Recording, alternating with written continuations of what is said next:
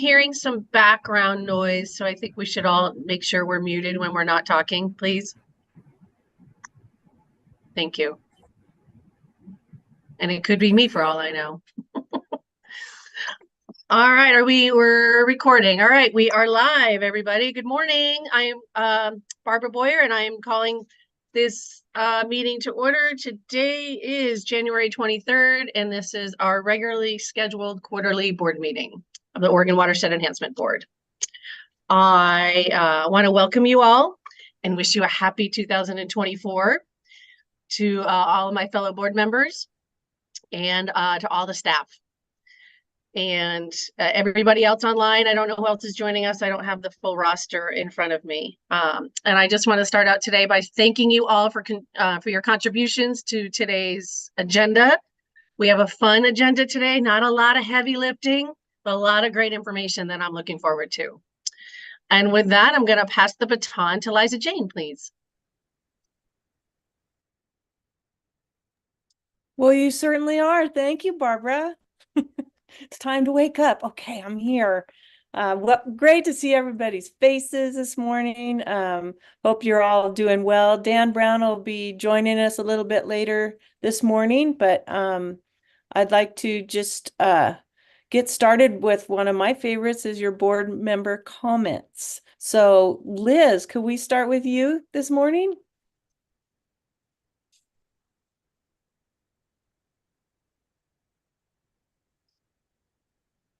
Oop, still there you go. Am I okay? I'm good. Yes. Yeah, you are good. Okay, thank you. Good morning, everyone. Let's see. I think I got about four items to update you on. The board and Oregon Board of Forestry is working on a number of planning documents, and I wanted to give you an update on three. The first is the strategic plan, and we've been working on that since 2022. There's been a lot of emphasis on public comment on this, and a significant amount of work has been done on the mission, vision, values, and goals. We're going to be wrapping up some of the public comment and expect that to be complete in March. And then a final draft will go to the board and the agency for adoption in June. So that's right on track for us.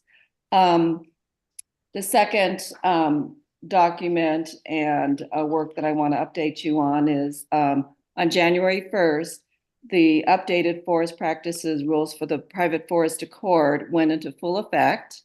And the department prior to that and since that has been putting on well-attended trainings to staff partners, landowners, and operators.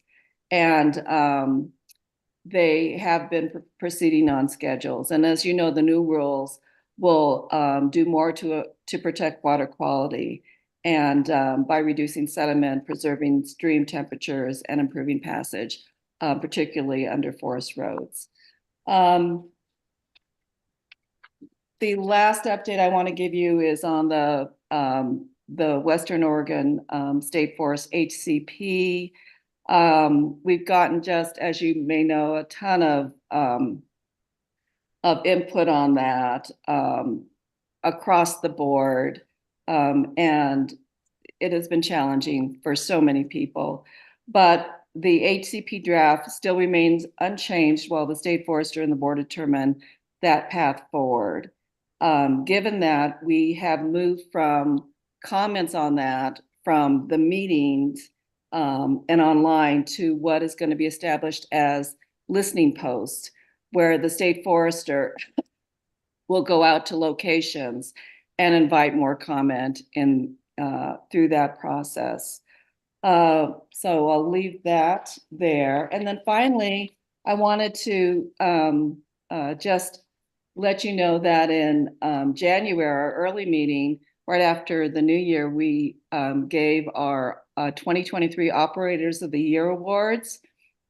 We give them in three different areas of the state for Eastern Oregon, Southwest, and Northwest Oregon. And much of the time, it's just wonderful to see innovative, creative, on the ground actions happening, and that's usually the focus. But this year for Eastern Oregon, we gave that award to Leanne Brandenburg of Klamath Falls for all her collaborative efforts and her sharing and working with partners, landowners, operators, and cooperators in multiple ways to improve forest health. And I wanted to say that it was really, her energy was just effusive, and she was able to do that work through an OWEB grant. And we recognized that, and we talked about that, and I just wanted to share that is a grant coming full circle and making difference on the land. So that's all I have. Thank you, Liz. I have one more thing to ask of you and everyone. With your member report, will you tell us one great thing that happened to you in the last 3 months? One great thing that happened to me in the last 3 months. If you need more time to think, because I just dropped it on you. Oh, is that part? I forgot I was supposed to do that. I just made it up. Oh, you just did? Yeah. Okay. Just a lot of great things. The holidays were relaxing and wonderful, and just enjoyed my grandkids so much, and just had time, time to recharge, which was pretty cool. So that's something wonderful. Thank you. Steve, how are you doing this morning? Good. Well, good morning, everyone, and happy New Year. Today, I'll just give you a few updates on some new resources that people might be interested in using. But first, just to report, last year, last fall, Oregon State had broke a record in terms of enrollment. Highest enrollment, up by about 4% overall to 36,636 students, and that showed an increase a large increase in the eCampus enrollment, but also an increase in in-person enrollment in Corvallis and the Cascades and so forth. So that's always good news. Now to get into the resources, the Oregon Outreach and Engagement, or Extension and Engagement, has created a Native American and tribal programs for Oregon State University Division of Extension and Engagement, and appointed its inaugural director. And the new director, the inaugural director, is Dr. Angie Morrill, and that's a unit now they've created in Extension and Engagement to recognize the need for more tribal engagement in all areas. Their role is to provide leadership for curriculum development, scholarship, research, and data gathering in relation to Native American, Alaska Native, and tribal inclusion, and traditional knowledge consideration and educational programming and services. So this is sort of in recognition to a lot of the things we've been talking about on the board, and that new organization is just underway within that unit. Another document that just came out, and some of these are very much joint publications. This is a very easy to read introduction to forest carbon offsets and markets. I sent this to Bruce the other day. It's a nice 18-page color graphics and photos and really a nice description, which I think would be a valuable resource, particularly for those folks that are applying for funds from OWEB, as sort of an introduction to what this is all about. It talks about the various how to register, the market types, and the various terminology that's being used in a nice, descriptive, colorful, easy to understand thing. So I would encourage folks to use that. I can send that reference to the staff, and they can circulate it when needed. Circulate it, maybe post it. Another one is threat-based management for creeks, streams, and rivers. And this is a manager's user guide for understanding and managing flowing waters and sagebrush ecosystems of the Pacific Northwest. Again, this is not a scientific article per se. It's a 60-some page, very descriptive easy to read, a number of color graphics and photographs and so forth, and more or less provide decision trees on looking at risk assessment in various stream systems. And I think it's really designed for everyone who has, from a range of folks, for those that they call tier 1 and 2 and 3. And tier 1 is basically, I know nothing, and what do I need to do as a maybe a landowner or a local manager, to a more tier 3, where you actually might know something and want some more sophisticated decision-making guidance. And I think this is really another useful article that probably could be posted on the on OWEB. And then finally, the other resource is a new online guides to identify native bees in the Pacific Northwest. This is kind of interesting. Bees are, apparently there's over 600 native bees in Oregon alone. And the identifying those species are extremely difficult. It's not like identifying birds. It's much more complicated. There's only a few experts in the state. Very difficult to get those things done. And this is a key that's made available and designed to be used by members of the public. There's very high resolution figures, and one can walk through sort of the standard key, which is, if people haven't used taxonomic keys, it's, works sort of like, does it have this? Yes or no? If yes, go to this next question and work your way down and try and get to the actual species identification, which is often extremely useful for any kind of, not only for scientists, but also land managers working with bees, and even bees enthusiasts. So that resource is also available, just came out online. So I think that's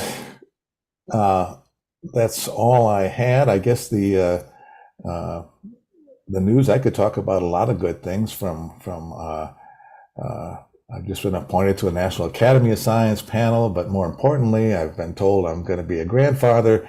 And I also, at my age, it's really important, I survived a bout of COVID, first exposure and survival, and I'm perfectly fine. So that's all I've got to report. All good news. Thank you, Steve. Amy, what do you have to tell us, and how are you doing this morning? Hi, good morning, Liza Jane. I'm doing well this morning. Hello to my fellow board members and staff and public. We have a lot of exciting work going on at NRCS as usual. First off, we do have an acting state conservationist. At our last meeting, I had reported that our previous acting state conservationist, Mr. Jay Gibbs, was retiring. He did retire at the end of December. Our current acting state conservationist is a gentleman by the name of Mr. David Rose. And David comes to us from Olympia, Washington, where he, in his day-to-day position, manages the operations west of the Cascades in Washington state. So he's not come very far. He's familiar with our ecosystems and has experienced a lot of our similar conservation values and priorities there. He is from Roseburg, born and bred, so he is an Oregonian, which is pretty exciting.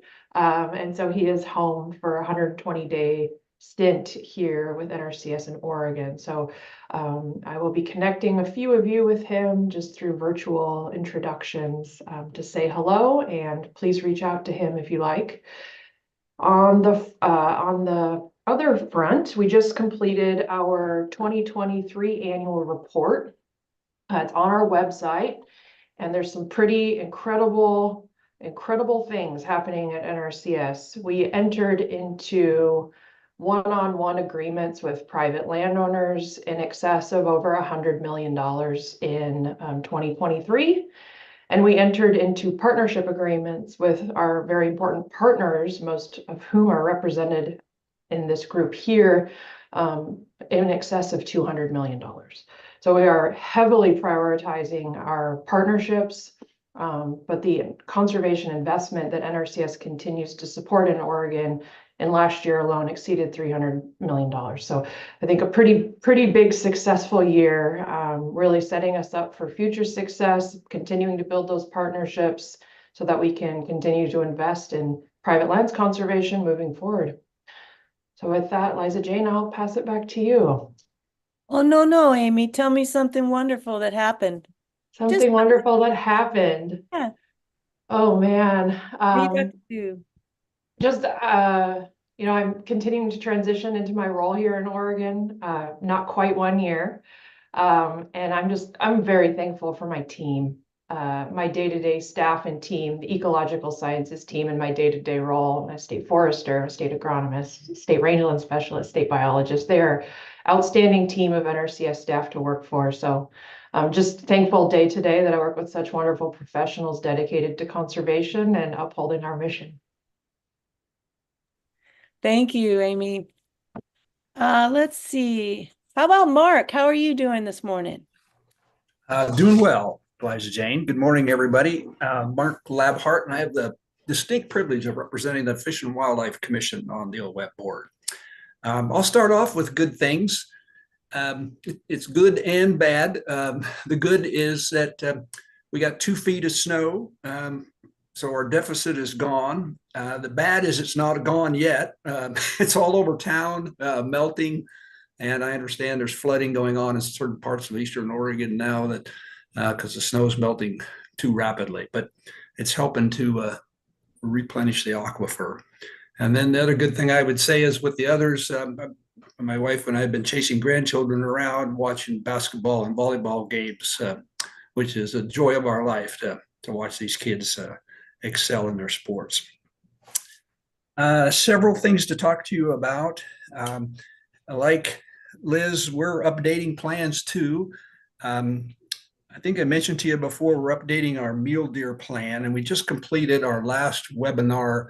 We've taken draft chapters of the plan and put webinars on so that people can get chunks at a time where they can comment on some of the things that are going on with our mule deer update. It was, I think back, well, it's due for an update. Some of the things we're looking at is habitat. That's one of the main issues with mule deer. Land management, low nutrition levels, declining habitat across the range, federal lands habitats declining, weed species are increasing. So we're looking at some possibilities of some action items there. Altered disturbance regimes, in some cases fire suppression has resulted in overstock stands, and in a lot of cases we get these mega fires that has huge amounts of disturbance. In some ways it's a positive, in other ways it's negative. Positive is we get regeneration of shrubs and forbs after fires, but we've also reduced thermal and hiding cover. Got a whole section on climate change, increasing temperatures in the summer and drought resilience effects on mule deer. Average August precipitation is declining. We've had drought years 2015 to 2019. Another chapter's on competition with all kinds of different, domestic sheep, humans in terms of recreation, trails, competition with roads affecting mule deer migration routes. Parasites and diseases, those tend to be on the increase. Migration patterns, roads and highways, fences, solar farms, housing and rural development, illegal harvest and poaching. And I didn't realize this, and maybe many of you don't, but more deer are poached by an illegal harvest than are harvested through legal means every year. So that's not a statistic that we should be proud of. And predation is on the increase. Cougars, coyotes, wolves, and so we've got to deal with that. So anyway, the plan is being updated right now. So if you're interested in mule deer and mule deer habitat and the declining of mule deer populations throughout the West, stay tuned. We're updating our wolf plan also for 2019. That's when the last update. The commission had a listening session, our last commission meeting, and we've decided not to do any major revisions of the plan. Most of the people that testified from the environmental community and from the production side said that the plan was okay, not great, but okay.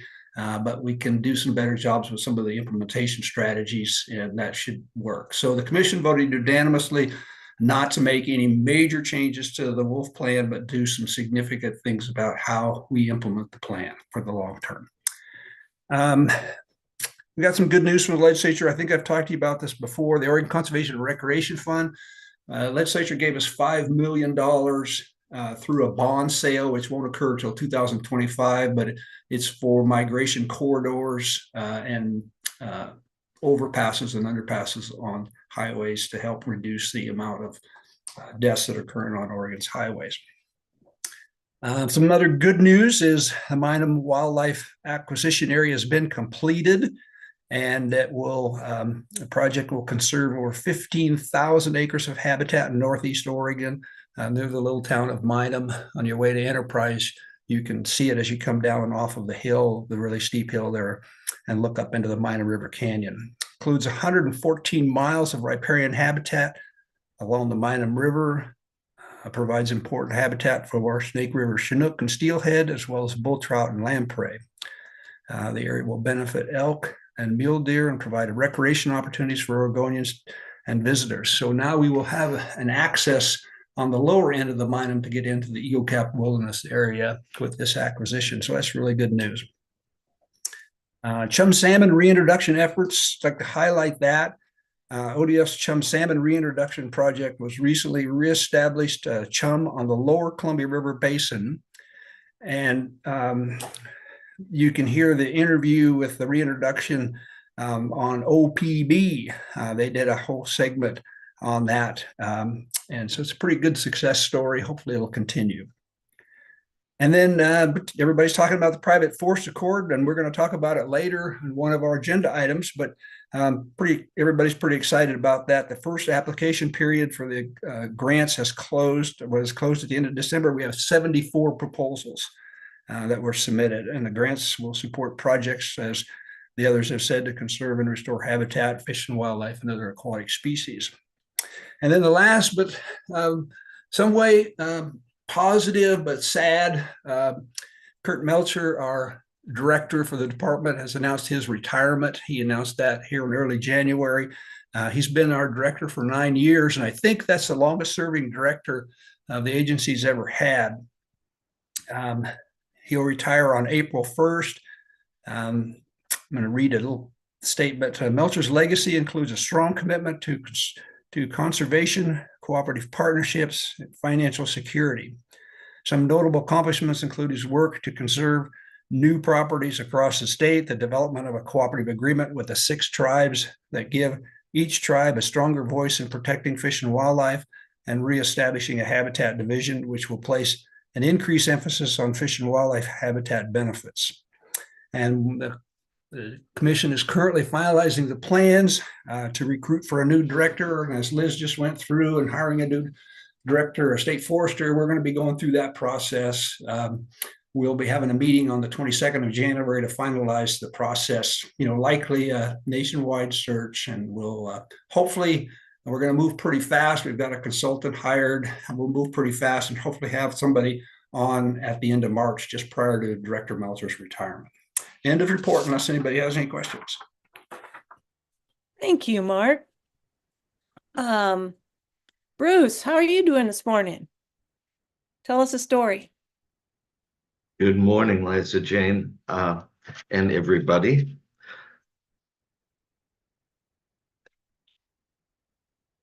OWEB work over the last quarter has been primarily focused on meetings with DEI and staff, and they've been very informative. Ecumenical Ministries, the Seating Justice Executive Director, all of those things have been informative and illuminating in the work we've been doing on DEI. I've had the opportunity to participate in 2 U.S. Fish and Wildlife Service webinars on ecological forestry in context of climate change. I've mentioned those before. They did a series last year. They're in their 2nd year. 2 presentations since our last board meeting. One of the ones that was most fun for me was presented by our Brenda McComb and with Andrew Merschel of OSU.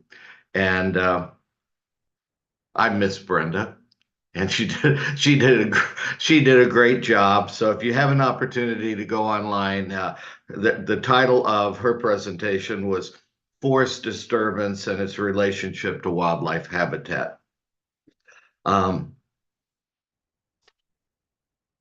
And we are involved here in a pretty major remodel with bathrooms and saunas and things. And I'm of the opinion now that any remodel should have a component of marriage counseling that goes with it.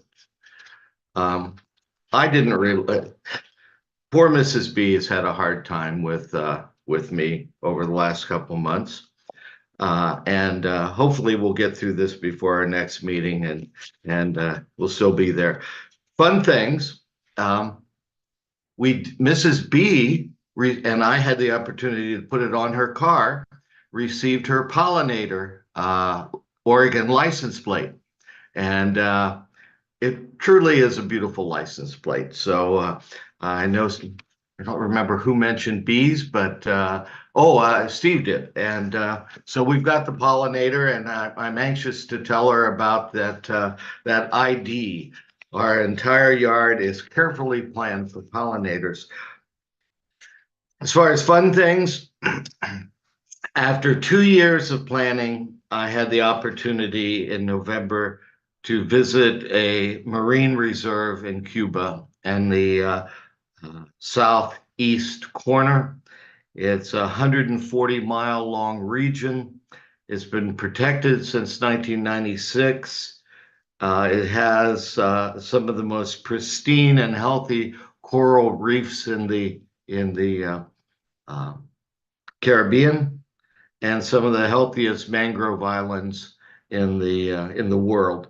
So it has limited access, and it was truly a wonderful experience to see what can happen when you consciously protect an area like this, like the Gardens of the Queen Marine Reserve. So that's all we have from the North Coast, the upper left coast of Oregon. Thanks. Thank you, Bruce. On the remodeling, most often women oversimplify and men overcomplicate, and that's where the conflict is. So just embrace, it'll be worth it. Surprisingly, I think we have those things absolutely reversed in our family. Okay. Well, there's lies the Lynn is a problem. detail person, and I'm going, it'll be okay. It'll be fine. Yeah. So I think the conflict is the same. It's just a gender reversal. That's good. Thank you, Bruce. Meg, how are you today? I'm doing fine. Thank you, Liza Jane. Hi, everybody. We've been through a remodel in the last couple of years, and I was thinking the same thing. Gordy and I have those roles reversed. I'm like constantly mulling over everything, and he's just like, it'll be fine. Don't worry about it. But we got through it, Bruce. We're still married. Anyway, so from the Water Resources Department and Commission world, we are very focused, as has been the case for a while now, on groundwater.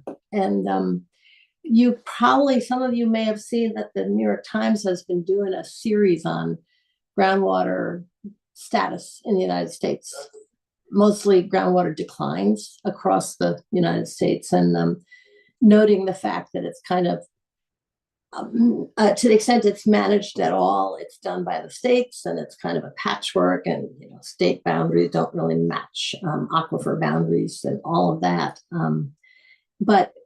So Oregon's been looking at groundwater decline, trying to get to a place of sustainable groundwater use for years now, actually, and we're in the midst of a rulemaking to try to revamp how we allocate groundwater in the state, and it's causing concern. The proposed rules are causing concern among some sectors of the water using community, and which we're kind of trying to address. But we have basically that allocation rulemaking underway, but we also have a rulemaking underway in Harney County where supplies are significantly depleted. And what we're looking at there is curtailment of existing uses by a variety of means, many of which we hope will be voluntary, including a CREP program and some other potential voluntary agreements. But the point being that curtailment of a whole economic, energy, emotional way of life use is a lot harder than changing the way we allocate now so that we don't end up in curtailment down the road. And that's kind of what we're trying to balance right now. And like I said, it's caused the proposed rules are causing concern because if they were adopted today as they currently exist, they would probably result in diminishment of access to new water. Which is not to say a diminishment of access to water, because there are other means of acquiring new water rights that don't involve starting up with a new water right. There are markets that can be developed. There's a kind of a functioning market in the Deschutes Basin, and so there's a lot going on here. But the agency's focus and the commission's focus is very much on groundwater at this point, and it's going to stay there for a while. We were originally looking at public comment being underway in November on the allocation rules, but it's been pushed out now. Public comment has it I think it'll probably get going in March, and there have been additional rules advisory committee meetings to address. We heard a lot of feedback that there hadn't been enough time to absorb these rules and to work on how they're going to work and whether they're going to work. And so the agency's kind of has been maintaining a lot of public process, both on those rules and also on the Harney County rulemaking. The Harney County rulemaking could result in what's called a strategic water management problem area, which allows for some regulation and also voluntary agreements and voluntary relinquishment, and also a critical groundwater area in some areas of the basin, sub-basins, which allows for even more regulation if it comes to it. But that's a big step, and trying to get to the point that's least disruptive in the basin and still get to a sustainable resource for those who continue to use the groundwater resource. So that and the integrated water resources strategy are the revision of the integrated water resources strategy are the things that are mostly occupying our attention. I think we talked in the Water and Climate Committee about getting a presentation from the staff, and I'm not sure whether that's going to be in the committee or to the board, the whole board.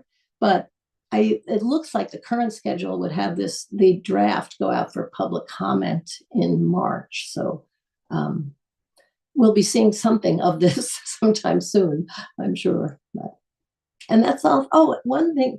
So I don't know if this really qualifies as wonderful, but I was thinking about, okay, what's been fun in the last several months? And what's been fun for me is that I went with some of my family members, including, most importantly, my 11-year-old grandson, to Disneyland for a day in December. And we only had one day because we were doing other things in Los Angeles. And we went hard. We started at 7 a.m. and returned at midnight. And had a blast. It was really fun. So I hadn't really experienced Disneyland before. So it was great. And that's it for me. That's wonderful, Meg. I still have that ahead of me too. I haven't tried that one yet. All right. It's surprisingly fun, I thought, but seeing it through Good. the eyes of an 11-year-old is particularly fun. Yeah.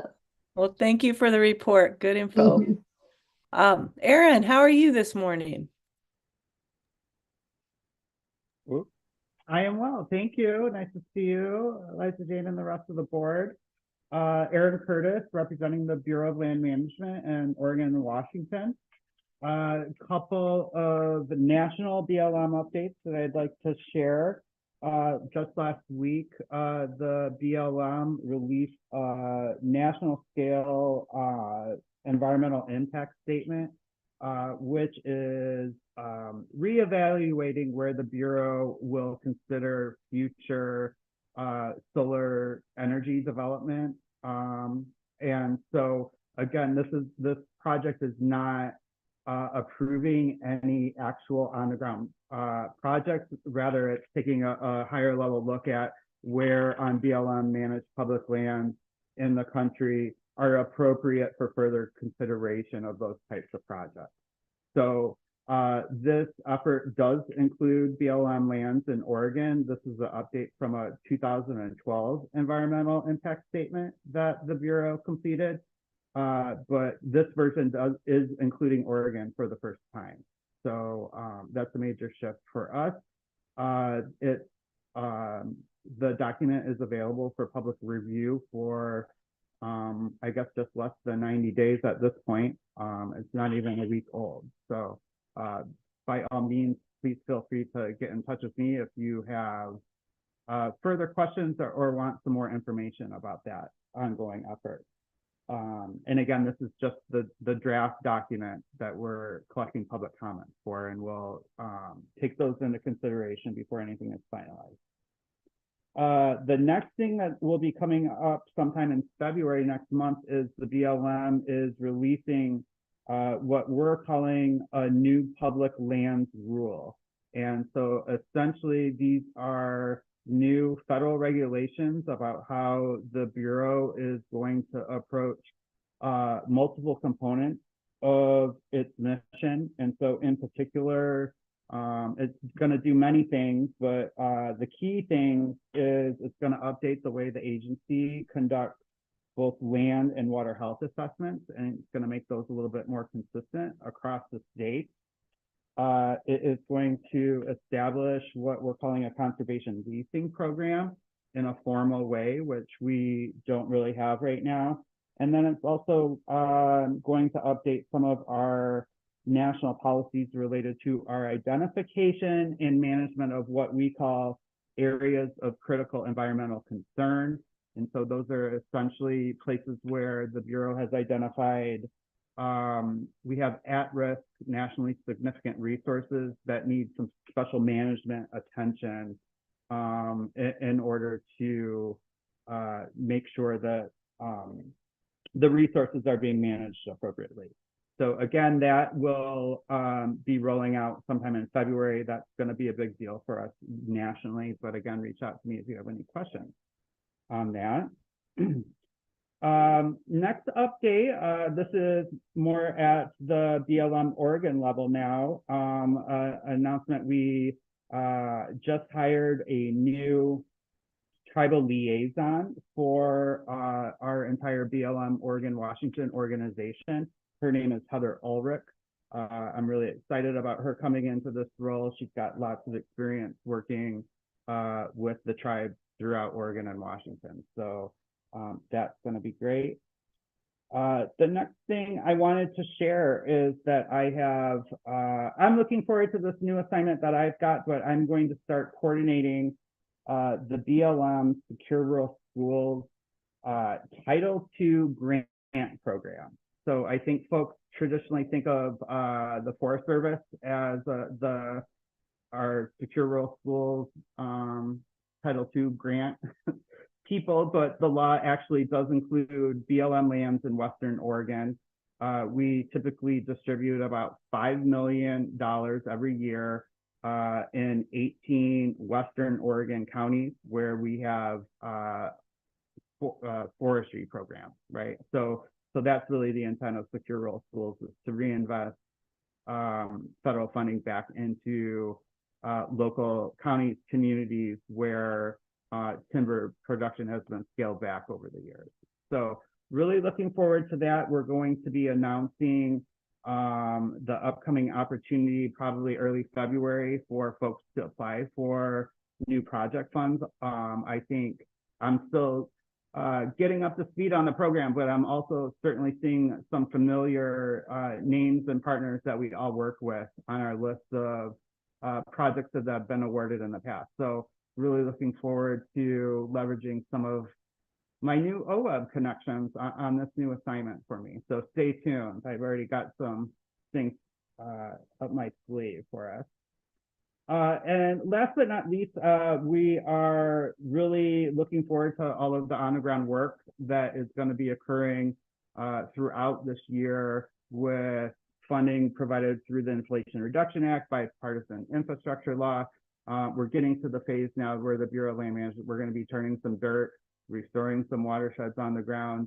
But I really just want to mention how much we appreciate OWEB support and partnership on this particular effort to help us get money into so many local partners' hands with these big pots of money. It's really been not just a time saver, but I think to me, you know, something that everybody else should be looking towards as an example of how to succeed when you've got a lot of money and a lot of work to get done on the ground. And also wanted to mention how much we appreciate the little social media boost that I think that was right before the holidays that OWEB put out about our great partnership. That was much appreciated by our leadership. So I made sure everyone saw it. So, and that's it for me, unless there are any questions. Did you share something fun? All right, well, I'll keep it with the great thaw out theme. I will just say here in Portland, it was all of the stuff you normally see on the street that you have to walk around. It kind of magically melted away with the snow. So I haven't seen the city this clean in years. And so it's just been a nice, almost like refreshing springtime past couple of days for us here. So it's been really nice. Thank you, Aaron. I'm excited about your new role too. That sounds really great. Let's see. How about Kelly? How's my friend Kelly? Hi, Liza Jane and the rest of the board. Okay, I've got a couple of updates for folks. Let's see here. It's been a busy 3 months. I went with Courtney Schaap and Lindsay back to Washington, D.C. November 12th through the 16th for the Salmon Legislative Days. We also went with a delegate from ODFW, Sean Clements, for the state of Oregon, as well as folks from both Washington and Idaho. We met with Oregon congressional representatives and their staff, as well as multiple federal agencies, including the Forest Service DOT, NOAA Fisheries, U.S. Fish and Wildlife Service, and the CEQ.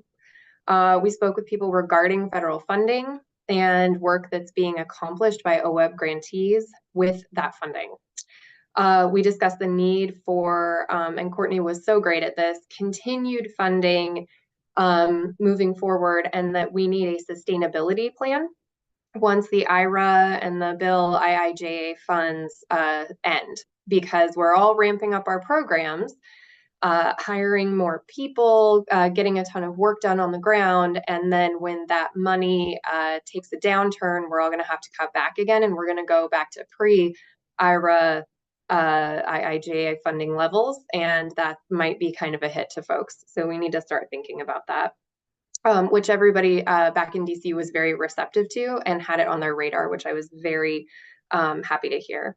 I think that the meetings were both productive and insightful, and I'm sure when Lindsay gives her update, she'll probably talk a little bit more about it. So Dan Shively and I co-chaired the OWEB DEI committee meeting on December 5th. And a highlight from this is OWEB was reached out to by Rose Highbear of Elderberry Wisdom Farm in the Willamette Valley.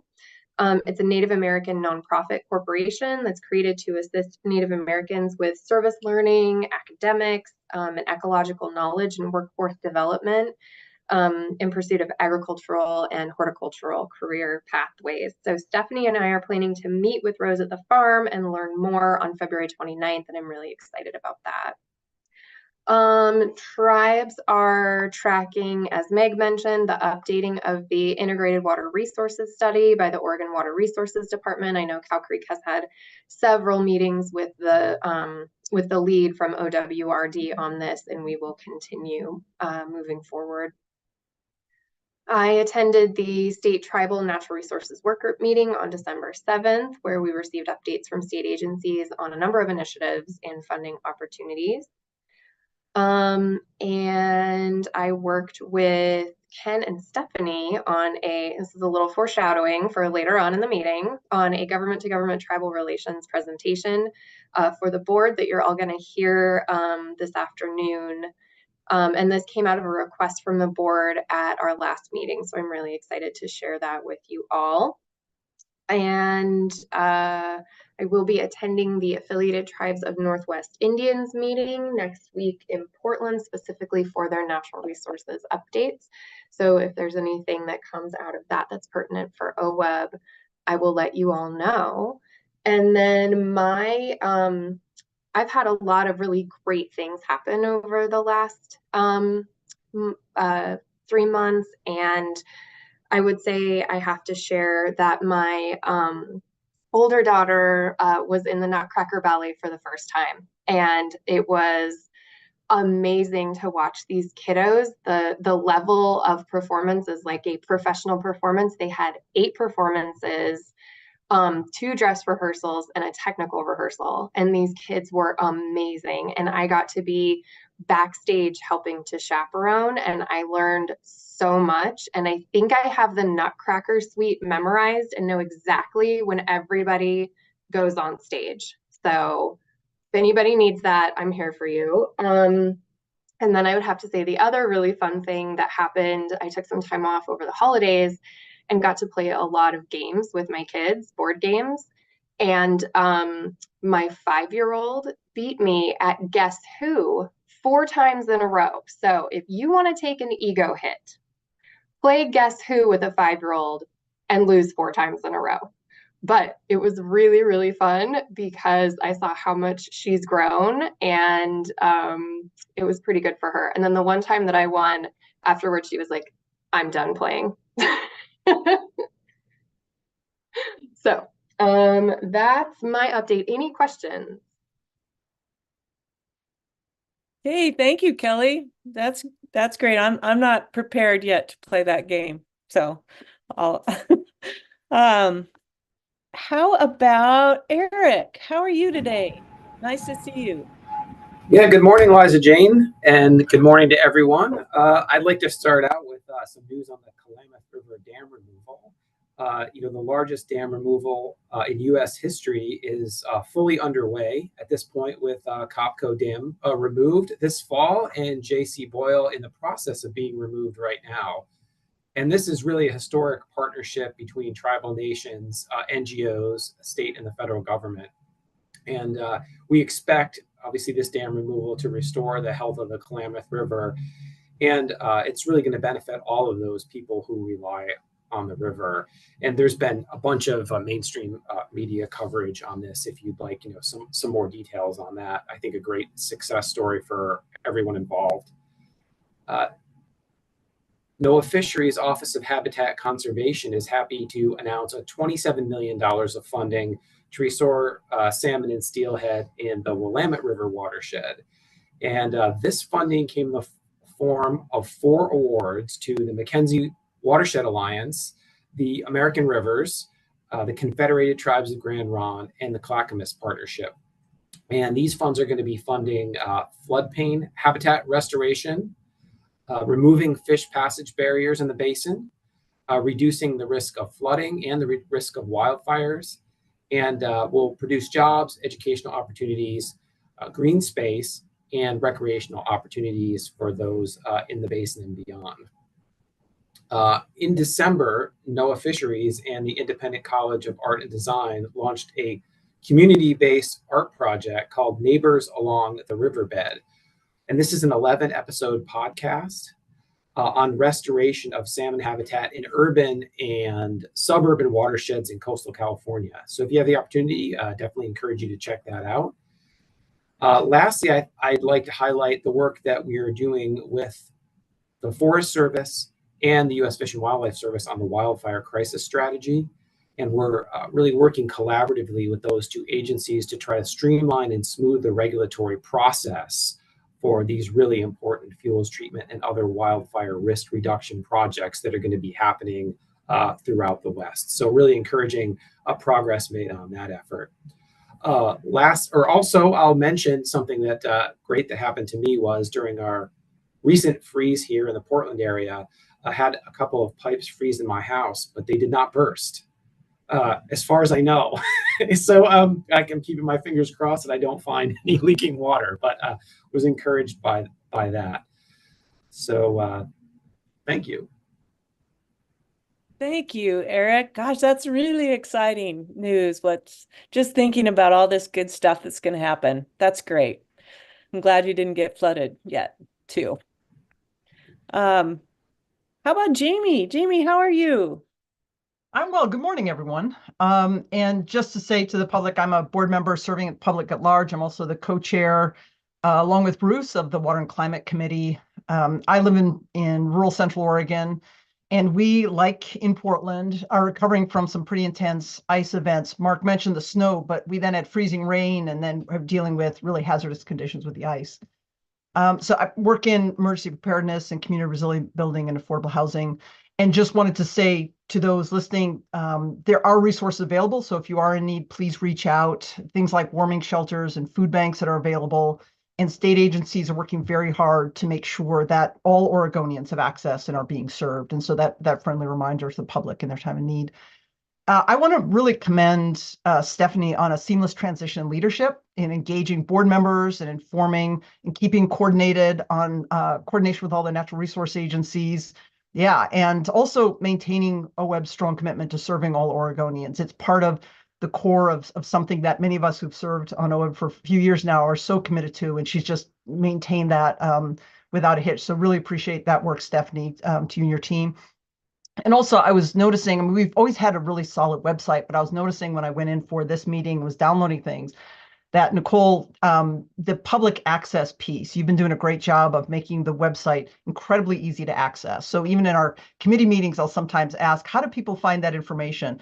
And in looking at it, I couldn't think of any questions I could ask staff to kind of prompt and make that more accessible. So great job on everyone who's been working on that as well. I really proud of the work that the OWEB team has been doing to lean into the governor's charge to focus on customer service. And again, serving all Oregonians and engaging the public.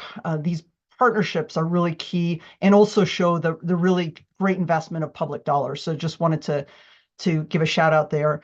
And also appreciate the comments from my colleagues on the different resources that are available from natural resource agencies.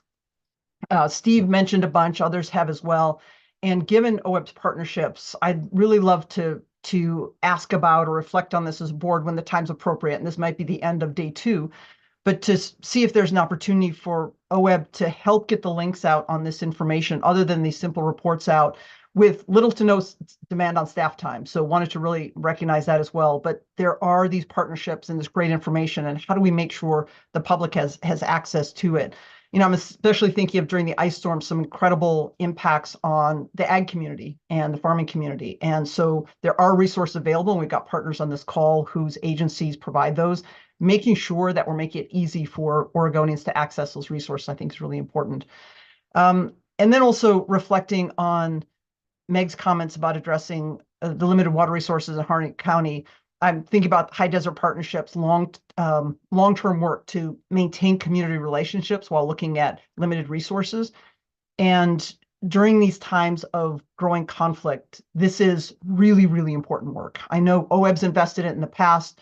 It's also the work that our OWEB team does on a regular basis of doing the important work of natural resource restoration and protection and sustainability while also maintaining those partnerships. I think it's something we sometimes take for granted because our team makes it look so easy, but it's really, really hard, and something that I think it's important that we don't take for granted and really reflect on and appreciate again, especially in challenging times when it's easier to head in the direction of conflict than in partnership. And just to that point, I think the great thing for me, I've seen lately is, especially during some of the challenges we've been facing, is see community really rally around each other and help people out who are hurting.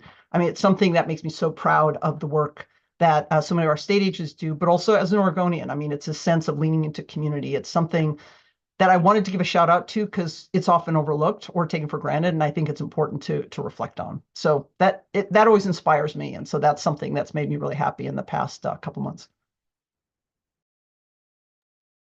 Nice, thank you, Jamie. How about Lindsay? How are you? Good morning, everyone. Great to be with you this morning. For the record, my name is Lindsay McCleary. I'm a public at-large voting member. I live in West Salem, where the sun is out today, which is a treat this time of year.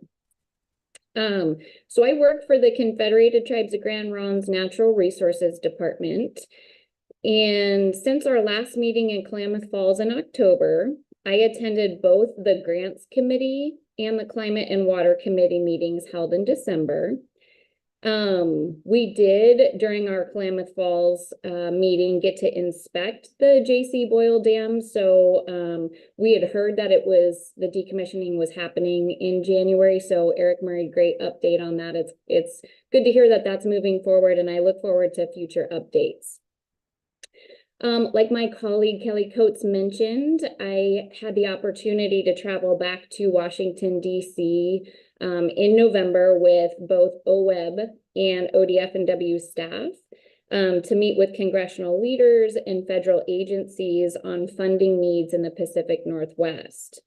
I thought that was time really well spent for collaborating with Idaho and Washington State and to build face-to-face relationships with federal partners. I participated in the South Willamette Valley Oak Management Planning Workshop, which focused on technical assistance for private landowners that host oak-dominant habitats on their landscapes. The workshop was coordinated by Oregon Department of Forestry and the Long Tom Watershed Council, and it's also available as a recording online. I attended the Oregon Global Warming Commission meeting on December 11th, where they received presentations from Oregon Department of Forestry, Oregon Department of Fish and Wildlife, Oregon Department of Agriculture, and OWEB for funding under the Natural and Working Lands Fund. Stephanie made a great presentation with support from staff. Full proposals are being reviewed by the commission this Friday on January 26th. And I hope that they make the full award to OWEB for their ask, as well as the other state agencies. I participated in testing OWEB's revised online grant system. As always, OWEB staff is striving for improvements continuously, and I want to thank staff for putting in the hard work on making the application system modifications, as well as also seeking user input. So yeah, just really striving to be the best that we can be. I contributed to the Greater Yamhill Watershed Council's revision on their strategic plan, and I will also be providing input to the Marion Soil and Water Conservation District's strategic plan coming up. Finally, I participated in the Focused Investment Partnership Technical Review Team in my role as a restoration ecologist for the tribe. For this round of applicants that will be coming through the grants committee in both February and March, and then to the board and the full board in, I think it's either April or July, but the Erics can correct me on that. So that's just my update since October. The good fun things, the sun is out, and then I really felt that the trip to Washington, D.C. was impactful for me. I had never been back there before. So, got to meet with congressional leaders, federal leadership, but also got to be in our nation's capital, got to see some of the monuments and the museums, and it was super impactful for me going for the first time. So that was a real highlight the last couple months. And that's my report. Thank you, Lindsay. And thanks for letting us know all that work, good work you're doing. That's awesome. Chris, how are you this morning? Great to see you. Great to see you as well, Liza Jane. I hope it's warming up on the east side. It's going to get up into the 50s today here in Portland, so I never thought 50s would look so good. Well, good morning to fellow board members, staff, and public that's participating. My name is Chris Allen. I'm advisory board member representing the U.S. Fish and Wildlife Service. Mark Labhart, you had referenced Kurt Melcher's retirement. I wanted to build on that and say I saw a fantastic interview with Mark on KGW News yesterday. A really nice interview and some wonderful remarks from Kurt as he exits the agency. I didn't see that. You might be able to find that pretty easily with an online search. I wanted to make a few shout outs here at the front end as well to Stephanie for the seamless transition into this interim role you're in, and Nicole as well. So Jamie, I was thinking the same thing as you were, and couldn't really provide kudos any better than you did, but did want to acknowledge the two of them for that. And Stephanie, really appreciate you reaching out to the board individually ahead of this meeting. I think that's just so proactive and helpful. A few highlights I wanted to share with the board and staff from the Fish and Wildlife Service. Our regional office, in collaboration with a number of partners, just this last week finalized a framework and guidance for conservation introductions. So that is introductions of species into historical habitat not currently or historically occupied by a particular species. So while conservation introductions come with a healthy dose of caution, given potential unintended consequences to other native species, they are increasingly necessary to consider in the face of climate change and invasive species in particular, but other pressures as well. I don't think this guidance is easily found online yet. So if it is something that you want to copy sooner than later, just let me know and I can make certain to get a copy in your hands. A few folks, in particular Liz, has, I think, mentioned the Private Forest Accord mitigation grant program. The Fish and Wildlife Service has had a number of staff busy in recent weeks participating on ODFW's regional review teams as they begin to review the 70+ grant applications that were submitted for the inaugural solicitation round of this new grant program. As I think Mark mentioned, we'll get to hear more details about this grant program tomorrow, as I believe ODFW is on the agenda for a presentation.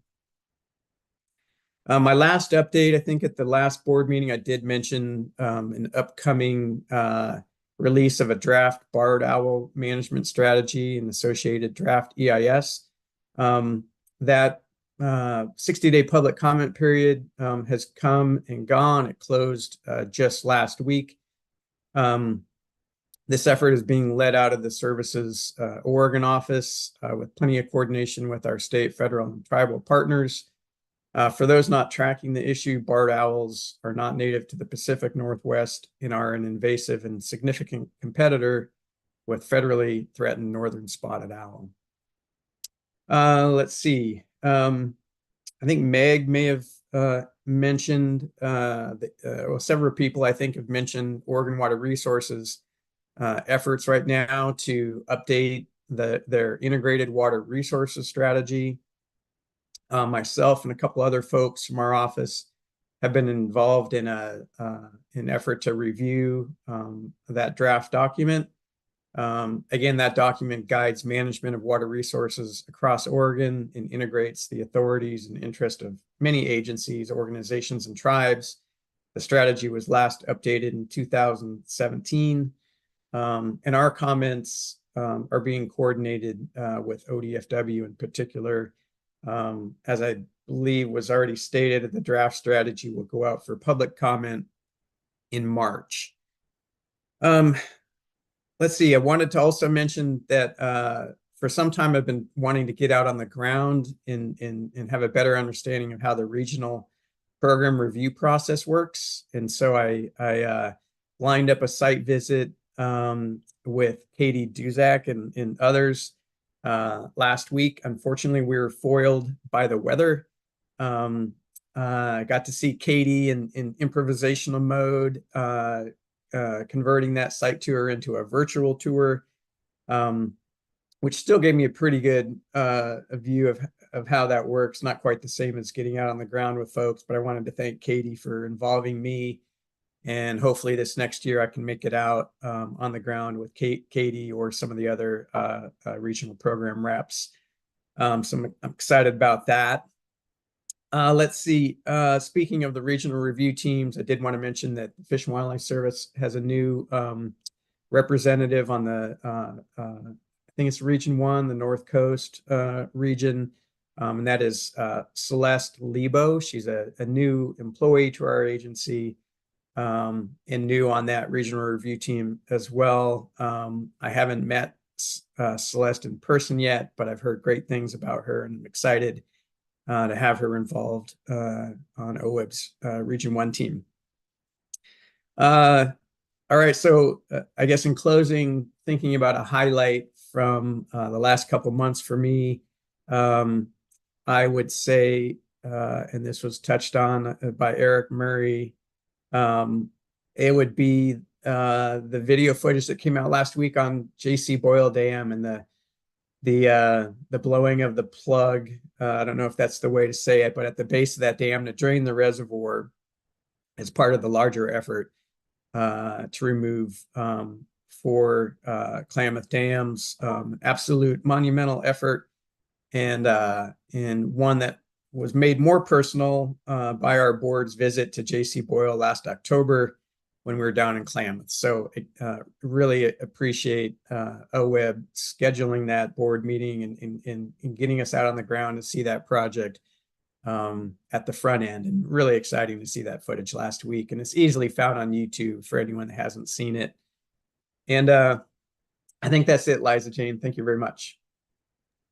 That's great. Thank you, Chris. Dan, how are you today? Tell us about your world. Sure will. Hey, thanks, Liza Jane. Good morning, all fellow board members. I'm Dan Shively, the U.S. Forest Service non-voting rep to the OWEB board. And I'll start off with something good that happened here in the last few months. And that was a trip that Rachel, my wife, and I took down to explore parts of the Baja Peninsula down in Mexico. And we were blessed and fortunate to be able to celebrate Dia de los Muertos in Todos Santos, a little artist community on the Pacific Ocean side. And that was a real treat and a real highlight to be there with locals and really engage in that cultural event. So that stood out for sure. Hey, I'll keep it brief. Really only 2 updates. One is a leadership change for the Forest Service. We have a new permanent regional forester. Her name is Jacqueline Buchanan. She goes by Jackie. Jackie reported last week was her first week. And so she's now here in Portland in person, and we have a new permanent regional forester, and that's good news. More to come on that. She'll be making the rounds to meet with key partners, directors of state agencies, and whatnot. So she's onboarding here in the next 30 days to get around and make the rounds. She comes to us from the Rocky Mountain region out of Denver, where she was the deputy regional forester there. Has a very, very strong natural resources background in a variety of different program areas, recreation, range, wildlife and fish, strong ag background, strong range background. The second update, and it hasn't really been shared much here in the OWEB board forum, although the federal agencies, most of the federal agencies represented here have been participating at one level or another in implementing the president's memo on restoring healthy and abundant salmon, steelhead, and other native fish populations in the Columbia River Basin. Forest Service, among several other federal agencies, are coordinating their agency responses to CEQ, the Council on Environmental Quality, to report into the White House on our efforts to date in implementing the memo. And let me just cover a little bit about what the memo is about.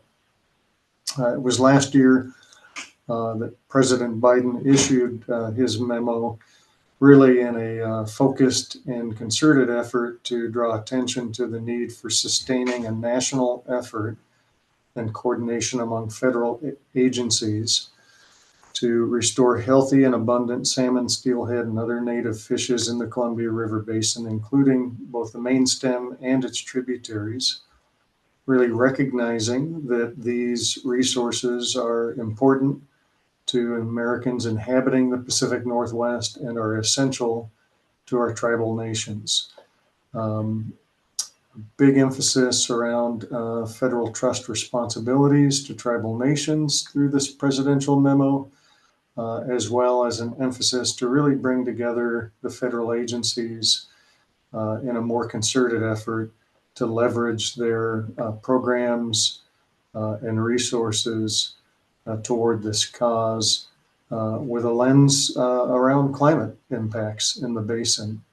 Ultimately, the memo aims to establish honoring of federal trust and treaty responsibilities to tribal nations to operate, manage, and regulate the Columbia River system to protect, mitigate, and enhance fish and wildlife that are affected by the federal dams, to pursue effective, creative, and durable solutions that restore native fishes, to secure a clean and resilient energy future, and support local agriculture while investing in communities that depend on the federal dams to enhance the resilience to changes being experienced in the Columbia River Basin. So all the federal agencies are due here around, well, January 25th. So in a couple of days here this week, to submit their phase one responses to CEQ, which essentially is each federal agency reviewing their programs, authorities, funding sources, and whatnot that show alignment and consistency with the elements in the memo. The next stage that will culminate later this spring in May, early May, will really be around doing more of a broad scale kind of gap analysis. What are some of the additional needs in an unconstrained manner, unconstrained budget to address some of the gaps that might be there. So more to come on that. That's all I have, Liza Jane. Back to you. That's wonderful. And boy, my heart went back to Todos Santos when you started talking about, right? I'm distracted, but great report. Thank you, Dan. And Mr. Dan Brown, perfect timing. Tell us about your world. Oh, not my world, but EPA's world. Actually, I threw an extra in and we want to hear something fun that happened for you in the last 3 months. Okay. Cool. Well, I just broke my hand over the weekend is what I learned this morning. So that wasn't necessarily fun, but the activities I was doing prior to that were fun. And as far as EPA is concerned, we announced a new environmental climate justice community change grant program, a pretty significant funding opportunity.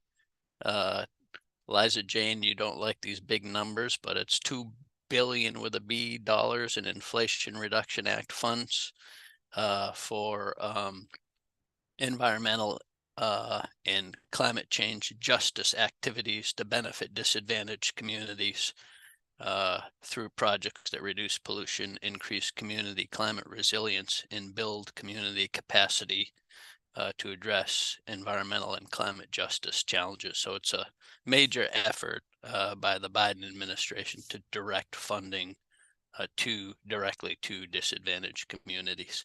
And the way this is going to work, it's going to be a rolling application cycle. So as communities want to apply, they apply all the way up until November of 2024. So it's a good long time, and I could certainly send a link, but probably you can just Google EPA environmental and climate justice community change grants. And then another item that might be of interest to folks on this call is that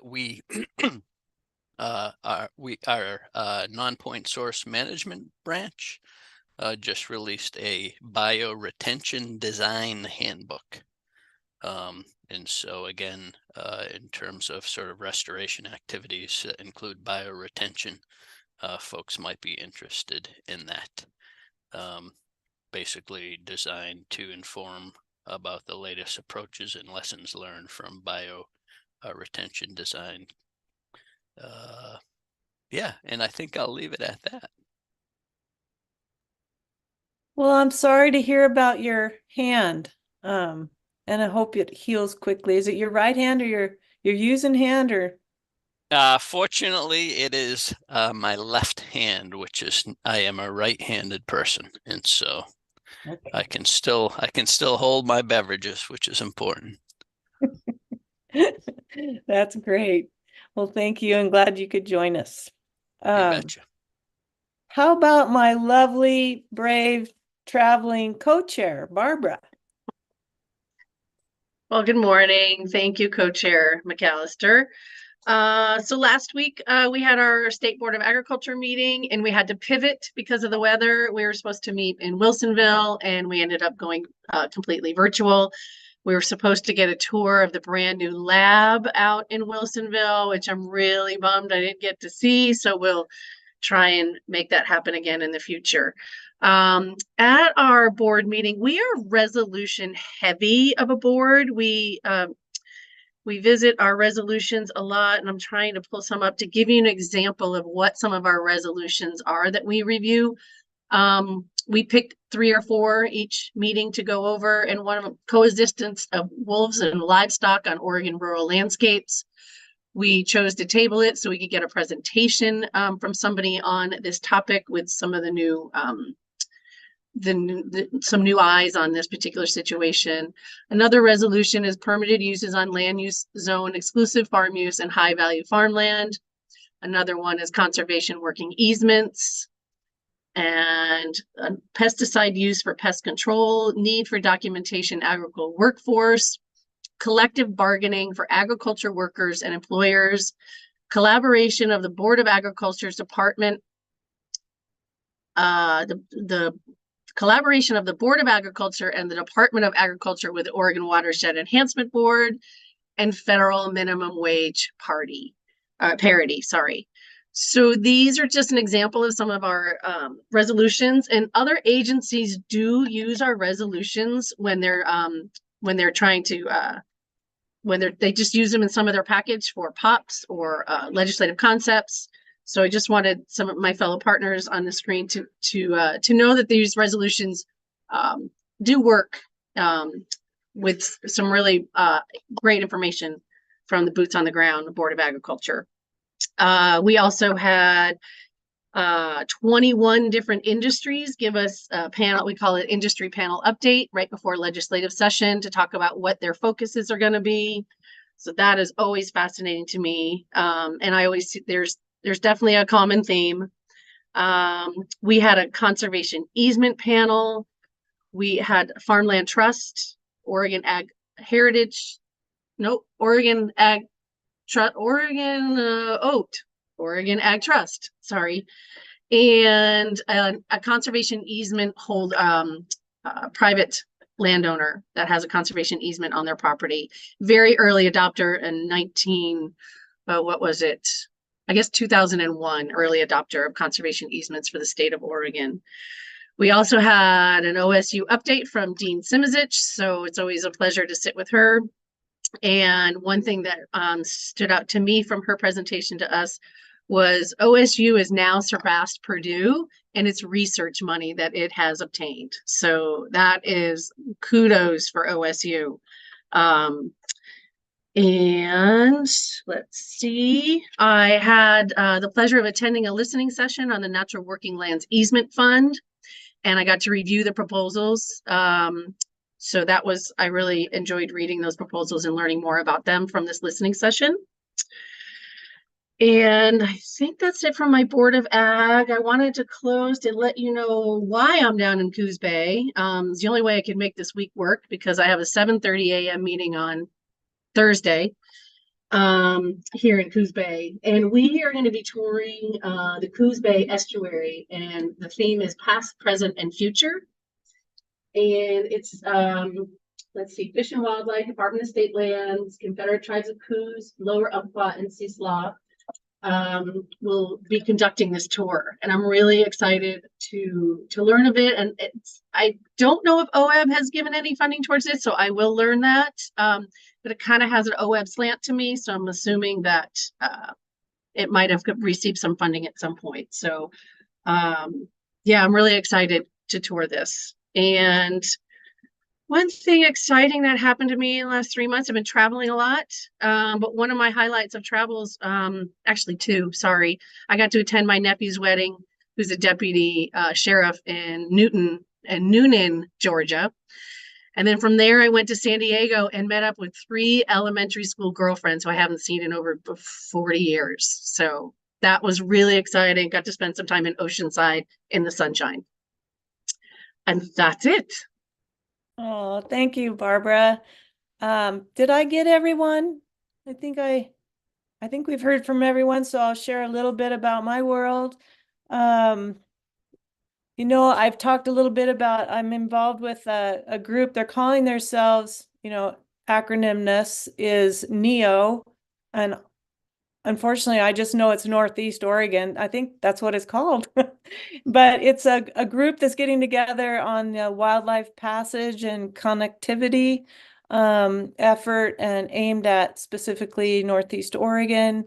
And it's an incredible group, diverse group of people giving input on this. And yesterday we met, and I think we're close to narrowing down the 2 areas that we want to start feasibility studies on.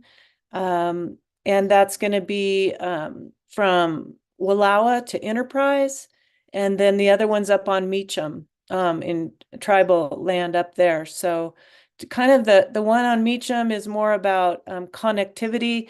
We can see data where the elk are coming right up to the highway and they don't cross it. It prevents them from crossing on both sides.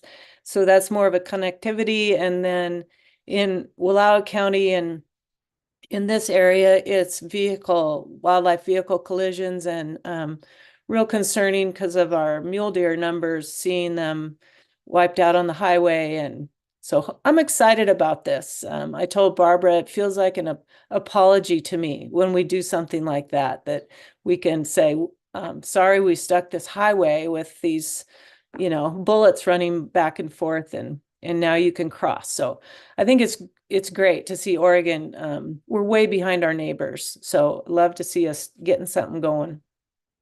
At home here, you know, remember we toured the Wallowa Lake Dam up there. It's still in progress. I checked in on that pursuing permitting and final design.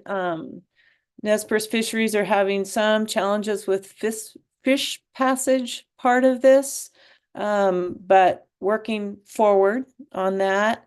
And then checking in with Kobe in our Region 5. He said a lot of work's being done really on water. It feels like water management in the Baker Malheur, water quality improvements, moving flood to sprinkler.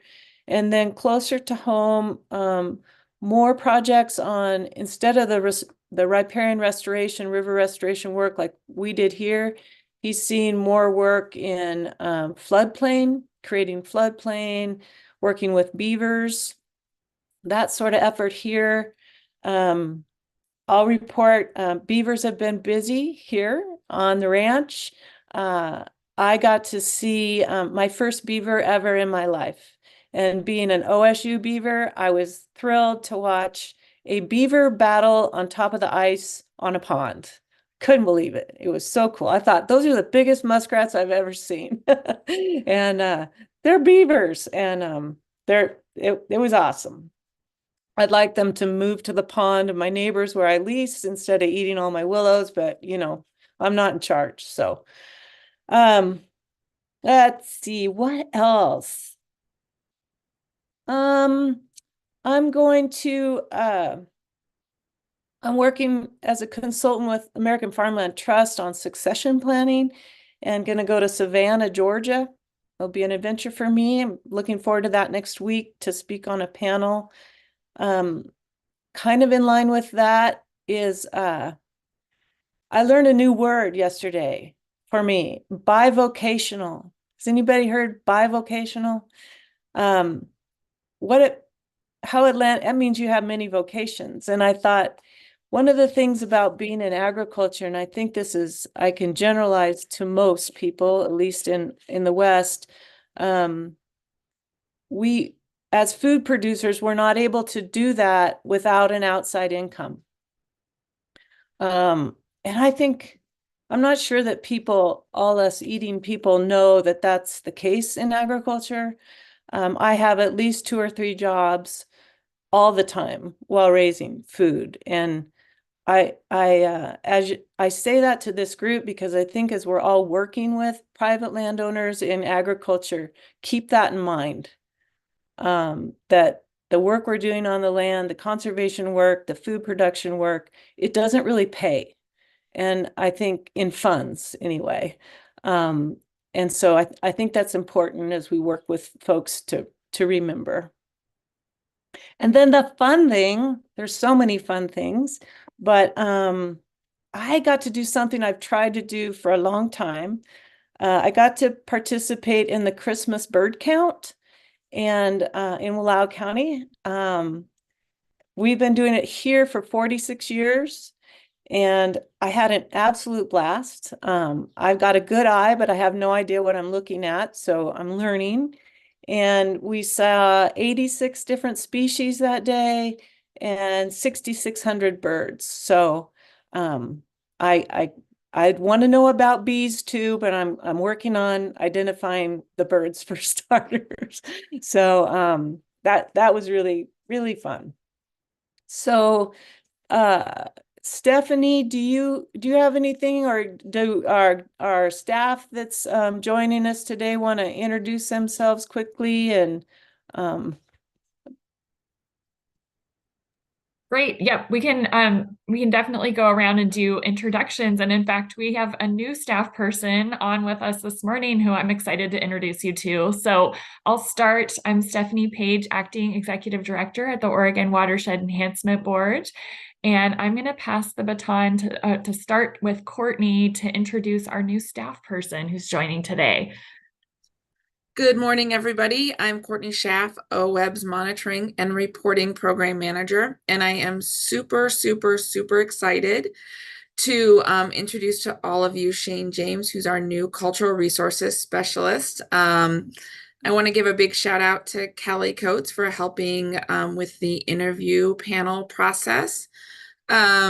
So Shane will be supporting us as we work through signing a programmatic agreement with NOAA related to our PCSRF application. But Shane, please just introduce yourself and tell the board a little bit about where you come from. Yeah, thanks for having me today. Yeah, I grew up here in Oregon and I graduated with my undergrad from Oregon State, and then still in my early 20s, so moved down to California to cut my teeth doing archaeology. I was down there for 8 years, got married, came back, and went back to Oregon State to get my master's in anthropology with an emphasis in historic archaeology. Took 5 years for a 2-year program, but I also had 2 kids and bought a house during that time, so I'm not going to beat myself up too bad about that. During my time in my graduate program, I got an internship at the Oregon SHPO. Started learning so much more about all the laws and regulations around cultural resources, and started kind of moving my way up there, and was there as the Forest Service and BLM liaison up until just last week. So yeah, I have a beautiful wife and 2 kids. We live in Albany. We just bought our forever home a little over a year ago. And I really look forward to joining the team and helping out with all the great things you guys have going there. Thanks so much, Shane. Back to you, Stephanie. Great. I see Eric Hartstein next, so I'll pass the baton to Eric Hartstein. And Eric, if you want to just pass the baton to somebody else on the staff after you're done, go for it. Sure. Thanks, Stephanie. Good morning, everyone. Eric Hartstein, Senior Policy Coordinator at OWEB, and I'll pass it over to Eric Williams. Good morning, everyone. Great to see you all here today. Eric Williams, the Restoration Grant Program Manager at OWEB, and I'll turn it over to Renee. Good morning, everyone. Renee Davis, Acquisitions and Special Programs Manager. I think that covers it, Steph. Great. And I just want to recognize Nicole Bettinardi and Linda Replinger for helping with the meeting broadcasting and hosting and logistics today. Liza Jane, back to you. Well, awesome. Thank you for a great start on our meeting. It was so good to hear from everyone, and we'll take a break now until 10:15. See you back in a few.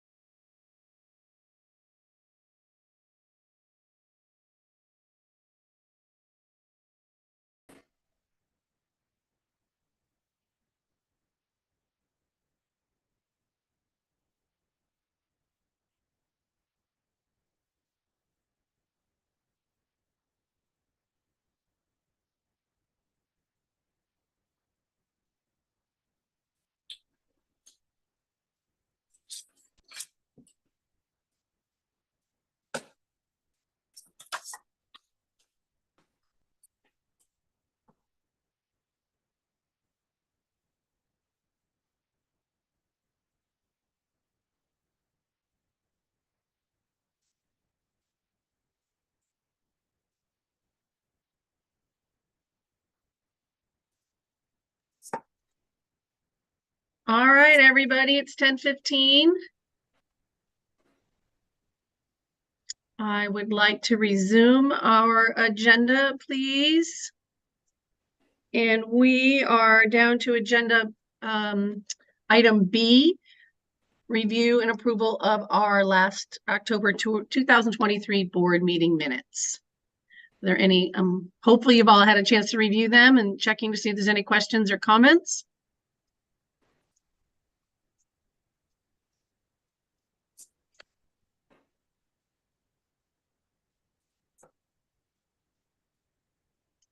All right, I'm not hearing any conversation around the meeting minutes. I'd entertain a motion, please.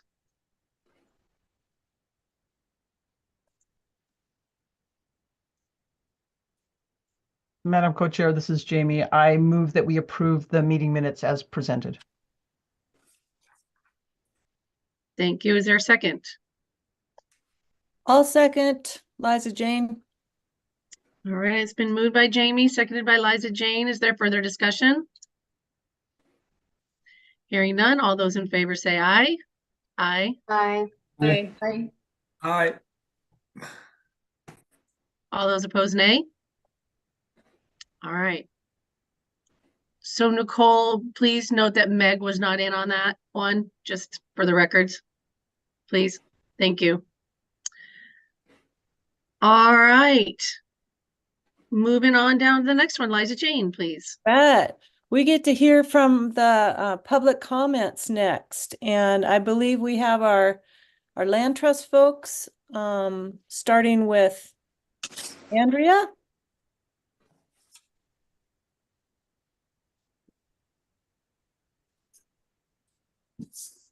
Good morning. Morning. Good morning. It's my pleasure to be here with you. So I am right now representing the Oregon Conservation Partnership, and then we will turn it over. I'll give our update and then a quick update about OECD, and then you'll hear from our partners at Colt and NALCE.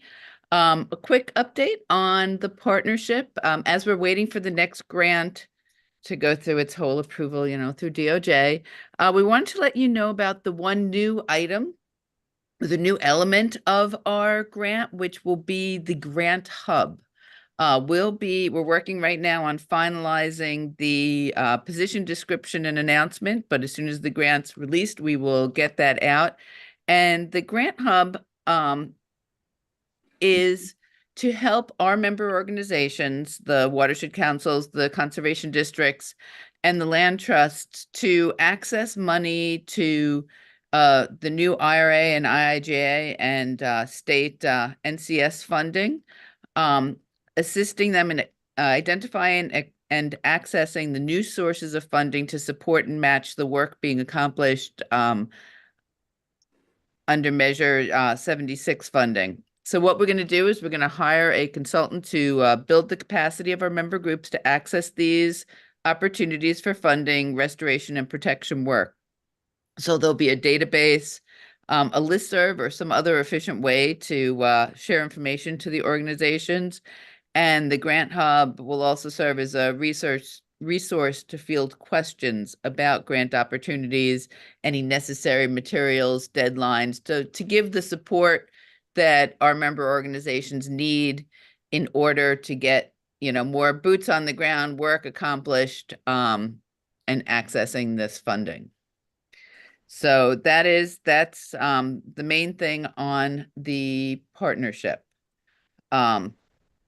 So I want to just switch just a really quick OECD update.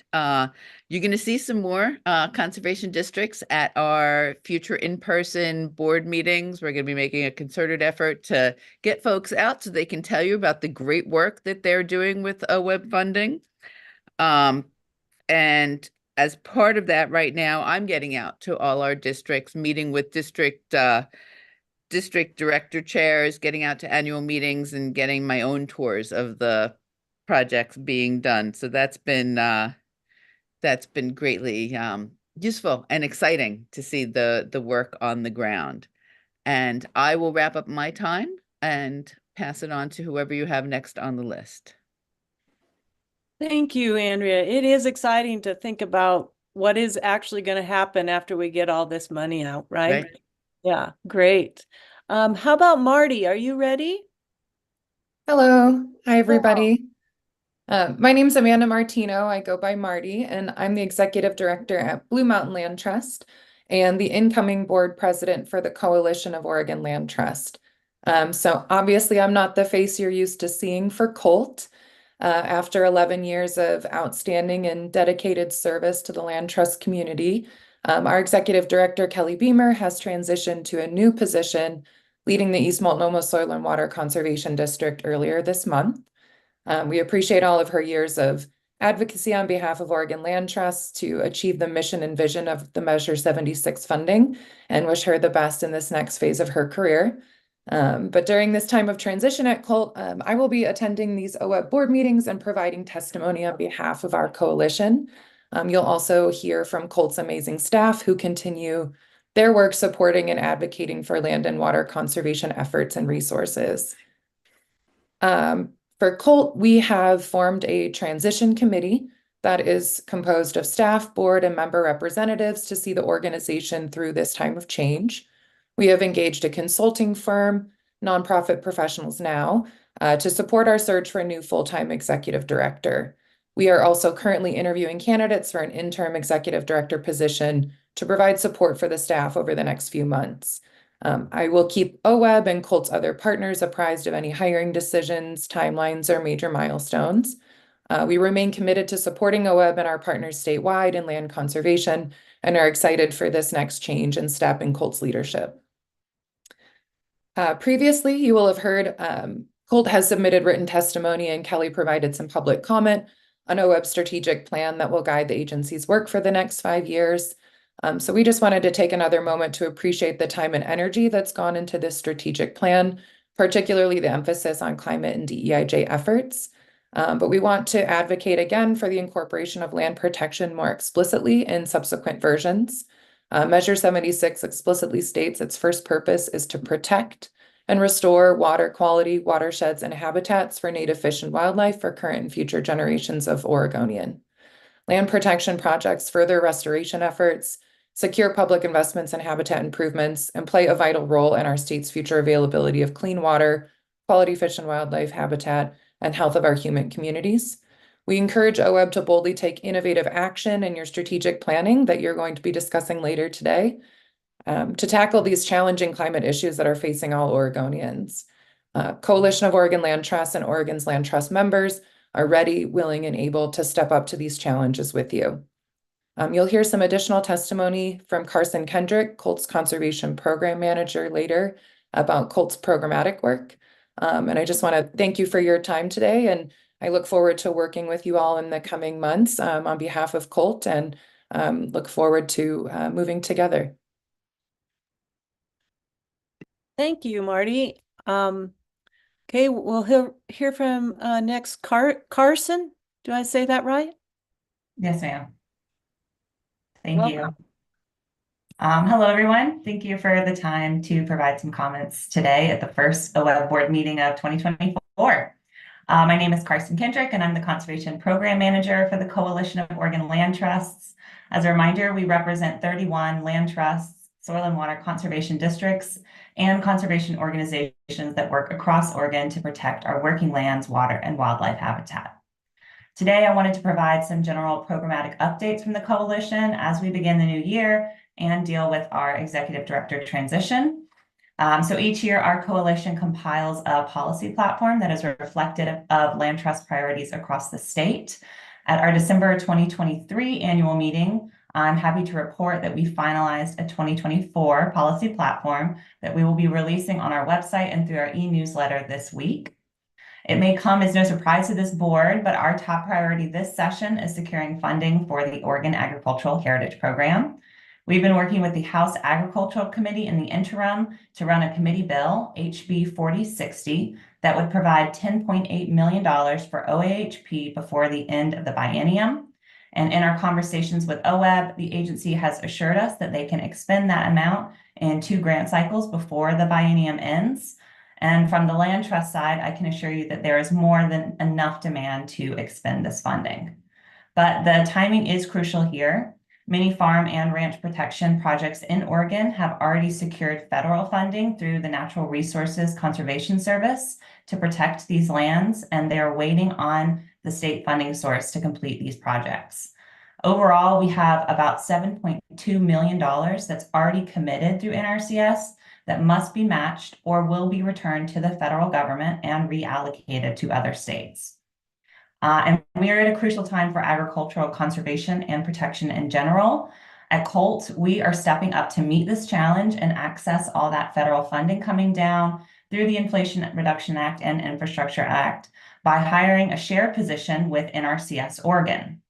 So our Oregon Ale Program Coordinator will work to add additional capacity to NRCS to process and complete timely and successful applications.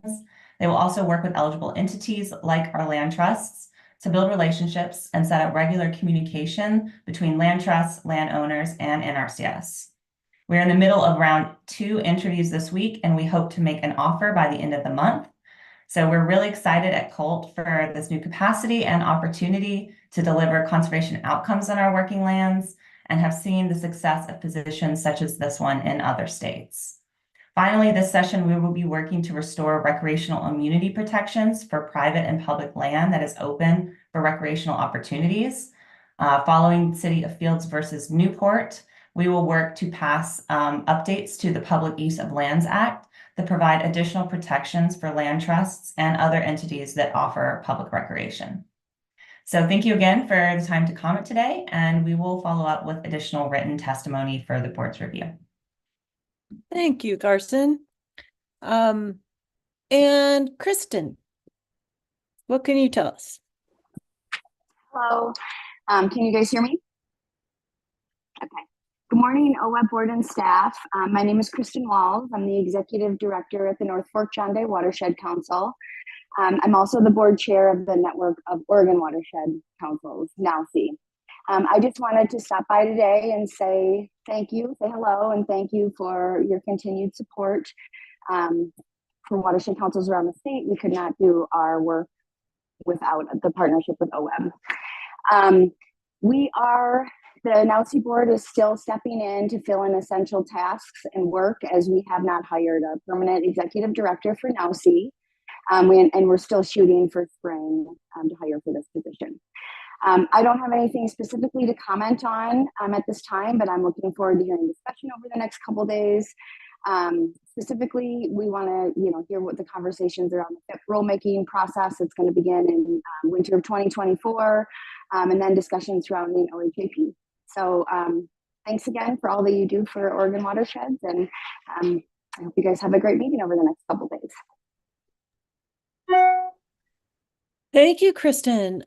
Board members, just a reminder with our public comment, you're welcome to ask for any clarifying questions or comments while we still have our folks here. Mark, do you have your hand up?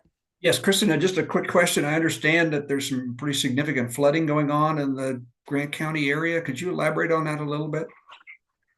Yeah, I think yesterday was a little bit touch and go, but it sounds like the flood stage has gone down, the flood waters have gone down a little bit, and so they're I think it's still declared, it's not necessarily an emergency, but still watching some of the lower roads, specifically down on the main stem.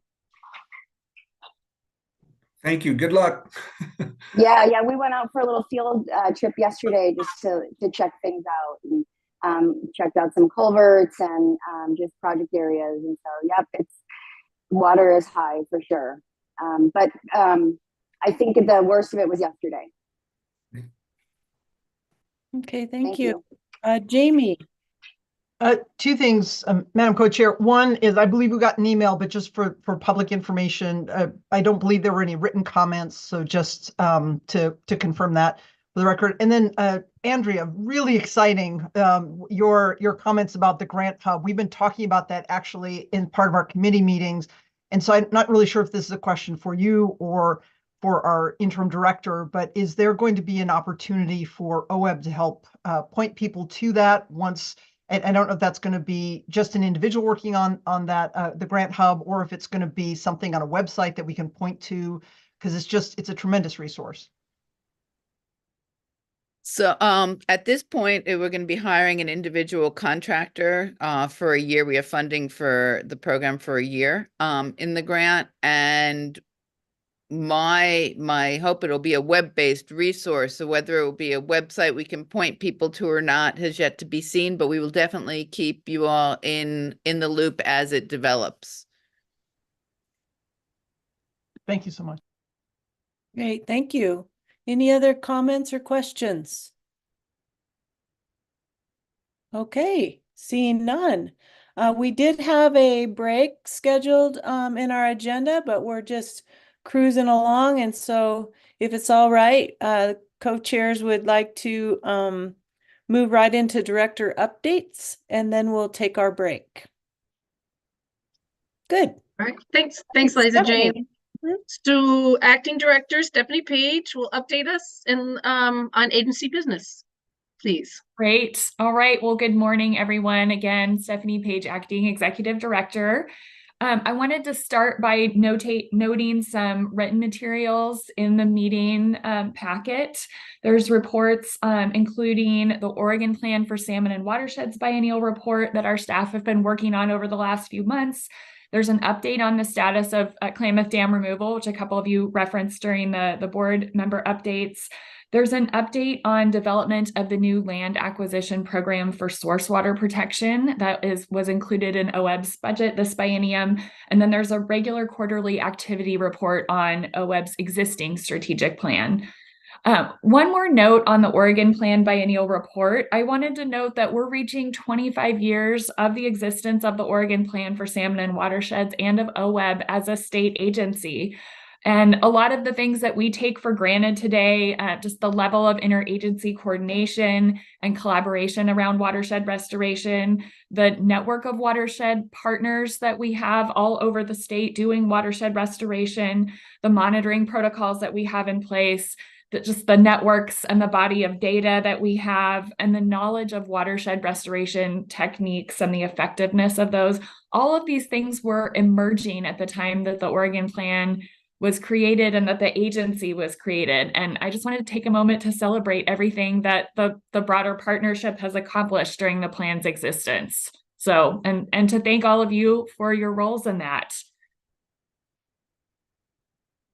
Shifting gears here, I also wanted to mention the Pacific Coast Salmon Recovery Fund trip that Courtney on the OWEB staff, as well as Lindsay and Kelly, were a part of. Also, they mentioned Sean Clements with the Oregon Department of Fish and Wildlife participated. So they met with members of Congress and staff, as they mentioned. I wanted to note that the Governor's Office Federal Affairs Director, Annie McCullough, participated in some of the congressional meetings and helped us prepare for them. So really appreciate that support from her. I'm just gonna run down here. And I wanted to express appreciation for the federal board members and helping us connect with some of the federal agency staff that OWEB was able to meet with as part of that group in Washington, D.C., and just helping flag issues and helping us be well prepared for those meetings. And I wanted to say how thankful we are that Lindsay and Kelly were able to participate in the trip. I know they already mentioned the trip in their remarks, but just wanted to see if they had anything else that they wanted to say before I move to my other PCSRF update. All right. We are working on the fiscal year 2024 PCSRF application. OWEB is the state's designated applicant. We administer these federal funds and we submit the required federal reporting and metrics for those funds. And those funds are awarded as grants to local OWEB grantees. And then we also award some of that funding to the Oregon Department of Fish and Wildlife for staffing and eligible projects. A few updates regarding streamlining, efficiency, and inclusion and accessibility. I wanted to start with application streamlining. Lindsay mentioned she was one of the external testers of the OWEB application, streamlined application. We had first a team of staff internally testing that, and then had some great external testers testing the new application. This project has been in the works since October 2022 to streamline the OWEB applications. And so with the new application being ready now, staff are going to be doing training during this first quarter of 2024 and offering office hours to our applicants to help them with that process. I wanted to mention a change in the way open solicitation monitoring applications will be reviewed. And this is to bring it more into alignment with the way we do the rest of our application reviews, which is for one technical review team to review those applications. So with our monitoring open solicitation applications, historically, we've had 2 teams review those. One has been the Oregon Plan monitoring team, a team of monitoring experts, and then the regional review team has also provided review. And so just for efficiency and streamlining and helping maximize the use of our staff and our review team members' time, we are changing that process so that the Oregon Plan monitoring team will be reviewing those monitoring applications in the open solicitation program. So I wanted to mention that we're going to be doing messaging to folks over the next week about this change. And so wanted to let the board know about that. And then I wanted to mention the small grant advisory committee has been meeting, and this has been to make changes in the eligible applicants for small grants, as well as some other issues. So the board initiated rulemaking for small grants in July. And since that time, the Rules Advisory Committee has met 3 times. So in addition to broadening grant eligibility beyond tribes, watershed councils, and soil and water conservation districts, the group has been talking about opportunities to expand participation on the small grant teams themselves. And the RAC has helped provide insights on draft rule language.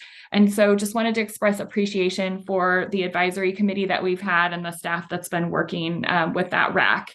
They are expecting to bring draft rule revisions this spring and then bring those revisions to the board for consideration in July. Switching gears here, a couple of you, I think, mentioned the natural and working lands proposal during board member updates. So it is regarding legislation that was passed in the 2023 legislative session that created a $10 million natural and working lands fund. With OWEB as the fiscal agent for that funding, and then also one of the responsible agencies to work with the Oregon Climate Action Commission and engage with them regarding the distribution of those funds. So the governor's office convened the 4 agencies responsible to work with the commission, and those are ODFW, Department of Fish and Wildlife, Oregon Department of Forestry, Oregon Watershed Enhancement Board, and the Oregon Department of Agriculture, to each prepare proposals of how we would distribute some of those funds, either within or beyond our agencies. And so for OWEB, we propose to route that funding through a couple of existing programs. One is through open solicitation. We proposed about 2/3 of the funding we requested to be routed through open solicitation programs, and then about 1/3 to be routed through the Oregon Agricultural Heritage Program, particularly conservation management planning and implementation and technical assistance.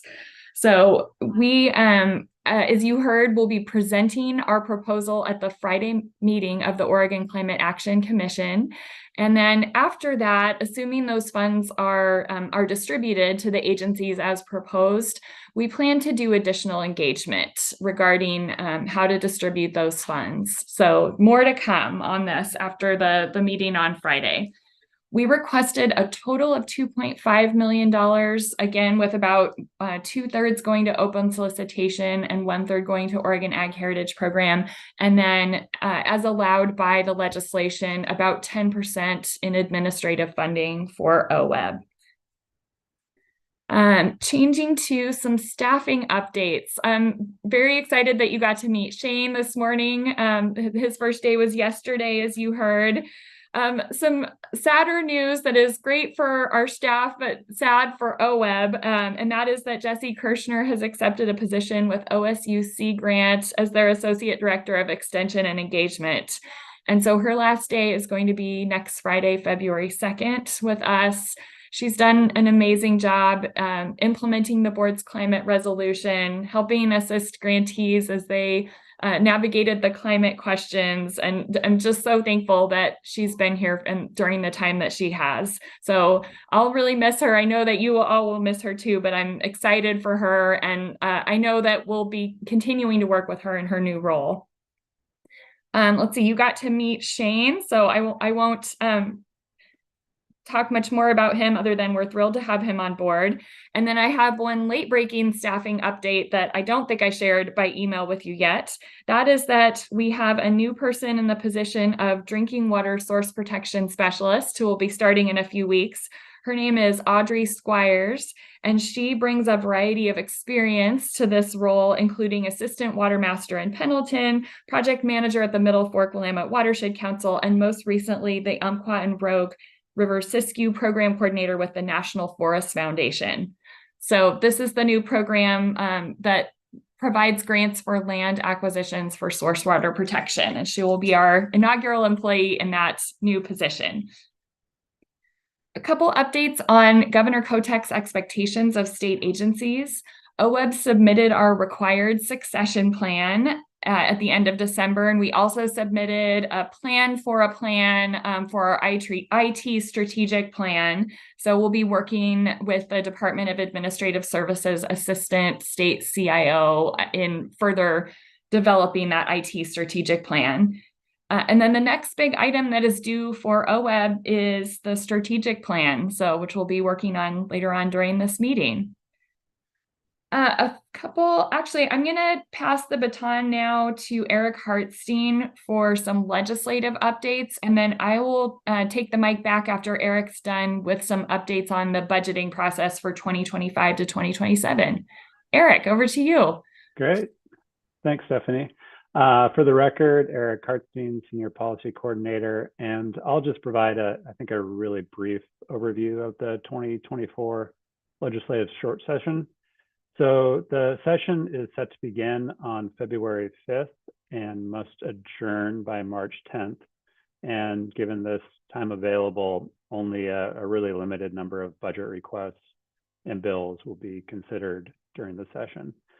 So one legislative concept that was brought up during public comment by Carson Kendrick with Colt is related to the Oregon Agricultural Heritage Program.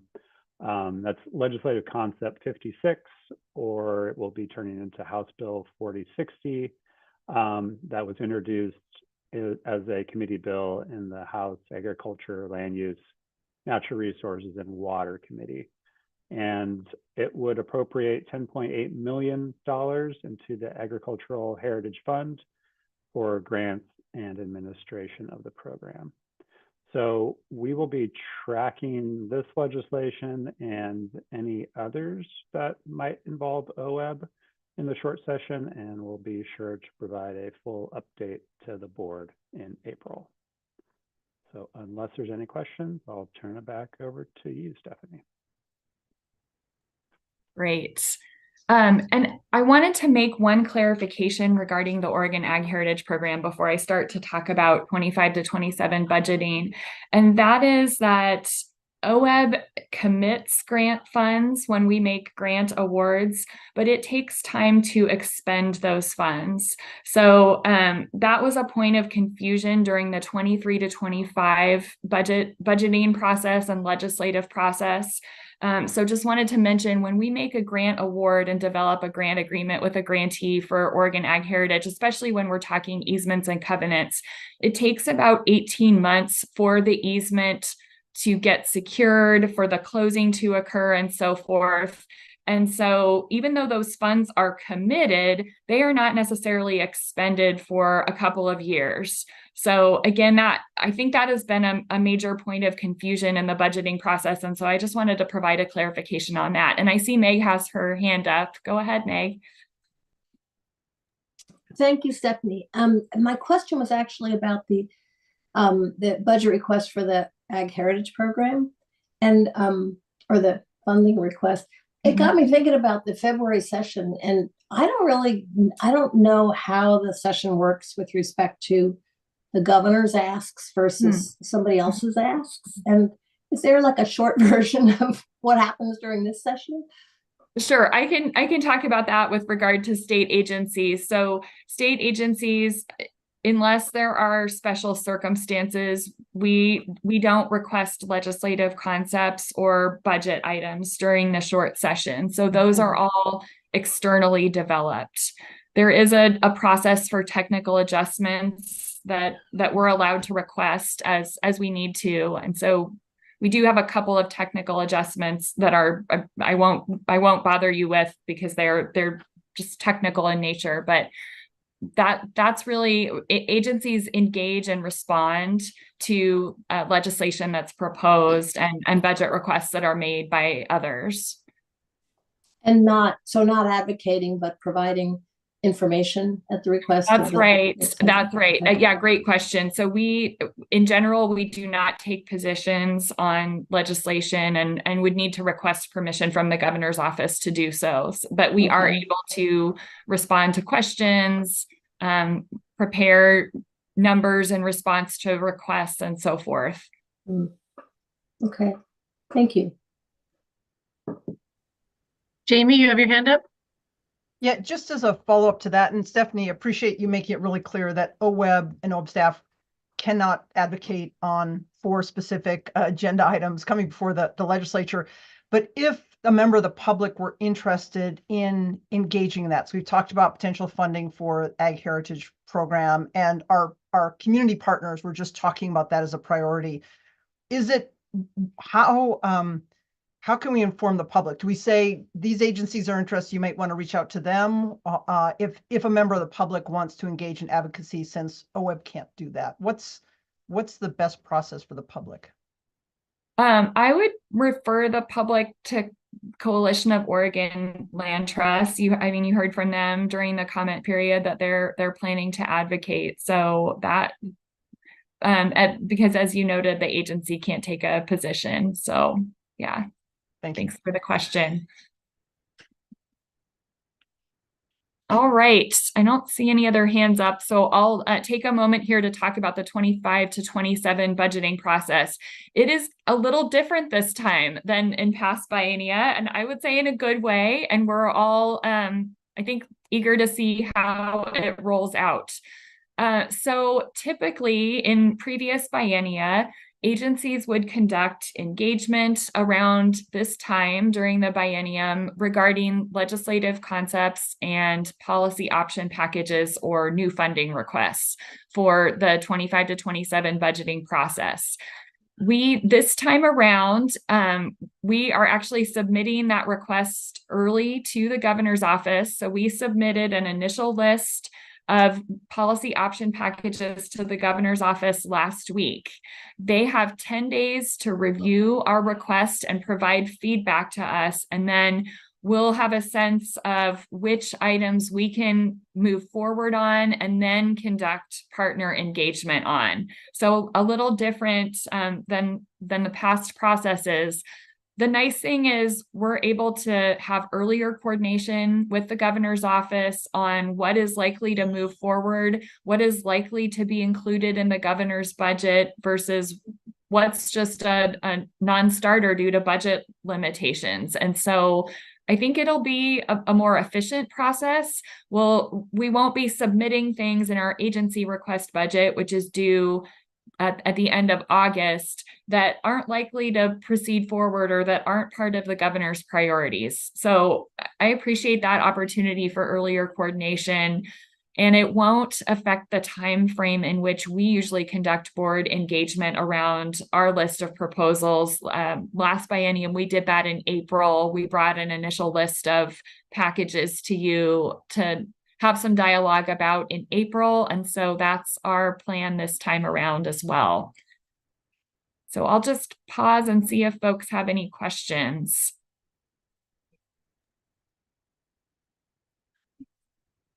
Bruce. Yes, Stephanie, I apologize. This goes all the way back to the beginning of your presentation regarding the grant application process. I'm excited about that. I'm just curious if we've had any, if we have any ability to quantify what kind of time or resource savings we will achieve by streamlining the grant application process. Let's see. I'm gonna see if any of our staff have responses to that. And if not in the moment, Bruce, we can have some internal conversation about that and let you know. I don't know if there's any sort of timer feature in terms of the time that folks spend developing applications. And I see Courtney's turned her camera on. I was seeing if Eric Williams jumped on, but I will just share one of the big pieces that's the time saver is in the current application, all applicants have to provide metrics related to that we are required to submit as proposed metrics to know as part of our Pacific Coastal Salmon Recovery Fund reporting. We have removed all of those metrics, which for a complicated application can be pretty time consuming to enter. We've removed all of those metrics from the streamlined application, and we will only be collecting those metrics from applications that are funded by the board. So again, people are not having to enter that information if we're not going to use it. And then the other piece of that is they will actually be able to charge their time to the grant when they are providing us those metrics, because they'll be providing them to us after the application has been awarded. So though that's not a specific quantifiable answer, I think many of our applicants would be able to say that is a big time saver, not having to enter that information at the time of writing the application. But Eric is on now and he might have some additional details to add. Yeah, thanks, Courtney. I just wanted to add that part of our online application, actually from the beginning, is a feedback button that's available to an applicant to use at any time if they encounter any challenges or difficulties in putting their application together. Over time, and we actually have a team that reviews every piece of feedback that comes in that way. Over time, the volume of feedback has reduced. With the new application, if folks find challenges with it, we expect to get feedback that way.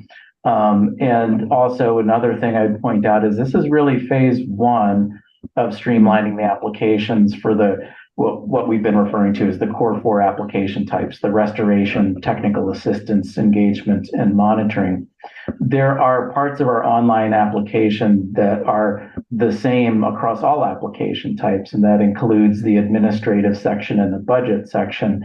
Those we have not yet streamlined, but we do plan to continue that work in the future. So there's going to be another phase as well, and we've already gotten feedback on those sections from our testers. Every time we do an amendment to an application, we have both internal and external testers, the external testers being grantees. Lindsay mentioned earlier that she participated in that process. And we've been collecting input and feedback from the testers on those standard sections of the applications that we'll be addressing in the next phase. So there will be opportunities for applicants, and certainly we'll hear feedback from our reviewers as we run through the review process for the first time with the new applications to see how well those applications compel their technical review. So thanks for that question. All right, Mark.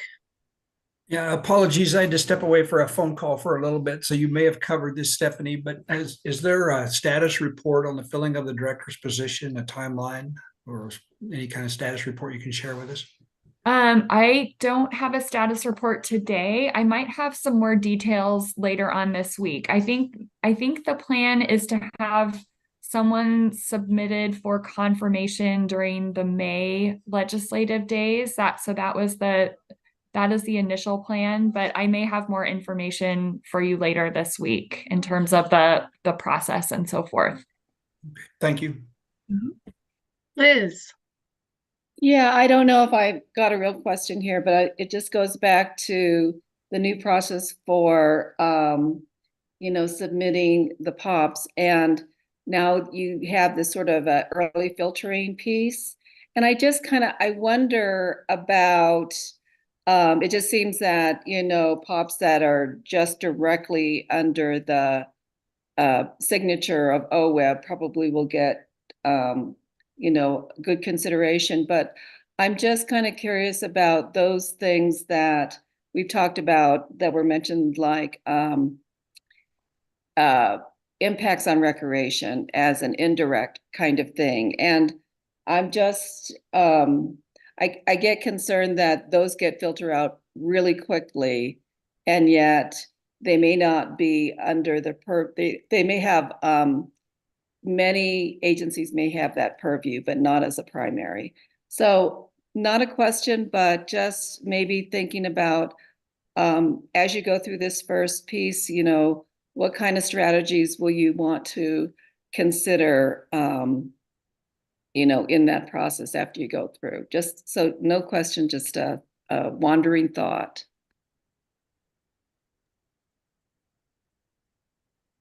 All right, any other questions or comments? All right, I have a couple. I really appreciate that feedback button, Eric Williams, that you mentioned. I'll be really fascinated to see how it's used, not how it's used, but if it's used and how often it's used. But that's a really neat feature. And then this new budget format, I'm kind of looking forward to see how it all rolls out, because I think it'll help agencies have a more focused approach on building their budget. So, but Liz, to your point, you know, there's could be some things that get lost in this also. So, thank you for that comment. All right, anything else from the board? For some reason, I'm not finding my agenda on my, something happened to my computer. Committee updates. I don't even, let's see, what time are we? I guess we're pretty good. Hey, I do see that Gary Marshall, you joined us. I did. Thanks, Barbara. Do you want to give us a board member report? Oh, sure. There's so let's see, pertaining to just what's going on around the county here. It looks like that so the lady from John Day mentioned they were having some flooding issues up there. We have had some significant moisture down here, but just came lately. And so as these storms came in off of the West Coast, we did get some of that. And we have some, you know, kind of an average amount of snow in the mountains, and it carried down into the valleys. And so we've gotten some very important boost on that. Didn't last long. So it was like the question was, I guess, and is for us now, was that the beginning of winter 2 weeks ago, or was that winter? So we'll see from here on out how things develop. We've got a good start on aquifer recharge and you know, good soil moisture.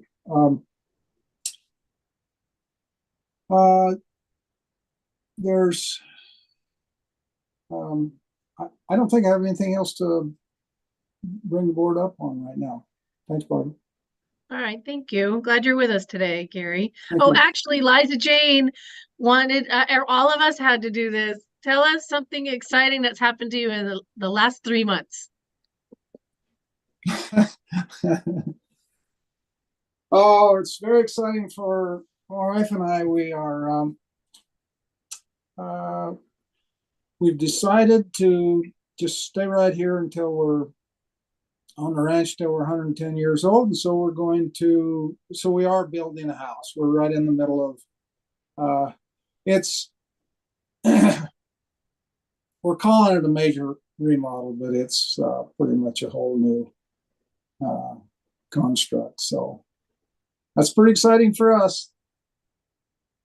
Well, you weren't here in the beginning, so you and Bruce may need to have a conversation about the remodel industry right now. You can start a support group.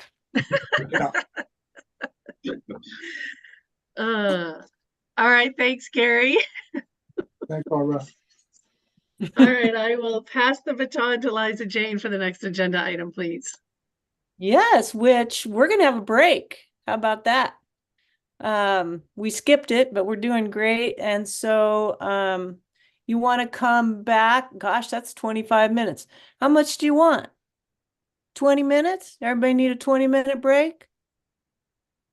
That work? Let's do it. Okay, we'll see you in 20 minutes.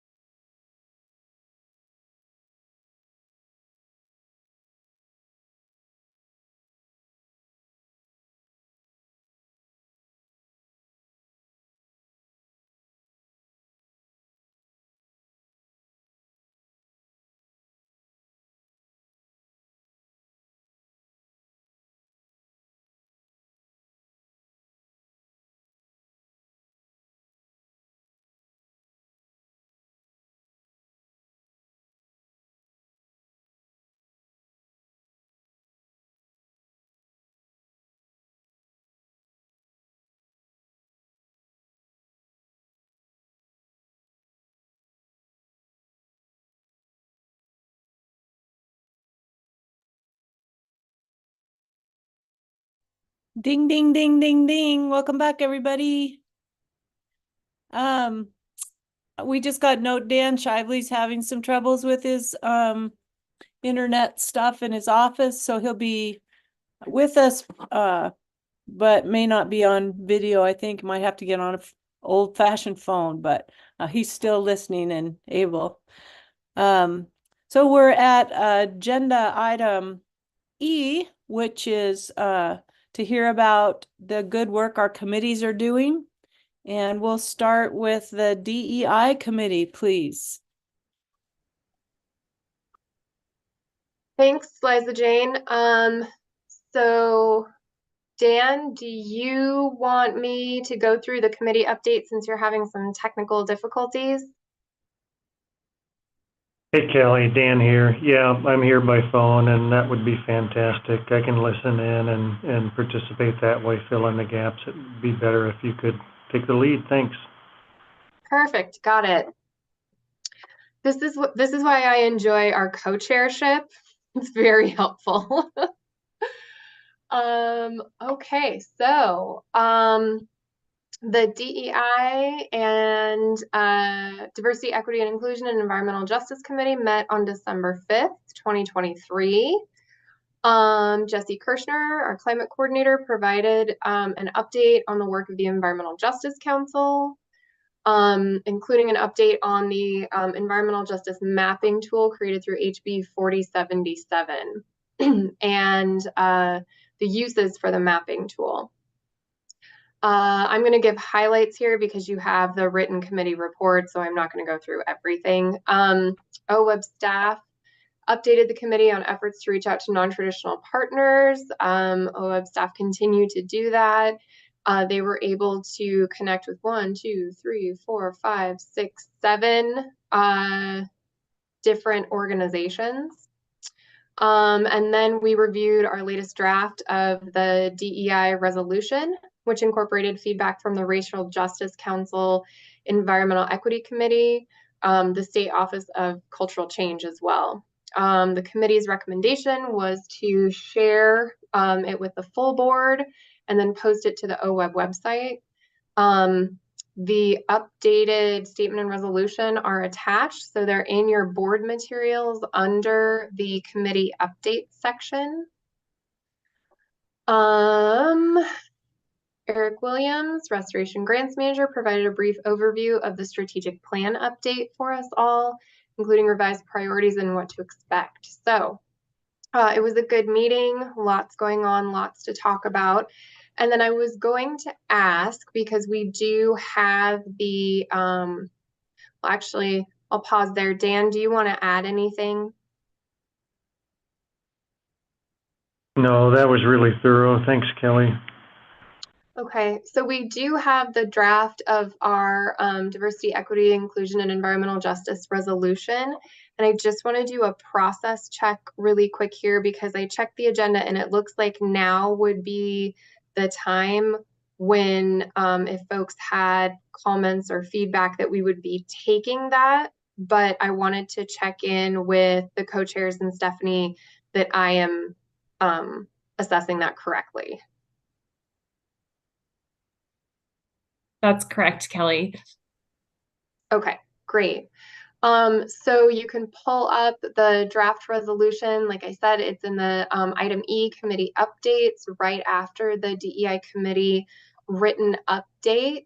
And I'll leave it up for that. Hopefully you all have had time. I know this went out to board members in December. Hopefully you've all had some time to review it. And take a look at it and you can provide some comments. And I see Lindsay has her hand up. Yeah, thanks, Kelly. Just a quick question. At the October board meeting, you had mentioned that the committee was working on this and you had asked for some review and comments before the next committee meeting in December.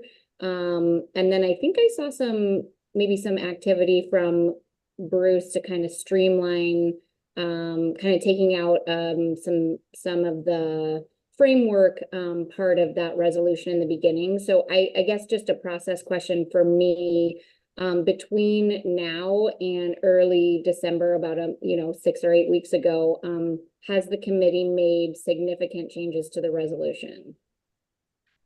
No. So, and Stephanie, correct me if I'm wrong here, but the resolution that we reviewed at our December 5th meeting is the resolution that is attached in item E, committee updates. So we have not made any changes to it as a committee between early December and now.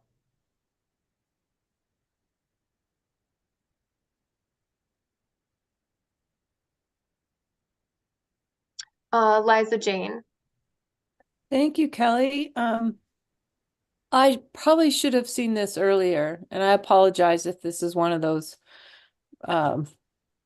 things, but can you help me understand under resolution A, which may be related to 6, under the be it further resolved. And could you give me a just an example of what that looks like? And I'm reading that kind of from the eyes of a one of our grantees and wondering, oh, how does that impact me? Do we have examples of what we were thinking there for those 2 items?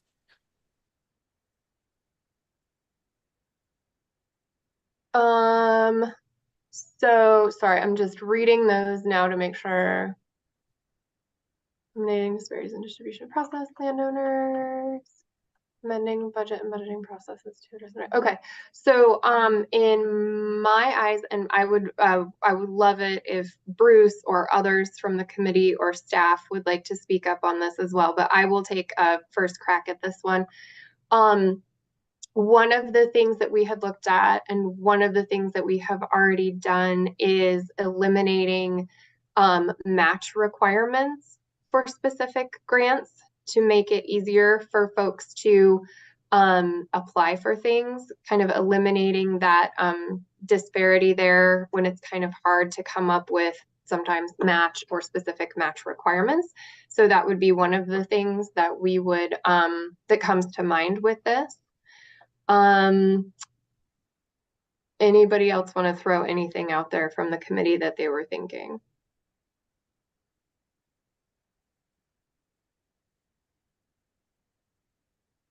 Okay. Kelly, I'm not sure that helps me understand the differences between landowners and non-landowners as far as match. Okay, so it's specific to the resources and benefits between landowners and non-landowners. Gotcha. That's a great question, and I don't know if I have a good answer for that, Liza Jane, so I'm going to make a note of that one. Jamie? So I was not part of those discussions, so can't tell you what was discussed in committee, but just at the first glance, and I appreciate us reflecting on how it strikes one, but just at first glance, from me looking at this, I think there's been an assumption and focus, because a lot of the work that OWEB does and a lot of the investments that OWEB makes, that it's been exclusively focused on landowners at the expense or consideration of non-landowners. And so the way I read this is not to stop those great partnerships that we've had and those great investments and relationships, but also to be very explicit about the fact that the intent here is to expand to that concept of serving all Oregonians and not being exclusive. So I read it really as not taking away from, but recognizing that there may have been a focus in the past and wanting to really open up the conversation. I think our grants, then how we distribute those resources, plays in, there's certain basic eligibility requirements based on the grant. And I think that's separate and speaks for itself. But the way I read this is that it's trying to be very clear about not wanting to bring a biased focus and lens on this reflection on all those who are part of this work of investing in protecting our resources, that it's not it's not limited to one or the other. Stephanie?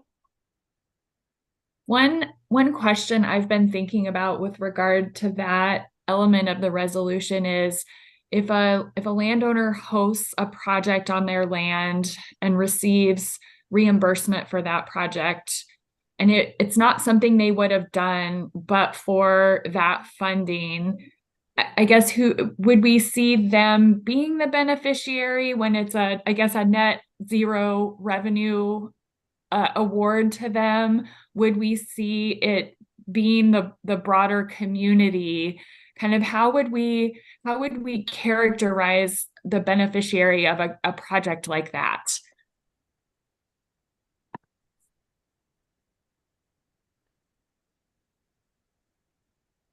That is a great question, Stephanie. And I think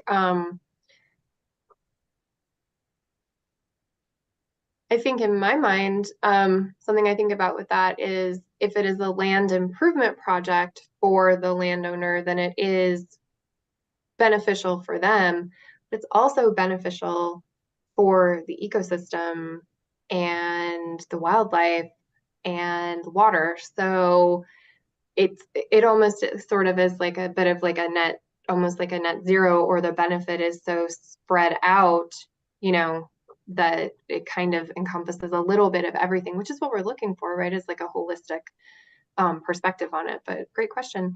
Okay, I think it was Liz first and then Dan. Yeah. I'm just wondering, when I did my report this morning, I talked about the Operator of the Year award and the sort of the non-traditional person, which was Leanne Vandenberg, right? And what she was doing was taking your OWEB grant and then using it as a force multiplier, where she used it to go out to the landowners for the result of, more resilient landscapes, more healthy, resilient landscapes, and took that knowledge and that expertise, even though she wasn't a landowner and she wasn't truly an operator, and just leveraged that across a really large landscape in Southern Oregon. So I'm thinking that might contribute to this conversation of the non-landowner, just because she was such a huge force multiplier in resilient landscapes. Thank you. Thanks, Dan. Well, I was just going to comment on Stephanie's comment, which is, in terms of the benefits, we're always looking at, effectiveness of restoration projects and kind of what benefits they do provide. And it's not always easy to do, but in some cases it's pretty dramatic when you see like a fish habitat project get done and all of a sudden it works and you get a whole bunch of fish in there and spawning. And so there's a lot of benefits that are publicly oriented in nature, whether it's increasing the quality of drinking water, which is something that we look at in, for example, our little drinking water provider partnership. We're looking at how restoration projects actually improve drinking water, and then not only drinking water, but we actually use our climate and environmental justice tool to look at who's getting that drinking water and whether or not those communities that are receiving that drinking water are classified by EPA as disadvantaged communities. So it's tough to sort of quantify the exact benefits of all of these things. But there is from EPA's perspective anyways, there's often a pretty big public benefit when it comes to drinking water quality. Thanks, Dan. Bruce. Yeah, thanks. Both Dan and Liz gave great examples of how this might be applied. There is no change in how we approach looking at landowners. I mean, there's nothing punitive or trying to reduce our efforts for working on projects with landowners at all. The DEI and environmental justice is about diversity and inclusion. So what we were trying to, to go back, what we were trying to do on this was to say, are there opportunities for groups that have not been traditionally considered landowners, ranchers, farmers, forest owners, that we recognize that every square inch of Oregon is owned by somebody, but oftentimes it's in commons.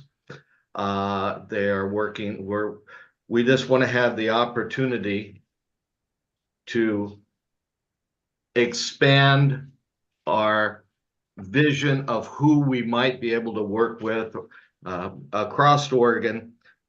So I'm not sure exactly where the problem is with this,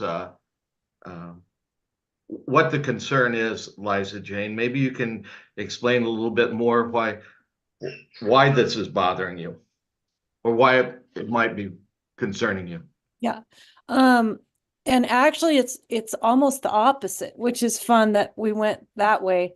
But in reading this, because of what Stephanie said and my own experience, I'll start with that. When we did the restoration project, which was funded by OWEB, we were required to do a lot of community building. We had to go around to communities and visit with them about what we did. And overwhelmingly, people were angry that money was spent on private property, and that one, they couldn't have access, and two, that it was only on this piece of property. And so it took some education to help people understand that we financially didn't benefit, and landowners don't, and landowners actually don't have access to OWEB funding. So a landowner would go through a council to get the funding. The council, who is getting paid for salaries, is doing the work, and all the contractors. The landowner is the one that is not receiving any funding for that. And hopefully the work they're doing, which we explained, it benefits the entire watershed. So it is for the community. So I actually read this and went, so we're going to share some resources and benefits. You know, landowners are actually going to have more access to OWEB funding, not less. But I'd never heard that before, so I wanted clarity around that. And then, you know, also the number 6 is similar with addressing inequities in the distribution of resources. I said in my initial question, you know, as if I was a grant seeker, I'm going to look at this equity statement and see how is this going to affect me and the work I want to do. And those two things made me think, I need more information. What does that mean? So I'm asking you, you know, what do we mean by that? So that people don't misunderstand. Is that helpful? Thank Yeah, you. I think it's helpful to me, if you don't mind, Kelly. I'm curious how might we fix that in wording? Well, you're on the committee, aren't you? Yes. Yeah, which is why I'm embarrassed I'm bringing this up at this point. But remember, I wanted less verbiage, so I'm going to be real honest. I didn't dive in. I'm the short paragraph girl. So I don't have an answer because I didn't understand what it meant. So and I'm not saying it shouldn't be there. I'm not sure we're clear on what we meant. I think I've made a note and I think we can wordsmith it, but I see that Eric's hand is up and maybe Eric has some insight into this. Yes, thanks, Kelly. I think people have addressed the issue of the projects we fund on working lands quite well, talking about the benefits to those that are not landowners. Certainly those are very real. and in some cases quantified. And so I don't think this is envisioning any change to that. But I think one aspect we haven't talked about yet is something that the board actually talked about in October in Klamath Falls when we talked about the strategic plan. When we were talking about our working lands priority, the board asked to make that a bit broader and to include an urban focus within that as well.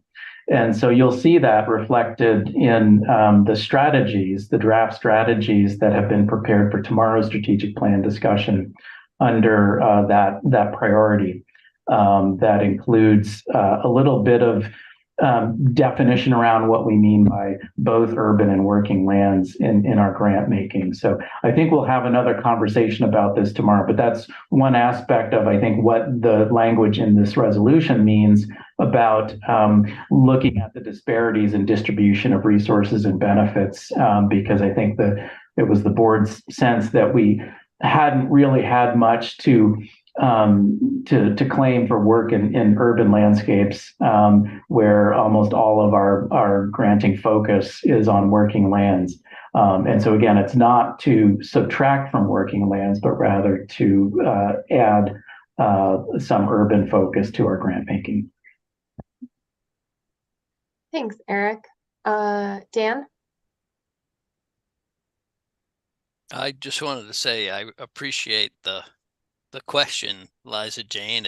I mean, this is kind of what, speaking for myself and my involvement with the government as we, think about big picture things, not necessarily on how they're implemented at the end of the day.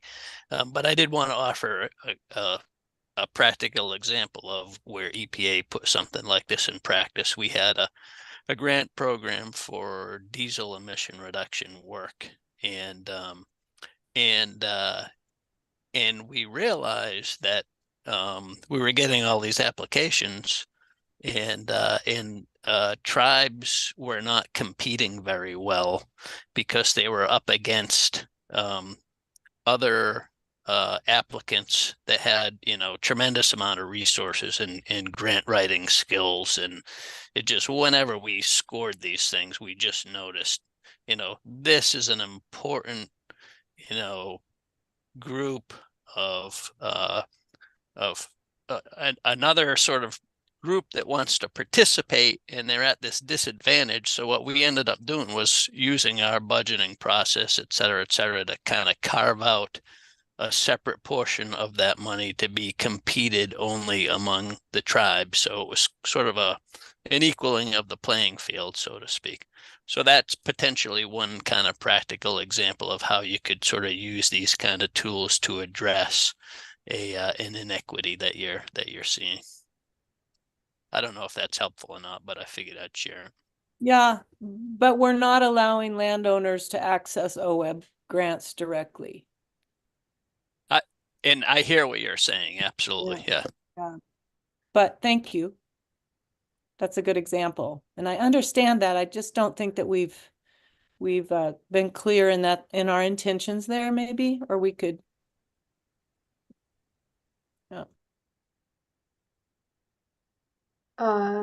Bruce.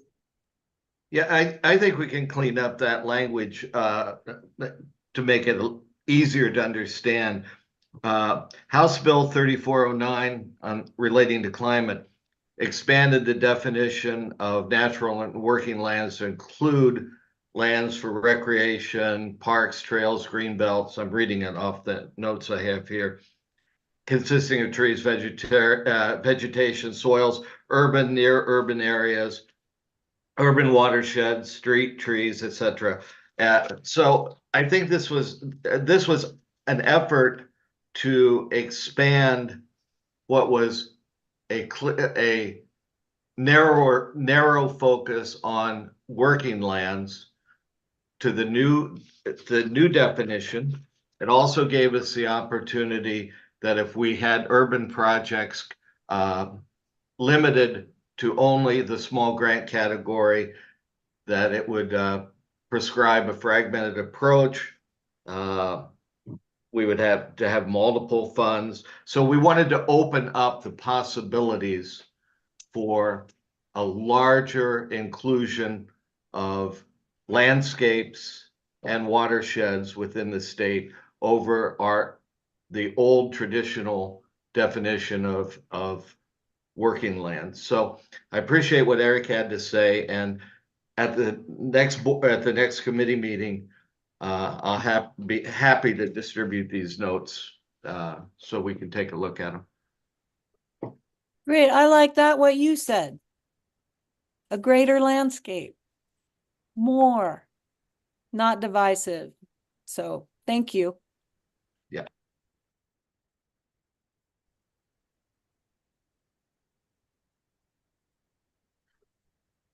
Okay. Any other comments, questions from the board? And then let's do Stephanie and others, can we do a quick process check on what we're going to do from here with this? Yep, absolutely. So typically, I think with the resolutions we've done so far, once the resolution is done being edited, there's one more board meeting opportunity for discussion, and then it's considered for adoption. So that would mean if we're going to do additional editing prior to the April board meeting, that the July board meeting would be the earliest the board would consider adopting the resolution. So updated draft for discussion in April, consideration for adoption as early as July.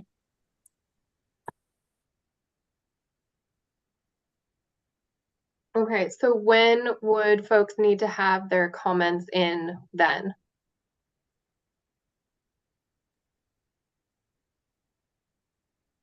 I'm thinking so prior to the March DEI committee meeting, I would say. Okay.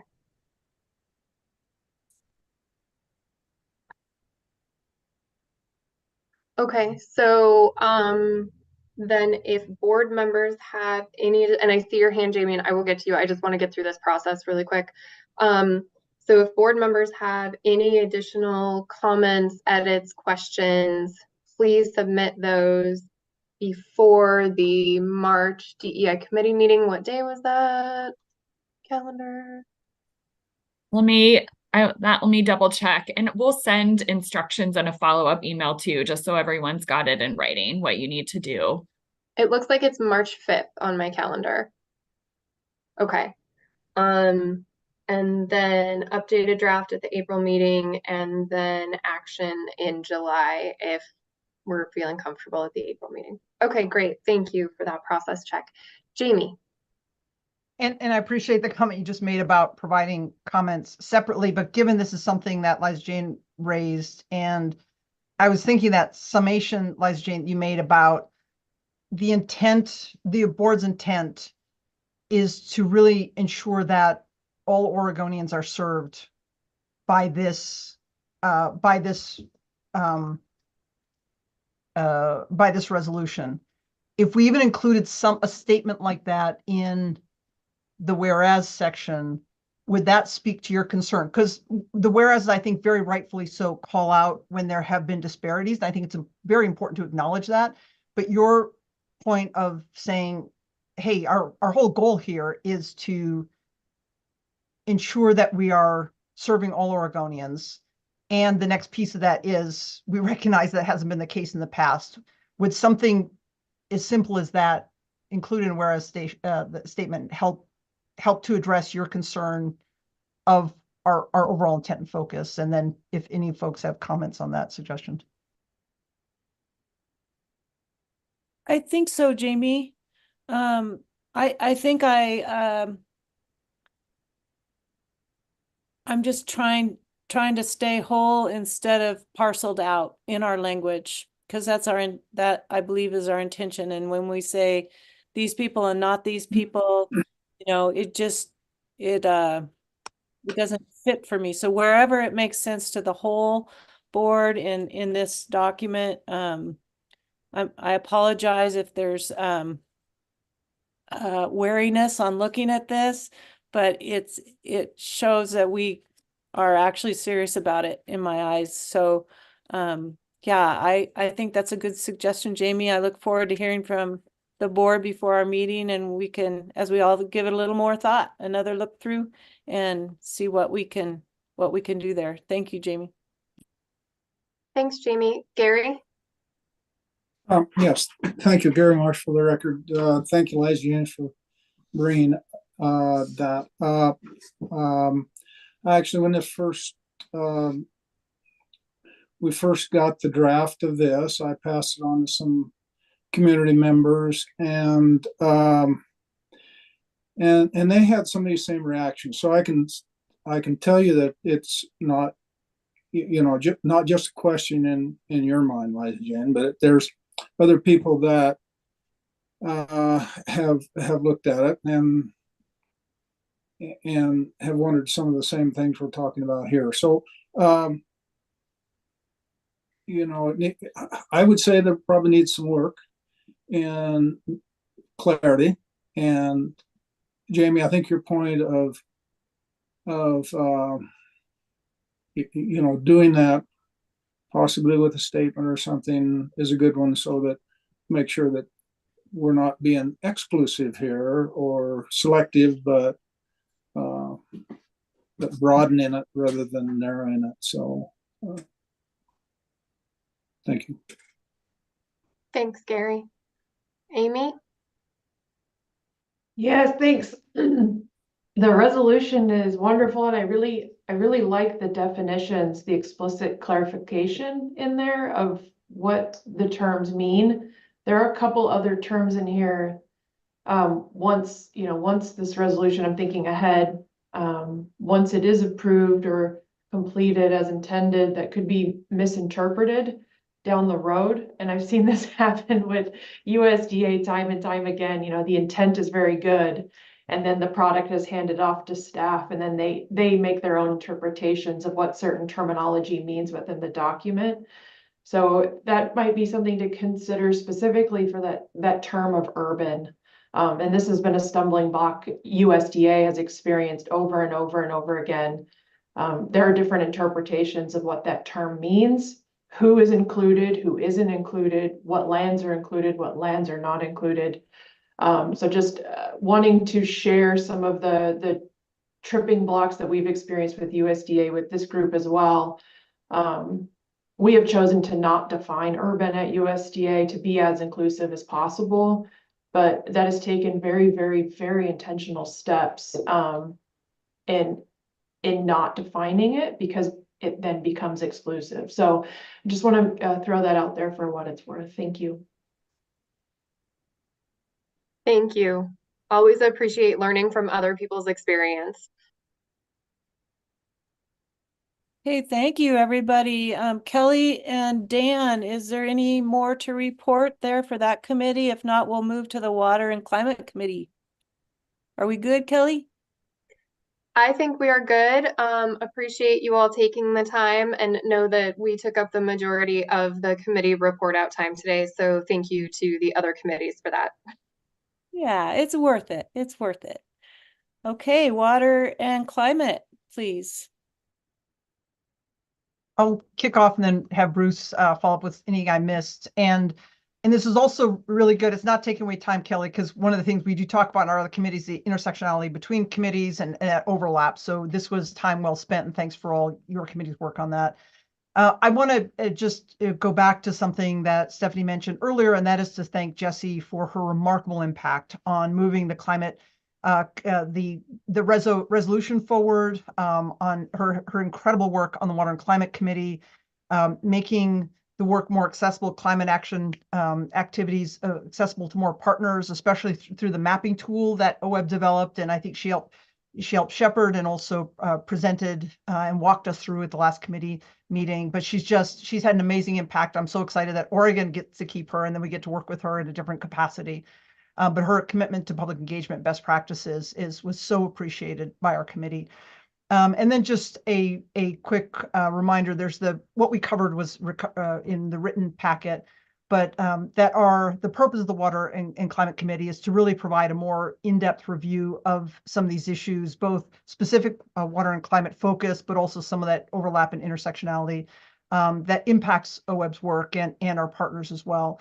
And we really want to express our welcome to engage members of the public who want to cover specific topics. And we've had great work from the OWEB team and staff to make sure that these meetings are now more accessible to the public. And so wanted to really invite members of the public to engage with us on these more in-depth discussions that we can get into in some more detail before they're elevated to the board if there's potential for action and recommendations. So wanted to make that point and then hand over to Bruce for anything I missed. Thanks, Jamie. Yeah, the report in the board book, as we transitioned from the climate resolution to more deep dives into the work that and the intersectionality with other agencies, we're having more presentations. I was taken by Stephen Brandt's comments this morning.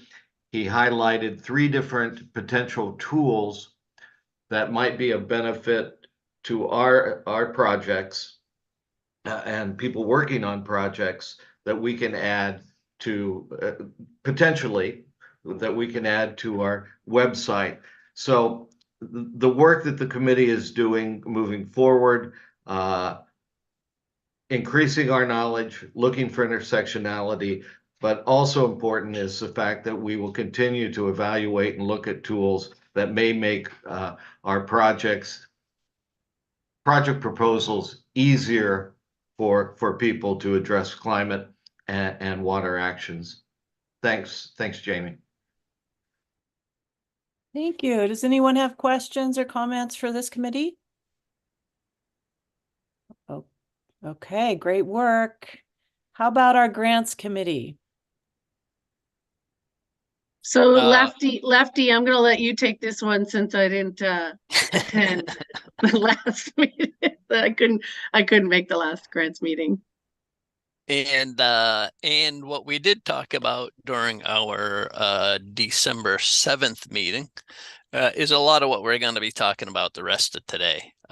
So we talked about the PIP rulemaking and the Rulemaking 101 that's coming up on our agenda, and the strategic plan refresh, and the FIP effectiveness monitoring grant in the money exchange. And so I think mostly we were a pre-sounding board for OWEB staff as they thought about how to present these issues to the full board. We had some good dialogue back and forth on that.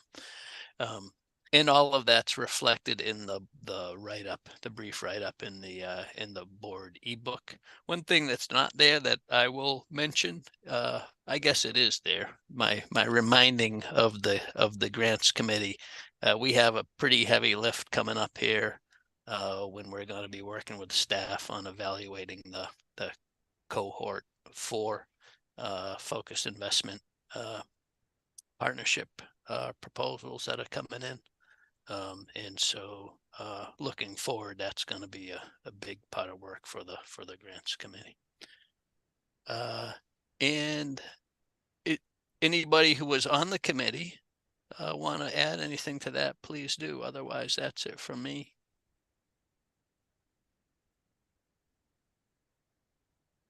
Well, thank you, Dan. Maybe everybody's hungry. They just can't think of any questions or comments. So let's go ahead and have our lunch break, and I'll ask you just come on back at 1 o'clock because round numbers are easier for me. So let's see you back at 1.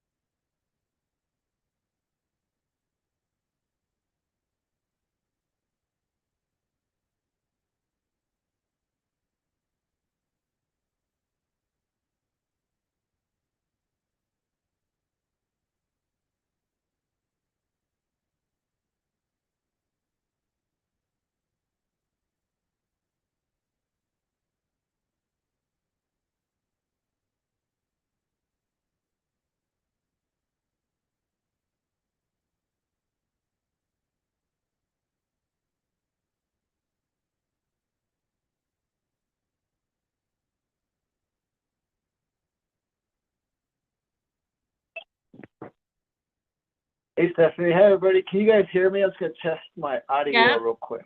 You can. All right. Thank you.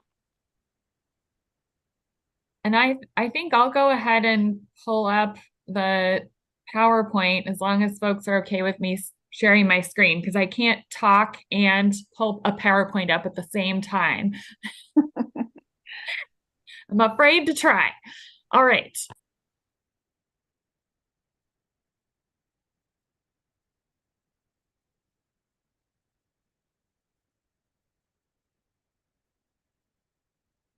All right, we are at 1 o'clock.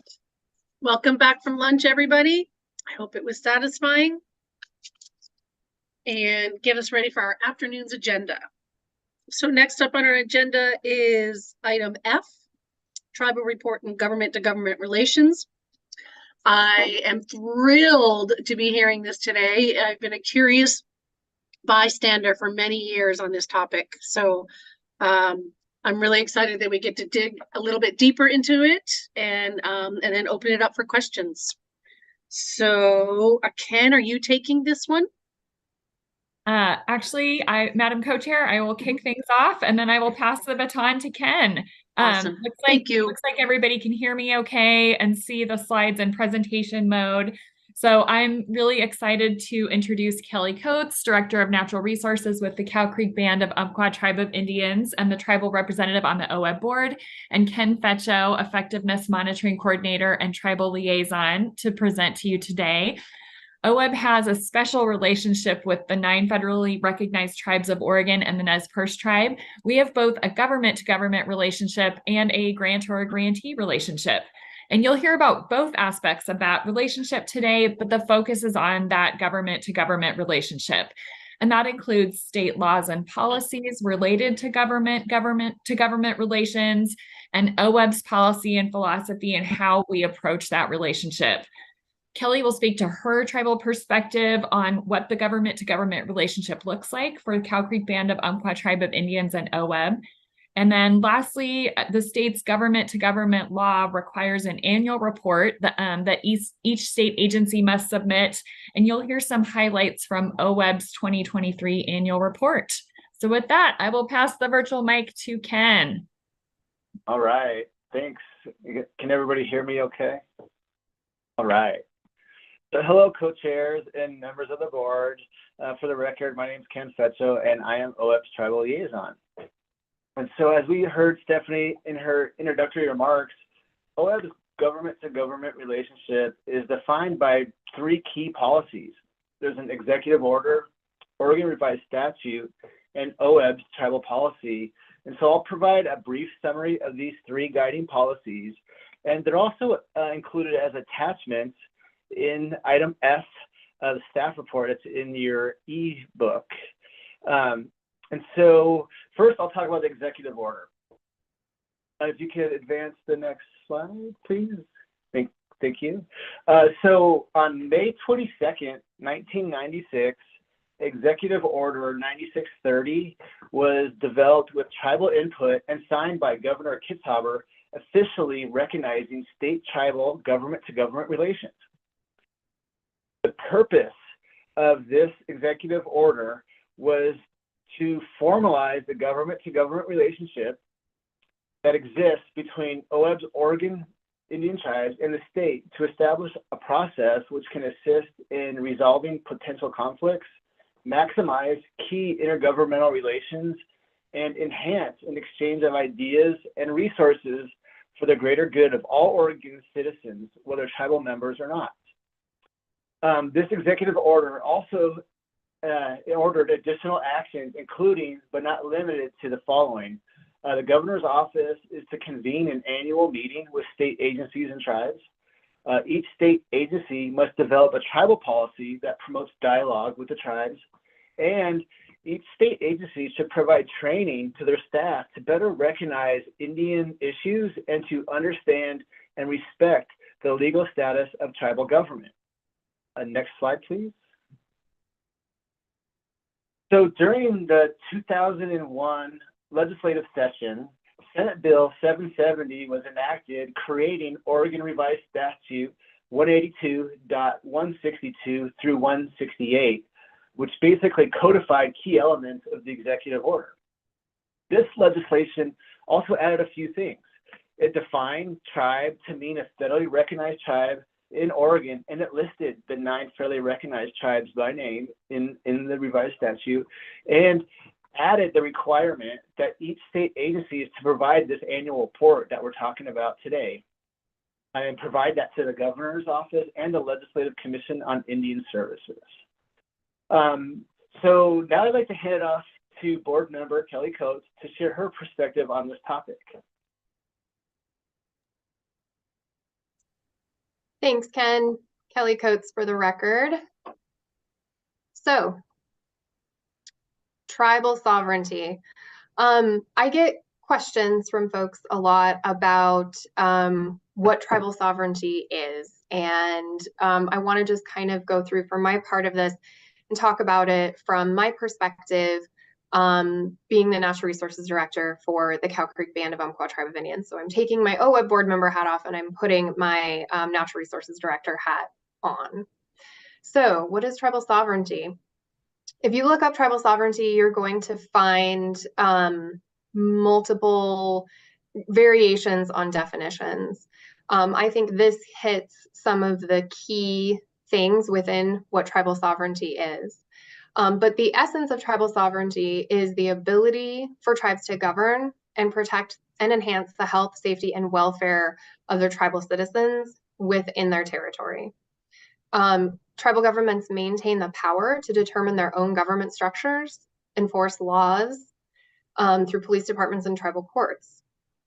Tribal governments exercise these inherent rights through the development of distinct forms of government, determining citizenship, establishing civil and criminal laws, licensing, regulating, maintaining and exercising power to exclude wrongdoers from tribal lands.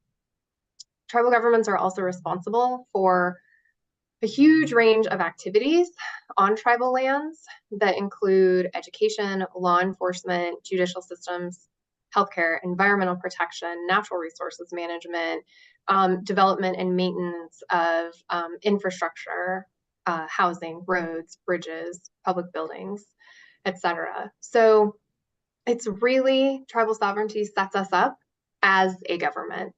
And a really great resource for this is ncai.org, National Congress of the American Indians. So if you'd like to go check that out, that's where I got some of my talking points and I think would be very helpful.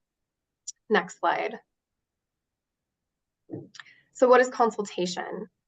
Tribal consultation is essentially an enhanced form of communication that emphasizes trust, respect, and shared responsibility. It's an open and free exchange of information among parties, and it leads to mutual understanding and comprehension. So when discussing consultation, you may hear people say, is this big C consultation or is this little c consultation?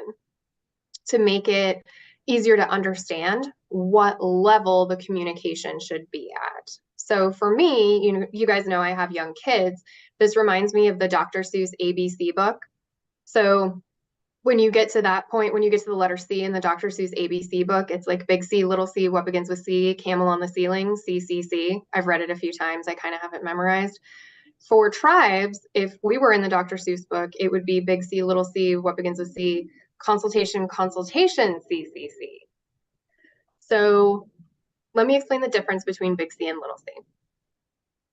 Little c consultation refers to more staff to staff level discussions about things or information gathering. So that would be if myself or someone from my natural resources department were to meet with some of OWEB staff about a specific issue, then that would be little c consultation, where you all are consulting with the staff of the tribe.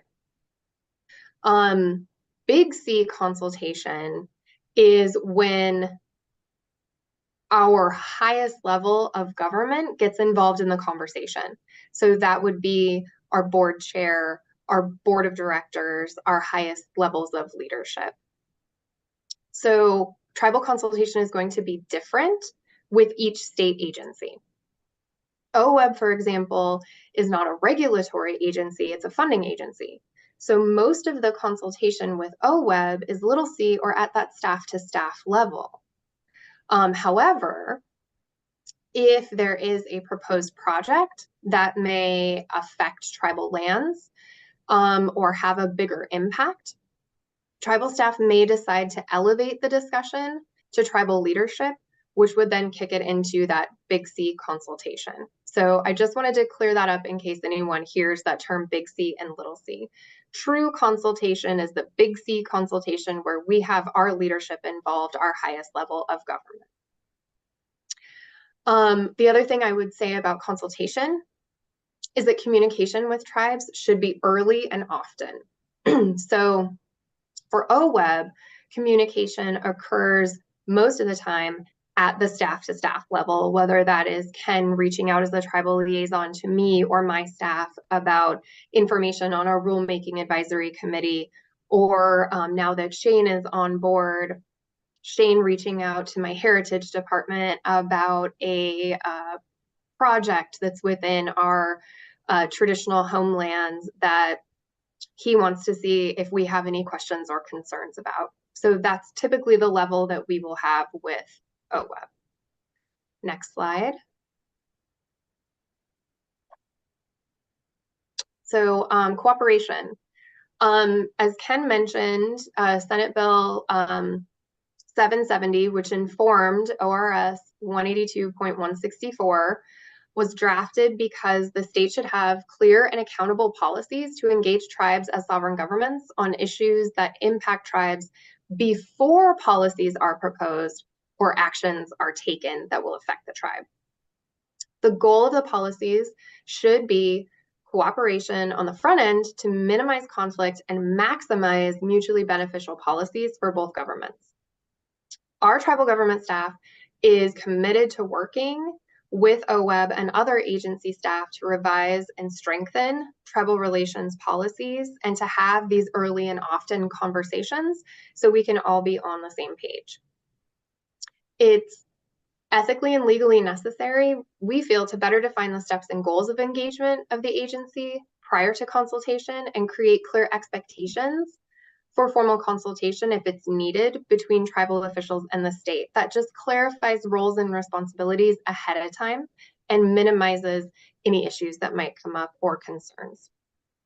Our goal is always going to be to collaborate first, but we must have trust in our state partnerships that will be informed early and often, and that our tribal rights are going to be honored within those discussions. Next slide. Consultation and co-management of resources. So the tribe practices integrated resource management as opposed to interdisciplinary resource management. It's the foundation for interactions with partners when we consider co-management opportunities within our ancestral homelands. Consultation is how the tribe communicates natural resources priorities, science, and potential impacts. Consultation needs to be meaningful, which means both parties are actively listening and engaging in dialogue. And as I mentioned this, and I'm going to mention this a lot, it is important that consultation or communication happen early and often with very clear communication at the different levels of government with recognition of the sovereign rights of the tribe. I say early and often a lot because if there is a project or an issue coming up that you think might impact the tribe, reaching out early is the best way to ensure that any issues are taken care of ahead of time. Giving us an early heads up in case there's going to be staff capacity needed, all of that is extremely helpful.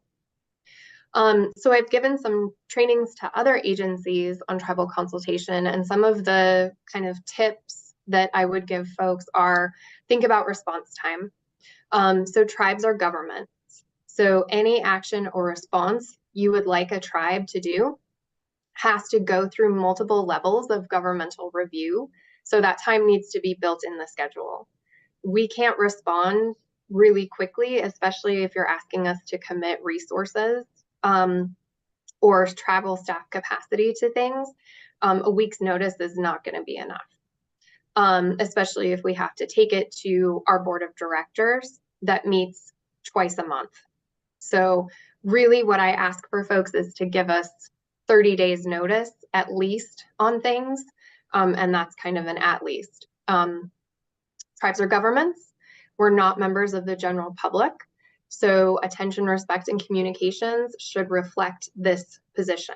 So for example, letting tribes participate in a public meeting is not going to be considered government to government consultation. And as Lindsay so thoughtfully brought up at the October board meeting, including tribes as stakeholders in a process is also not appropriate.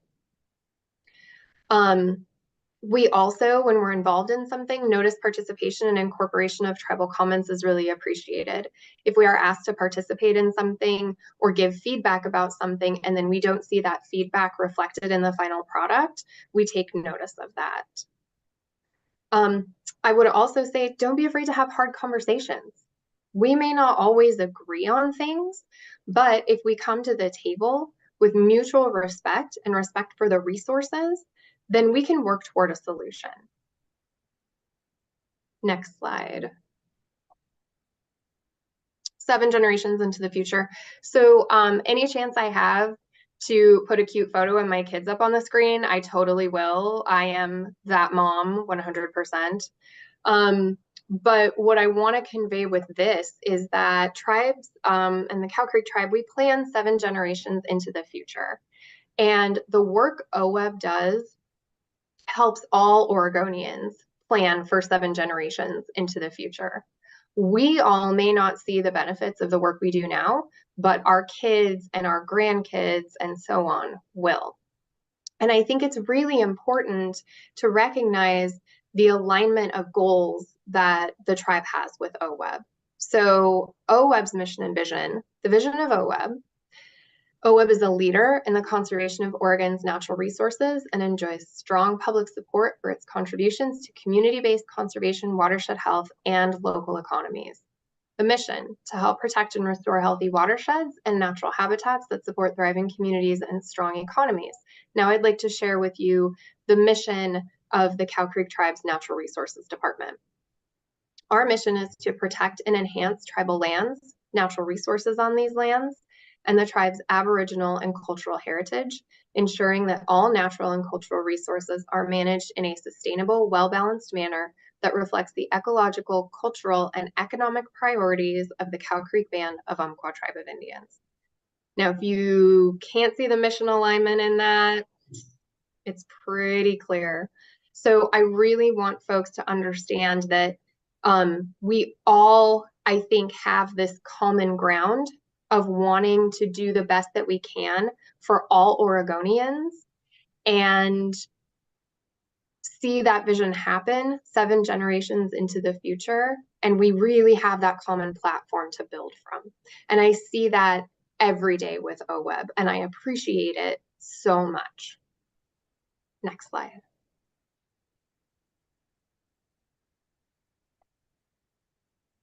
Okay, thank you, Kelly, so much for providing that tribal perspective. So I'm going to pick it back up at the tribal policy again. It's Ken Fetcho, OWEB's tribal liaison.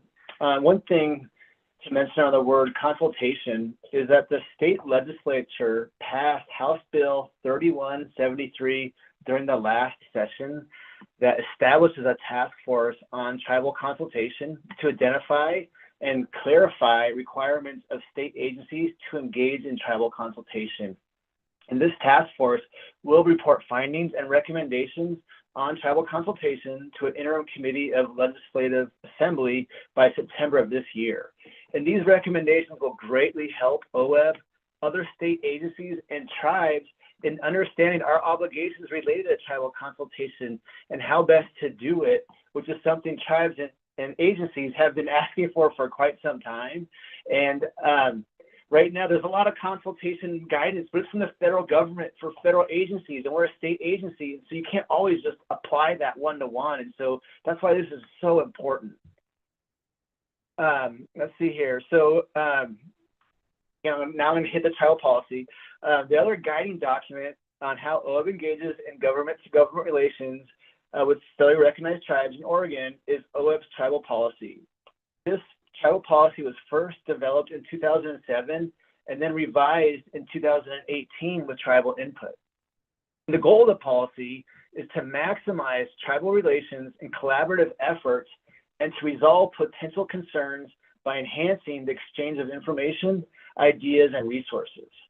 And so the revisions made in 2018 provide additional clarity on how OWEB will involve and include tribes in the development and implementation of policies and programs administered by the agency.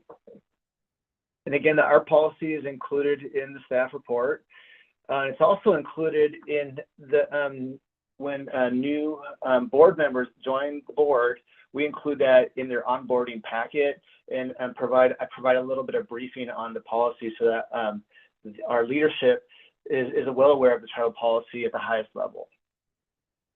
So a few things that are included in the tribal policy states that the OWEB board will include a tribal representative on the board, and OWEB staff and management will assist the governor to reach out broadly to tribes to seek interested volunteers to participate on the board when the tribal reps term is over and we need a new representative. And the OWEB board has had a tribal rep since 2000, and we include in page 2 of the annual report a summary of the different tribal reps that have served on the board over time. And we also say in this policy that OWEB will engage tribes and seek early tribal involvement in policy development and implementation of those policies. OWEB will provide training to staff to ensure that all staff are aware of the sovereign nature and authorities of tribes and improve their capacity to promote collaboration with tribes. Next slide, please. So OWEB follows some key principles when engaging with tribes. First off, we treat tribes as sovereign governments. Federally recognized tribes are governments, and we need to respect their rights to self-determination and self-governance. And we meet with them at the appropriate level, depending on the topic and decision being discussed. And as Kelly mentioned, because of the nature of our decisions and the potential impact tribes, it tends to be more at the staff level, which is more that little c that we heard about. And so thanks for covering that, Kelly. And of course, it's key to engage early and often in policy development and implementation. And as part of that dialogue, it's important for OWEB to ask questions and listen. So let's see here. I was going to talk a little bit about our, we're not a regulatory agency, but Kelly covered that. So I'm going to skip over to, because we're a funding agency, we make a lot of decisions on what grants should be funded. So we work hard to include tribes on our grant review teams that make funding recommendations, but also rules advisory committees where we are either revising rules on existing grant programs, or for developing new grant programs, we include tribes on the rules advisory committees to develop new rules. And so that third bullet, it's important to utilize multiple communication pathways to build these relationships with tribes. And you don't want to rely, just like anyone else, you don't rely on email as a primary form of communication to develop a relationship. You pick up the phone, and you also offer to meet with them in person on their land. It's something that we've been working hard to do. And also when the tribes invite us to get out in the field with them or see their lands, that take them up on that offer and spend some time with them in the field and maintain those face-to-face and in-person communication opportunities. And so all relationships are built on trust.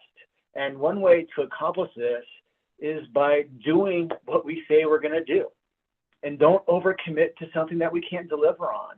And it's important to follow up when we say we're going to do something, and we need to be able to describe how tribal input has contributed to the decisions we made. And if we haven't been able to incorporate their feedback, we need to explain why. And so that's super important. As Kelly said, they're paying attention on how their input's being incorporated, into the policies and the decisions we make, and we need to be mindful of that. Next slide, please.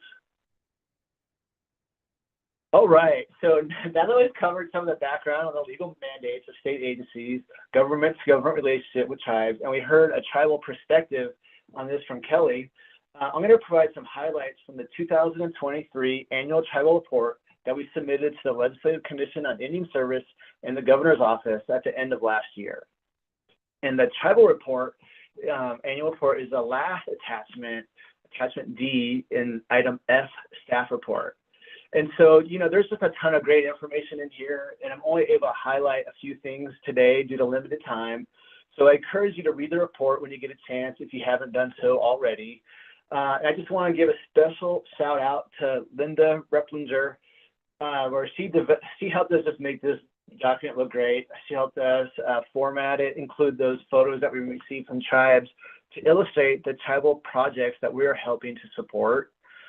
And OWEB's work to engage with tribes and include them in our policy development and implementation process is really a testament of OWEB's leadership and staff's effort to embrace this work in a meaningful way. So I just want to acknowledge that it's truly a team effort here at OWEB to develop and foster relationships with a federally recognized tribe, and I'm just happy to be a part of that. And so, as I mentioned earlier, OWEB makes a concerted effort to include tribes on all of its technical review teams that make funding recommendations on grant applications that have been received. Representatives of all 9 federally recognized tribes in Oregon and the Nez Perce tribe actively participate in the OWEB small grant program. Once all the small grant teams are reorganized for this biennium, all 9 of the tribes will be participating, and the Nez Perce, on the majority of the 28 small grant teams. Some tribes sit on several small grant teams, and some teams have more than one tribe participating. For the open solicitation regional review teams, we have at least one tribal natural resource professional participating in the review process. Last year, we had 7 tribal agency representatives participating on OWEB regional review teams, and several of the FIP technical review teams have tribal participation.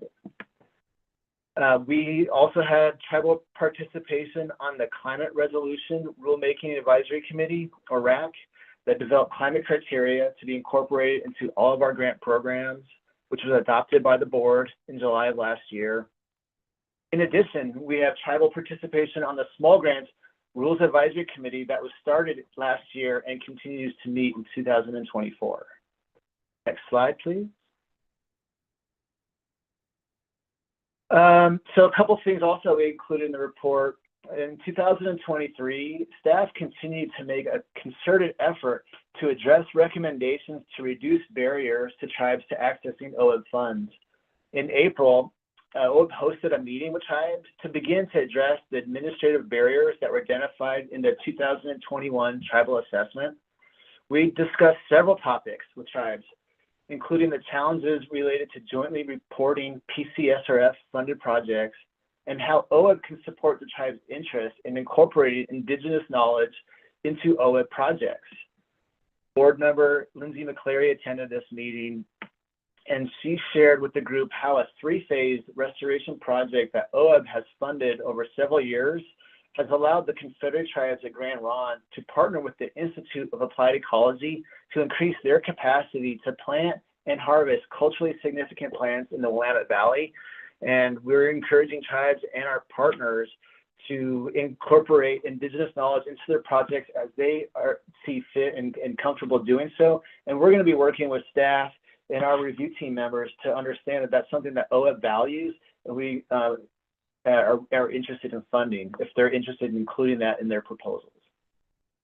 Finally, in 2023, OWEB started to meet with each federally recognized tribe in Oregon to better understand their interest in OWEB's land acquisition grant program, potential barriers to accessing those funds, and solutions to overcome any barriers.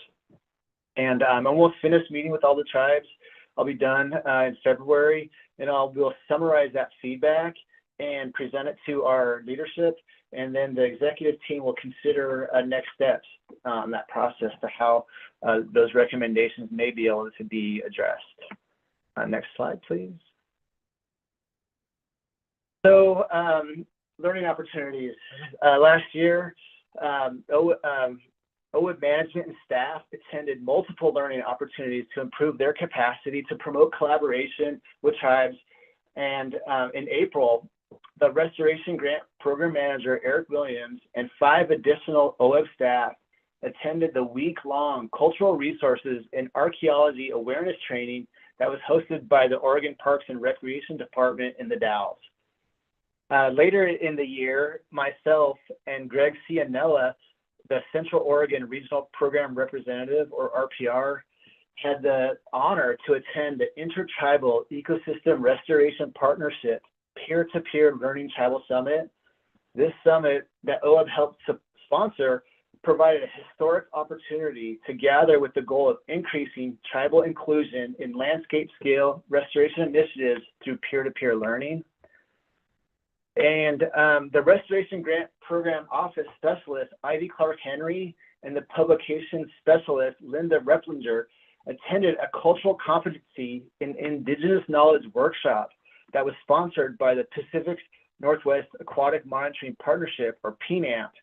And I think that just really demonstrates how we're trying to embrace training at all levels of our staff at OWEB, from management to staff levels throughout all our sections, so that they're learning about tribes, and they're learning that competency allows them to be able to communicate and collaborate with tribes when the opportunity arises.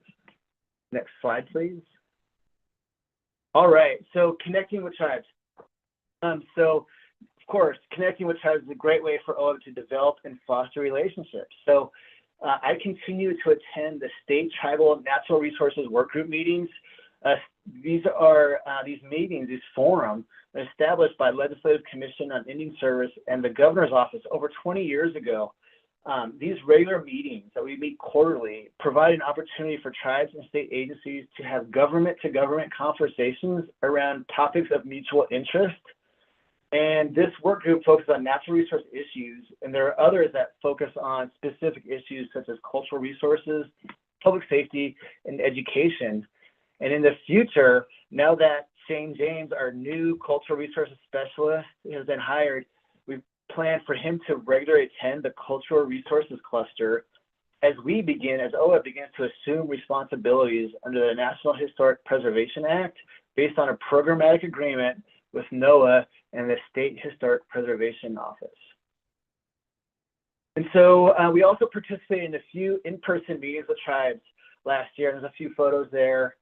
In August, Lisa, Stephanie, and I spent time with Kelly and her team at Cow Creek for 2 days, where we were able to share meals and tour their tribal lands and visit restoration projects that have been implemented on tribal and neighboring partner lands, and just hear about the challenges that they face and overcome to implement projects to improve natural and cultural resources on their lands. Later in August, Kobe Menton, the Region 5 RPR, and I spent 2 days in the field with the Nez Perce tribe. We visited their fish production weir on the Lost Teen River and completed and planned restoration projects on the Lost Teen and Wallowa rivers. Finally, an important way to connect with tribes is attending tribal events. And in June of last year, Jesse Kirshner, OWEB's climate coordinator, attended the Changing Currents Tribal Water Summit in North Bend. And when I spoke to Jesse about, her experience and, just what she thought about it, she mentioned that it was just provided her an opportunity to listen to tribal concerns and priorities, listen to tribally identified solutions, and listen to the different ways in which information is shared. And she was able to reflect on what she heard, how it feels, and what it means for the work that we do. Next slide, please. All right, so OWEB's efforts to engage tribes and encourage them to pursue OWEB funding is working. I think it's working. And of course, there's more work to be done, but I think we're making great progress. Since 1998, OWEB has awarded almost $12.2 million in grants to tribal governments. In 2023, OWEB provided just over $2.1 million to tribes across all grant programs.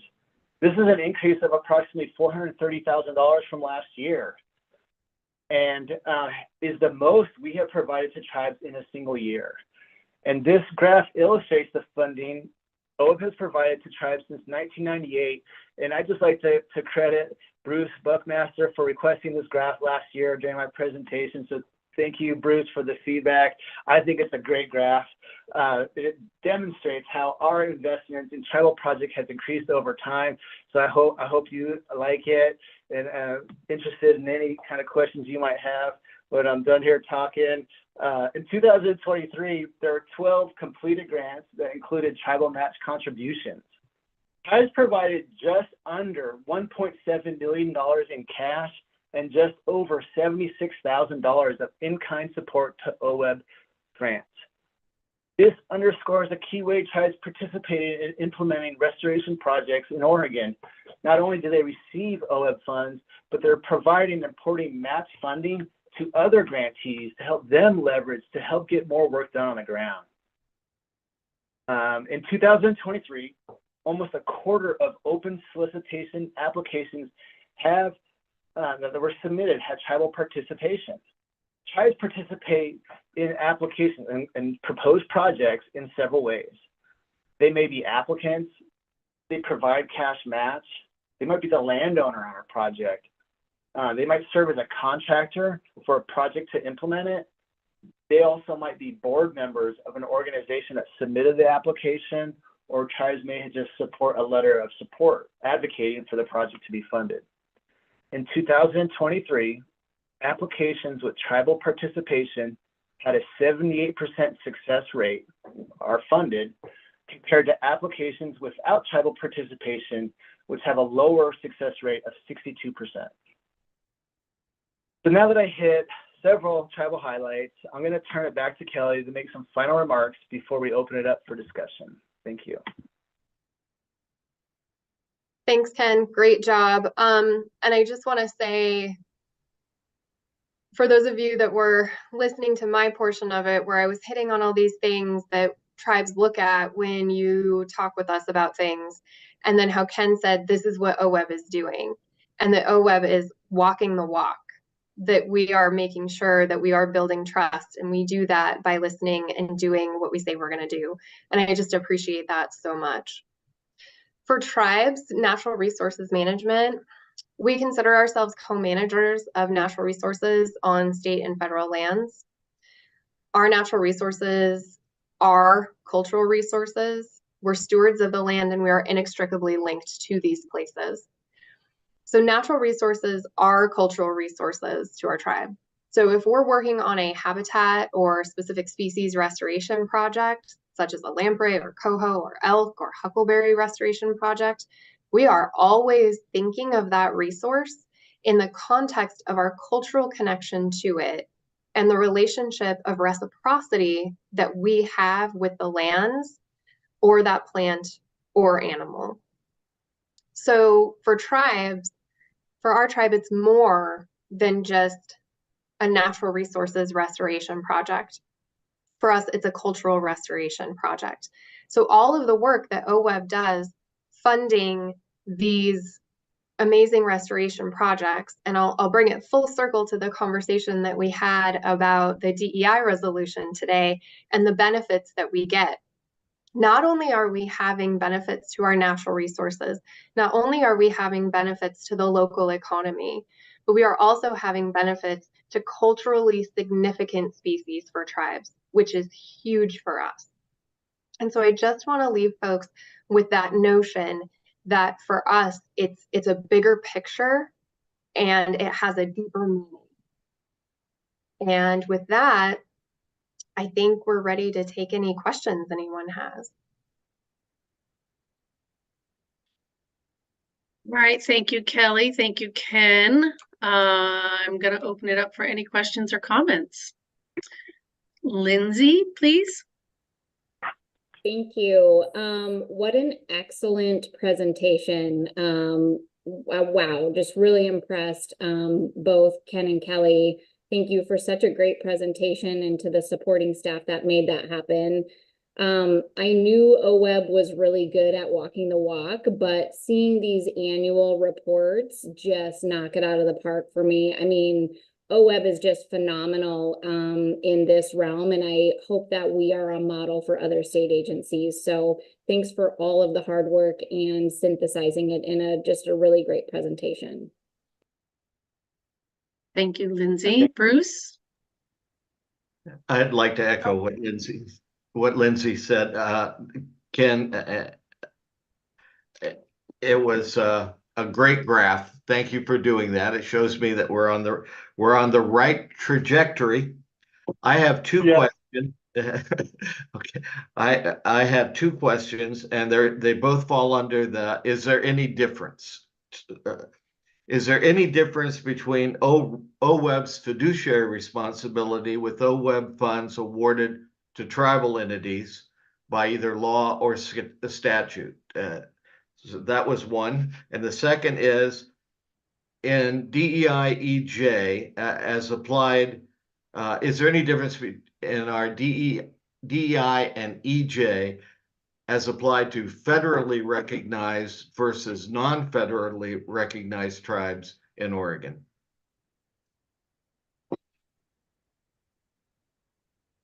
So I can start, and again, I guess I'm going to say that I'm not an attorney. And the first question is, I don't think there's anything in there that we do have a different fiduciary responsibility with tribes. Right now, I think the board might want to consider, I mean, we have recommendations from tribes that say, hey, federal agencies, they have tribal set-asides. They have grant opportunities that are just for tribes to apply for. And that, therefore, they're not competing against states that might have more capacity. And so that allows them to be more successful at accessing funds. We have received that recommendation from tribes, and that's something that the board could consider doing that might incorporate with that first part.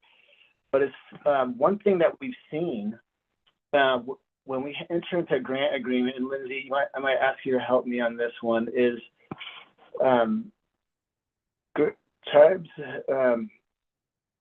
when we're asking them to sign the grant agreement, we have a tribal set-aside clause. We have some special language, special conditions in there.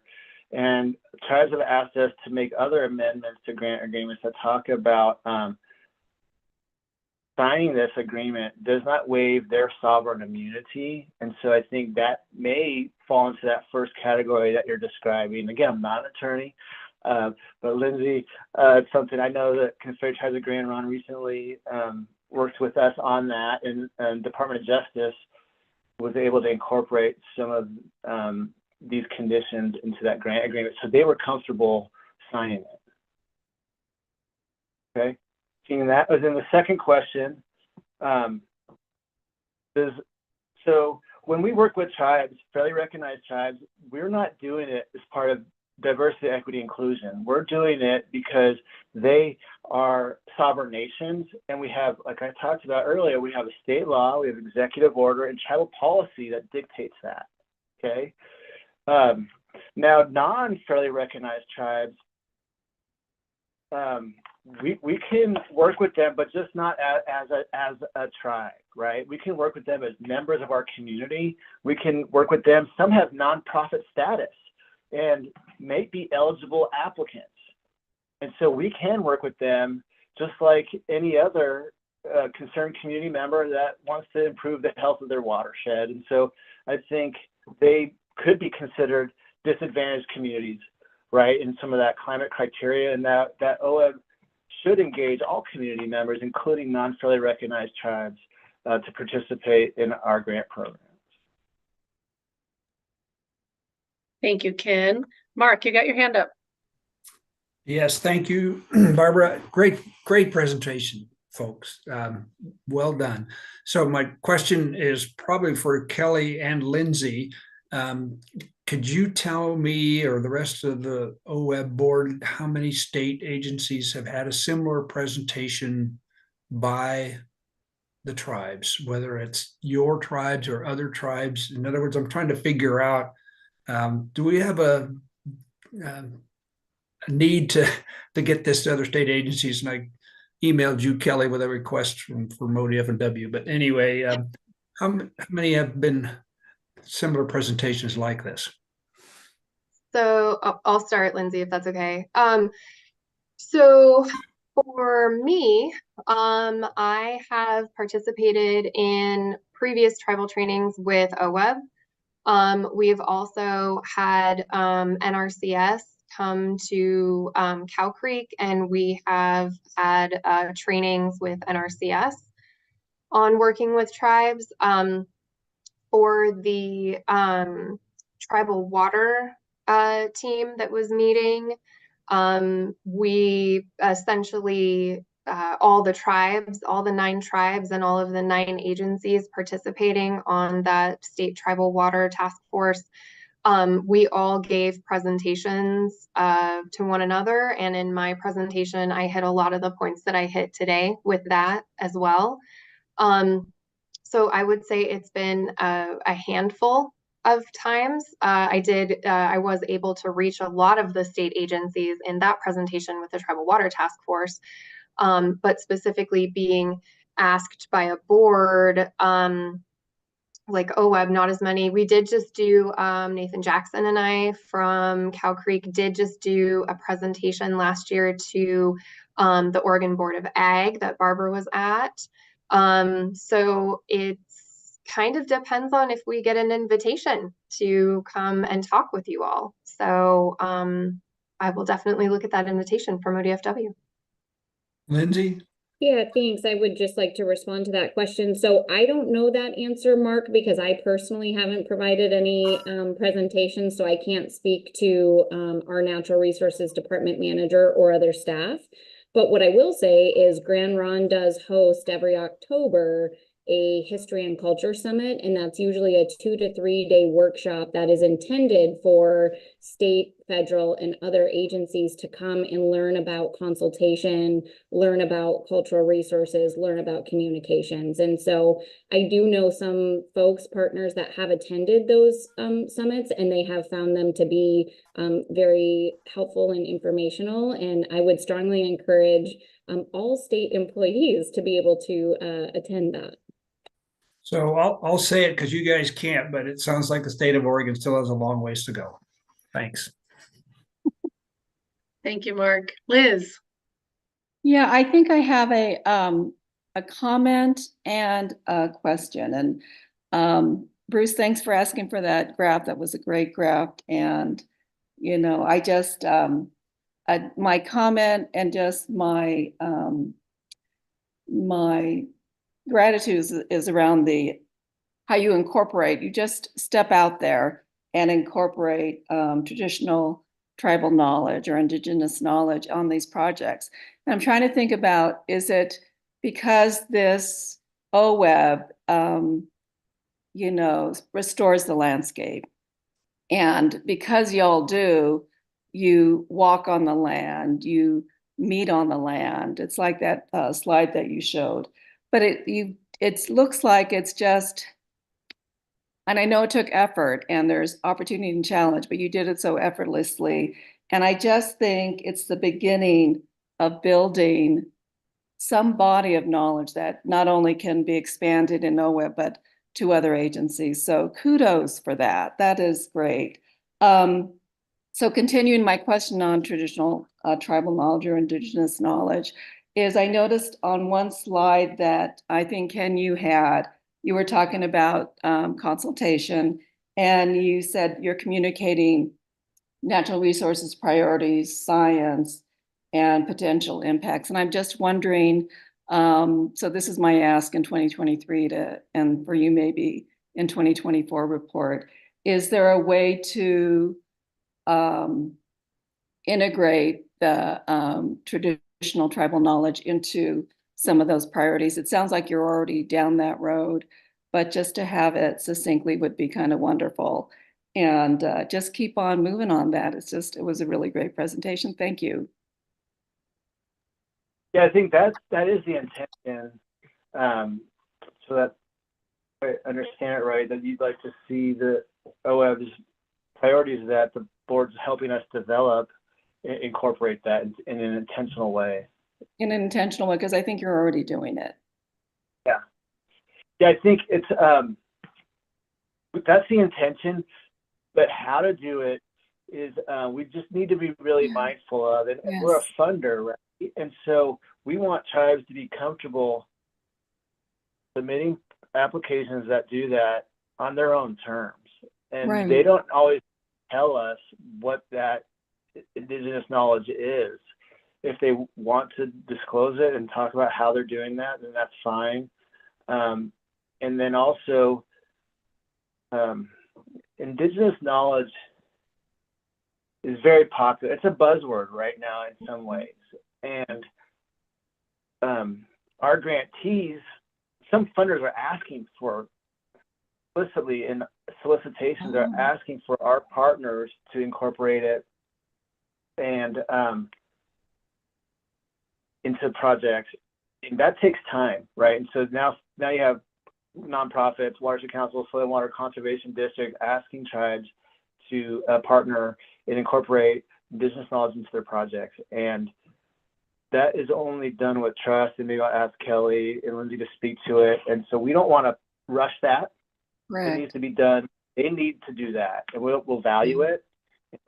I think we can support those through funding, but that we don't dictate how that is done. Absolutely. Totally understand that. Thank you. Jamie, you got your hand up. Yeah, and first of all, echoing what others said, incredible presentation. Ken, I've learned so much from you in the past 5 years. I just so appreciate in our work together on OWEB. And Kelly, great presentation. I've actually studied Indian law, and I learned things from the presentation. So great job. A couple questions and then follow-ups, other comments. One is on this annual draft report with tribes. I understand that we submit it to the governor, we present it, but is there a prior step that we share a draft of it with the tribes to essentially get their take, saying, hey, if what we understand our relationship and the work to be done, is that a mutual understanding? And I want to recognize that would take additional staff time for staff time amongst the tribes, but is there a way that we get feedback before we submit it? So it's a shared understanding of what we're presenting. Yeah, that's something we haven't done in the past. I think we could try to figure that out, sort of brainstorm maybe, with Stephanie and Lindsay and Kelly, because it's due December 15th. And we submit it on December 14th because I don't want to wait till the 15th and my internet not work. And so it is a hard date. We take that very serious. And so I appreciate you acknowledging that would take additional work. And we heard Kelly talking about, give us, 30 plus days to respond to something. And so with 9 tribes, including Nez Perce, that's 10, that could be time consuming. But I hear what you're saying, and I think there might be a way to do that with this 23 report now, right? And just encourage folks to look at it. We heard Lindsay, I think, give us a thumbs up on it, and so that's heartening. And so I think maybe trying to figure out how we can do that with this one, just to make sure we're on the right page and figure out how we can do that in the future. Yeah, no, I appreciate that. And very much it's looking forward, not looking back. But similar to that, we've developed some metrics that were provided. And, strong relationships include both tangible and intangible factors. But I'm wondering if we've ever asked tribes for their recommendation on metrics that we might be able to use to measure how we're doing and are we getting better and what's the goal that we're seeking. And in terms of our conversations going forward, that may be helpful because then it does move us more towards that shared understanding of how partnerships could be. So wanted to suggest that again in conversations going forward. And then also, Ken, really appreciate your comment on the work done with DOJ around the condition in the grant to ensure that sovereign rights are protected. I can't see why we wouldn't want to just make that a standard condition in all our grants and just have it in there. If a tribal community is not involved in a grant, then that could be struck as just not applicable. But it seems to me that that would probably be something that'd be really great to have in all our grants going forward. And then just in terms of the recommendation for a set aside, I think it would be great as time allows. And Stephanie, I recognize that there's amazing work that our staff does and there's a lot of time crunch, but in those ongoing conversations, both with our tribal partners, but also with the governor's office to explore what some of those best practices may be so that we may at some future date reflect on what some of those opportunities are to really make sure we're, whether it's that co-management aspect and what that means to tribes, and is that something to incorporate more? Are we kind of doing it, or are there other opportunities there? And then lastly, another great idea, Mark, really appreciated your recommendation on training for other board members. We all as board members for state agencies have to go through standard annual training. It would seem to me that something like this would be really helpful for all boards because it is so foundational, and even just almost a cut and paste of what Kelly provided and some of the input from Ken as well, I think would be a great standard in terms of a recommendation back to the governor's office for consideration for other boards as well. And that, Mark, would then tie in your thoughts of how we can make sure that we all have that background as part of our foundational knowledge in doing this work. Thank you, Jamie. Can I just jump in really quick here? I just want to make the next presenters aware that I'm aware of the timing and we are running a little long. So I just wanted to let you know that we'll get there. So thank you. Go ahead, Kelly. Yeah, I just want to respond to that because a couple of things that I didn't mention before that may be applicable to this is that ODOT just put together a tribal training video. I think they wrapped up I was one of the interviewees for it late last year. So that should be coming out. And I believe LCIS did something similar as well. And so I think that the state of Oregon is acknowledging this a bit more, and that it would be helpful to have these training videos. So I would suggest that we could potentially reach out to ODOT and LCIS to see where those videos are at as well, and that might be helpful. Thank you, Kelly. Liza Jane, you got your hand up.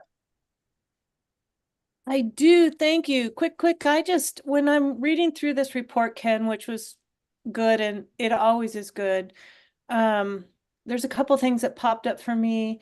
One is we've had a tribal representative on our board for 24 years. And I just want to point out how valuable that is, and contributes to the success where we are today.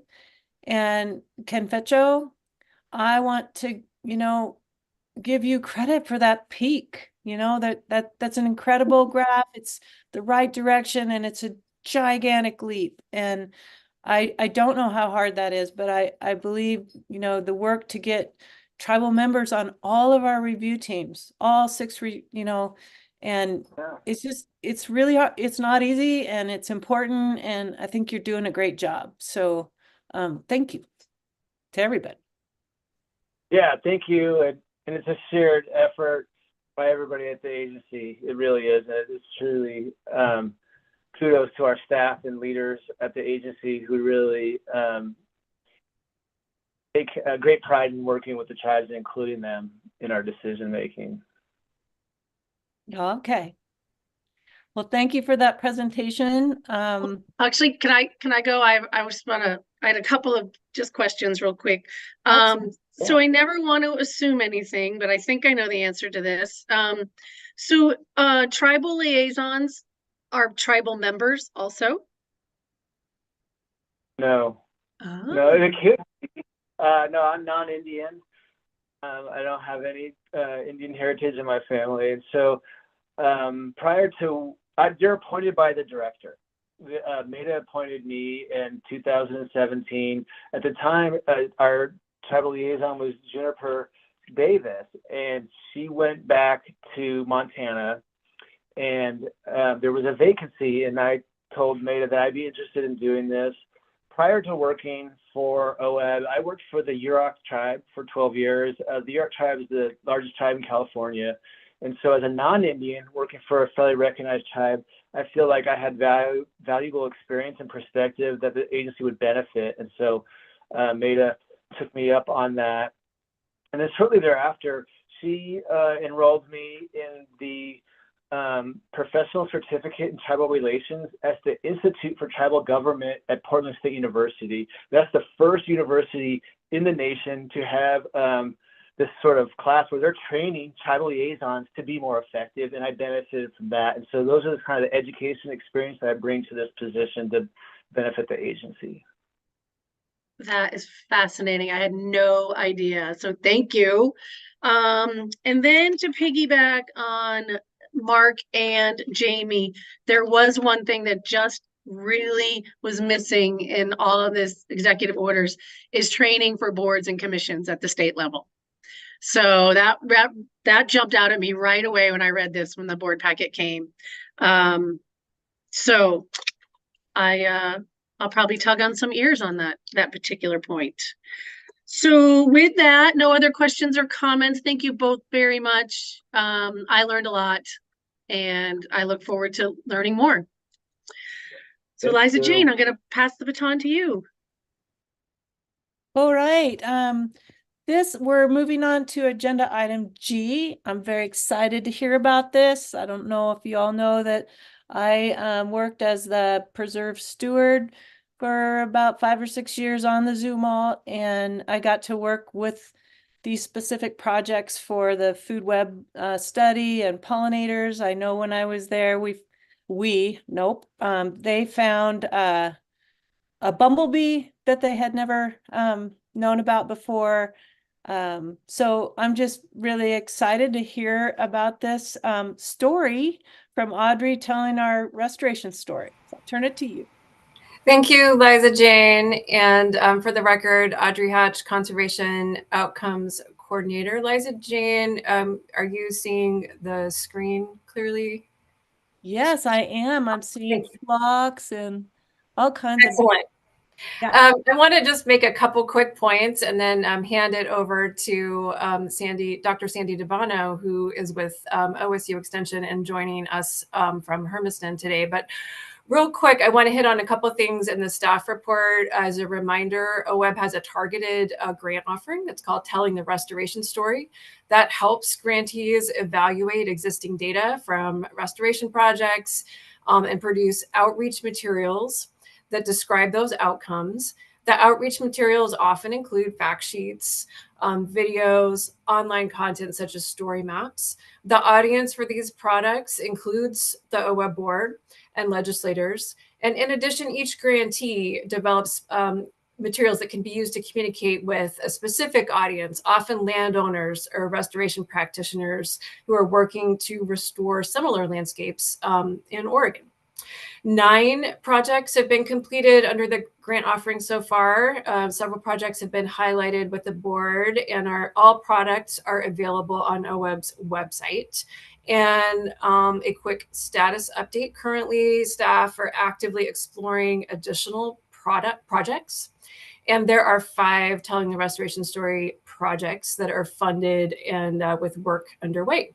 And that 5 includes today's focus on pollinator habitat in the Zumwalt Prairie, which is in Wallowa County near Enterprise, and one of the largest intact remains of Northwest bunchgrass prairie, purchased by the Nature Conservancy with the aid of OWEB funding. And real quick, I want to say that since about 2001, OWEB has invested almost $4 million in the Zumwalt Prairie region. And that includes about $3 million for the land acquisitions. And additional funding has been invested in restoration, invasive weed removal, and monitoring grants in the surrounding region. Today's presentation will highlight results compiling data on pollinators into a technical report and provide an overview of some fact sheets and an online story map.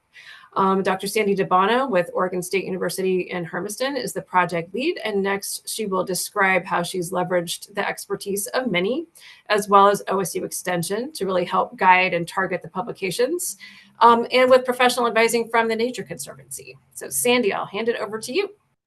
Great. Well, thank you, Audrey, for that introduction. Hopefully everybody can hear me okay. Yeah, so I'd like to thank you for giving us this opportunity to highlight this project. And it's good to see you, Eliza. It's been a long time. So I do remember the old days. But I'd like to first acknowledge Jeff Fields and Cameron Duquette from the Nature Conservancy, who are collaborators on this project, and also Pete Schrader from OSU Extension and Heidi Schmaltz, who all really contributed to it. So, okay, great, it works. So why the Zumwalt? And Audrey already touched on this a little bit, but for those of you that aren't familiar with its location, it's in northeastern Oregon near Joseph and Enterprise. And as Audrey mentioned, it was acquired by the Nature Conservancy in two separate purchases in 2006. And so it's over 50 square miles of preserve. It's a very high elevation grassland for grasslands, gets quite a bit of precipitation.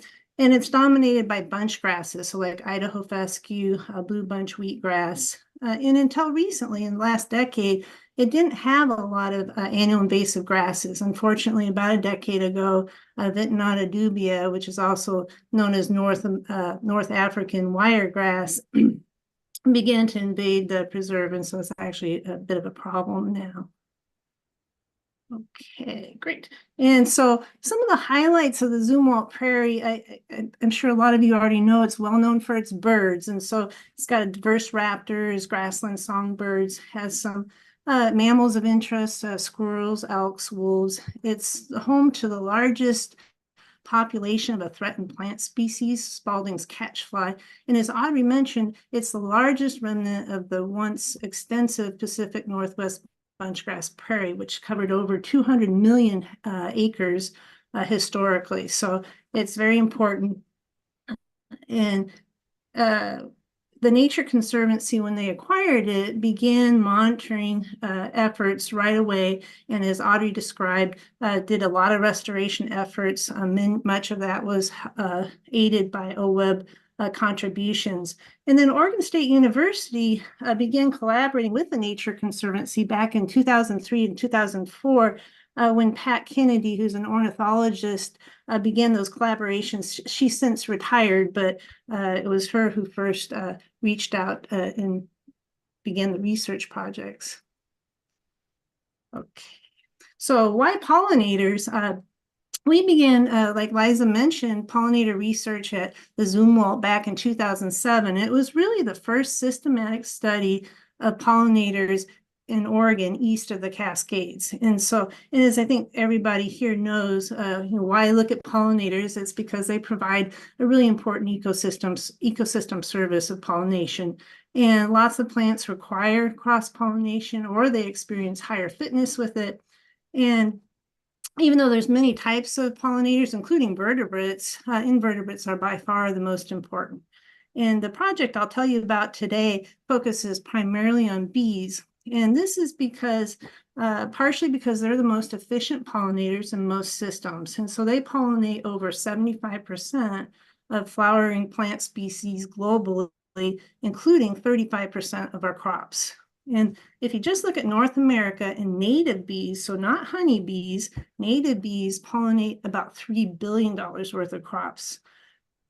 Bees are a very diverse group, so over 20,000 species worldwide, and many of those are of conservation concern. So the overall goal of this project really was to relate a restoration success story that conveys the benefits associated with protecting and restoring Oregon landscapes, and how research that's focused on an ecologically significant group like pollinators in these areas can help others manage and restore habitat. Okay. So when we started the project, we kind of quickly expanded it actually to include two other locations. And one of them is the Nature Conservancy Boardman Grassland Conservation Area. The other one is the U.S. Forest Service Starkey Experimental Forest and Range. And the reason why we did that was because these other two locations have they're large areas of conservation value. They've had a similar investment in restoration.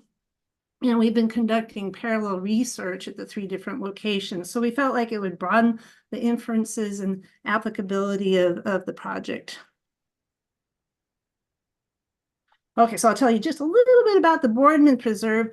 It's fairly large too, 35 square miles. It's lower elevation, lower rainfall, and it has kind of an interesting history of being adjacent to a federal bombing range. And so and the preserve itself has been influenced by grazing and some cultivation in the past. It has arid grasslands that are dominated by bunch grasses like blue bunch wheatgrass and sandberg bluegrass.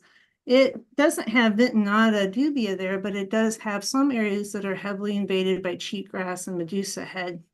But the highlights here are that even with that, it's still one of the highest quality shrub steppe and arid grassland habitats, really probably in the world.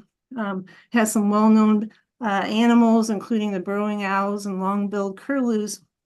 And the Washington ground squirrel was kind of the conservation reason that the Nature Conservancy became involved in managing this area. Okay, and then the other location is the Forest Service Starkey Experimental Forest and Range. So again, a large area, about 39 square miles, a higher elevation with some more precipitation. And you can see on the right, the riparian, the meadows. So riparian meadows is where we focus this work. So grassland habitat. And it's been impacted in the past by timber harvest and grazing. But Starkey's a pretty neat system because it was established by the Forest Service in 1940 for the purpose of evaluating management effects on multiple resources. And so in the context of this kind of ponderosa pine, mixed conifer, native bunchgrass system, they can look at all kinds of, research different kinds of management effects on resources. And what was interesting in the 1980s, they built a 8-foot tall fence around the whole Starkey area. And this allowed them to manipulate ungulate populations and see what happened, measure responses to those manipulations.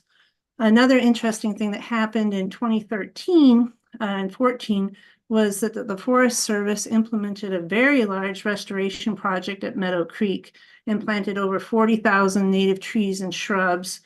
And so that's actually where we've conducted our research.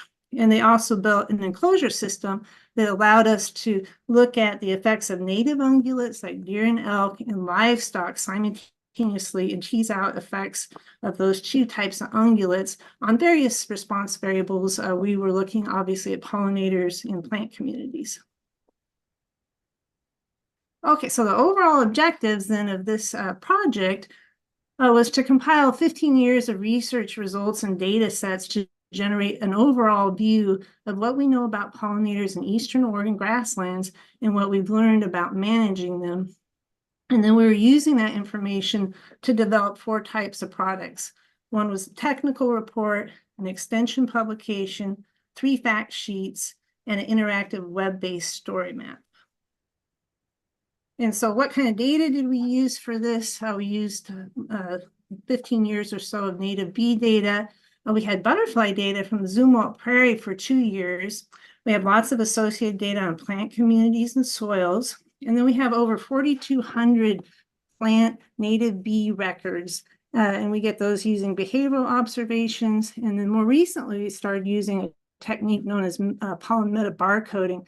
And that's kind of neat because you just take the pollen off a bee and you extract the DNA from that pollen in the lab, and that will tell you all the different plants that bee was foraging on. And so this kind of information is helpful when we're trying to understand which plants are important food sources for bees. We also have lots of information, life history information on over 100 different species, telling us what size they are, what they forage on, and so forth. So how many studies have we done over the years? Over 20 published studies. And these have covered a variety of topics. And those include understanding the types of bees and the seasonal patterns. So what kind of bees occur in these 3 locations? How do they vary through time? We've looked at sensitive bee species. So that top middle photo is a picture of the western bumblebee that Liza mentioned. And again, these plant pollinator relationships. We also looked at the effect of restoration, both riparian restoration and grassland restoration on bees. We've looked at sensitive habitats. So that middle photo is one of the isolated aspen stands that actually occurs on the Zumwalt Prairie. And it turns out it has its own kind of unique bee community and forb community that occurs there that differs from the surrounding grasslands. We've looked at a lot at sustainable livestock grazing and kind of pollinator-friendly management. We've investigated how deer and elk may influence native bee communities and the plants they use. We've looked at invasive annual weeds, so particularly that Ventonata dubia and how that's influencing pollinators. And we've looked at both the short-term and long-term effects of fire. And I just want to make it really clear that this was a huge effort that involved many, many researchers. On the left, you have the main scientists that were involved in these efforts. Skylar Burrows, the person in the middle, is our bee taxonomist, so a person who's just an expert on identifying over 300 different species of bees. And then all the graduate students and undergraduate students whose research contributed to this body of knowledge. So now I'll just give you a little overview of the different products. The technical report, the audience that we're aiming for with the technical report was restoration practitioners and natural resource managers. And the purpose was to report key findings of the studies at these 3 locations over the last 15 years, and then use those findings to provide insights about managing and restoring grasslands and riparian habitats in the interior Pacific Northwest for the benefit of pollinators. And again, with the focus primarily on native bees and butterflies. And one thing we wanted to make sure was that there are certain key elements that would be emphasized in the technical report. And one of them was that the Zumwalt and Starkey locations really support an amazingly diverse native bee community. So over 300 different species of bees, including the western bumblebee, which is a species of conservation concern. When we looked at that threatened plant species, Spalding's catchfly, we found that it was only visited by 2 pollinators, and both of those were bumblebee species. We've documented the importance of woody plants, including aspen and riparian shrubs like willows that are important in supporting native bees. These are OWEB funded projects enhance those habitats. And so this is really helping bees by providing food and nesting resources. We've done work that shows that certain plants are particularly useful for native bees as food sources. And so these are and some of these plants aren't as vulnerable to ungulate herbivory than others. And so they might make prime candidates for use in restoration projects that have a lot of ungulate herbivory pressure. And then finally, some of our livestock work has shown that producers might be able to reduce some negative impacts of grazing on native bees and butterflies by making small changes in when they graze particular areas. And so by avoiding grazing potentially a couple of weeks in the early season, you could put in high quality sites, you might be able to minimize effects on bees and butterflies. And we've come up with a group of some plant species that are easily recognizable that could be used by livestock producers to identify times to be careful. And then the second product is the extension publication. The aim here, the audience here is more producers and also restoration practitioners and natural resource managers. And really the purpose of this is to provide the key points that you'd find in the technical report in a more easily accessible style for a variety of users who are maybe less interested in the details of the science, but want more information than they would find in one of our fact sheets. And so then that leads us to the fact sheets, and there's 3 of them. The first one is, and they're all 2 pages long, and they're all available in print and electronically. And the first one's called Getting to Know Pollinators in the Pacific Northwest Rangelands. And this is not only targeted for livestock producers and resource managers, but also just like outdoor enthusiasts, of the general public. And the purpose is to provide a really brief introduction to insect pollinators that occur in rangelands and to pique their interest, so maybe they'll be interested in exploring more in the extension publication or the technical report. And the second fact sheet is on pollinator-friendly livestock management. And here, of course, we're probably mostly targeting livestock producers, but also managers. And the idea is to provide a really short overview of livestock grazing practices that might reduce any negative effects of grazing on pollinators. And then it, of course, refers interested readers to more information in the extension publication. And then the third fact sheet is called Habitat Enhancement for Pollinators in the Interior Pacific Northwest. And this one is really aimed at helping people think about what they can plant to help pollinators. And so the targeted audience is pretty wide, thinking small acreage owners, crop producers, gardeners, the general public, as well as restoration practitioners.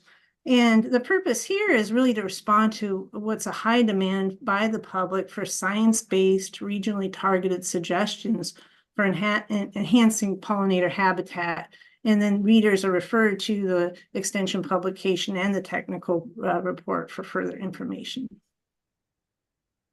And so the last product is a story map, and this has the widest audience, general public, landowners, pretty much everybody. And the purpose of this is to provide a multimedia platform for individuals to explore any aspect of this work with the ability to pick and choose what to read and how to obtain additional information. And so the type of story map, we didn't do the actual ArcGIS story map. We chose to use Instant App. And we chose a template that has a large right pane, and then on the left you can scroll down and see more information. And it allows you to include interactive maps, links to videos, PDFs, and other websites. And so I'm going to just show you kind of what it looks like. I'll just show you some screenshots. And so when you open this up, you see what we call the landing page. And so on the left, you see 15 what I call sections that you can select from. So if you were to pick introduction, you would see this. And this is just tells the viewer a little bit about the project and who's involved in it. And then they can click on the names of the organizations and go to their web pages and learn more about them.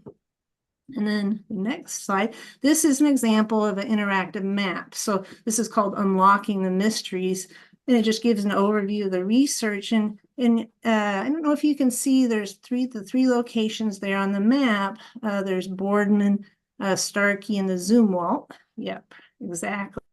And so if you're to click on those, we can go to the next slide. You would see an attribute table that would open up, and it have a nice picture on top, like this is the Zumwalt Prairie, and oops, yeah, there, right. And then the next slide shows you, if you were to scroll down, you would find, and keep scrolling down, one more slide, you would find information about the size, the habitat type, the elevation, so basic information about those sites. And then the next slide, here's an example of a section that just talks about meet the pollinators. So what kind of pollinators do you see out there? Again, you can scroll down, not on this version, but if you were there, you could scroll down on the left and read more text and read about the different groups. And then it links to that first fact sheet. This is another one about what pollinators need in the same type of format, and it links to the OSU extension publication that talks more about pollinators and their needs. And this one is about bees and flowers. So it will tell the viewer how we get the information that underlies our recommendations for planting specific plants. And so and this does link to that third fact sheet that makes suggestions about what to plant for pollinators. And then here's another example of an interactive map. This is called Mosaics in Time and Space. And And you can click on the 3 locations there, and what they would show you. The point of this is to talk about how pollinator communities vary spatially and temporally, and due to a variety of factors, including temperature and precipitation. And so if you were to click on those, you would see attribute tables that had information about the different pollinators you find there, the different plant species. The little graph you see there pops up when you click on the left. It shows the temperature and the precipitation for the 3 locations through time. So again, depending on the person's interest, they can look at different things. And then this one's about the bee species of concern, and it focuses a lot on the western bumblebee. And I like this one because it has a link to a video, a YouTube video, where you can actually watch a western bumblebee at the Starkey Experimental Forest foraging on lupin. My student Scott Mitchell recorded it, and it's pretty amazing. So I think that'll be fun for a lot of viewers. And then this is kind of a similar one. This is on sensitive plant species. So this is on the threatened catchfly. And again, it has a video shot by another student, Chris Strom, showing the bumblebees going from one catchfly to another. And then I like this one as well. This one focuses on those sensitive habitats. So the aspen stands, when you get to this page, it's going to show this map. And then if you go to the next slide, you'll see those blue shapes. Those are the isolated aspen stands. So you can click on those and you'll see an attribute table. That one right there is the aspen stand one that tells you a little bit about the plants and bees that are there. And then you can click outside of those aspen stands and see the attribute table for the grassland. So a reader or viewer again can compare the bee communities and plant communities in aspen and grasslands. And the final one I'll just show you really quickly is the Starkey Experimental Forest. This is that experimental setup that we use to look at livestock grazing and native ungulate herbivory and how that influences bees and plants. And so again, this kind of allows the viewer to, they can click on the map and they can read about the different treatments. And the left-hand side tells you kind of the take-home messages from that work. So if they're interested in understanding why we make the certain recommendations or conclusions, they can learn more about the science by kind of clicking on the map. And I think that's about it. Yeah, and I'd be happy to answer any questions. Thank you, Sandy. Great memory lane and wonderful work. I missed where a person would start in that beautiful rabbit hole land that I'd love to go to. They would go, that very first slide was the landing page. And so that's like when you would open up the app, you would go to that landing page and oops, there, yes. And that's, yes. And so that allows you to, click on any of those buttons and you'll always see that there so that you can, when you're kind of scrolling through, you're like, oh yeah, I want to read about bee species of concern. And you just click on it and it shows up. That's wonderful. Thank you so much. Oh yeah. I can only see part of our board right now. Bruce, you have a question, please. I do. Thank you, Sandy. That was wonderful. And Audrey as well. During our last board meeting, there was a discussion about the value of telling the restoration story. And Audrey eloquently pointed out its importance. We saw it again today. The key message I received was that it was sharing knowledge as it relates to best practices. And again, we saw that. Well, I went to the OWEB's website to look at some more of the Telling the Restoration story.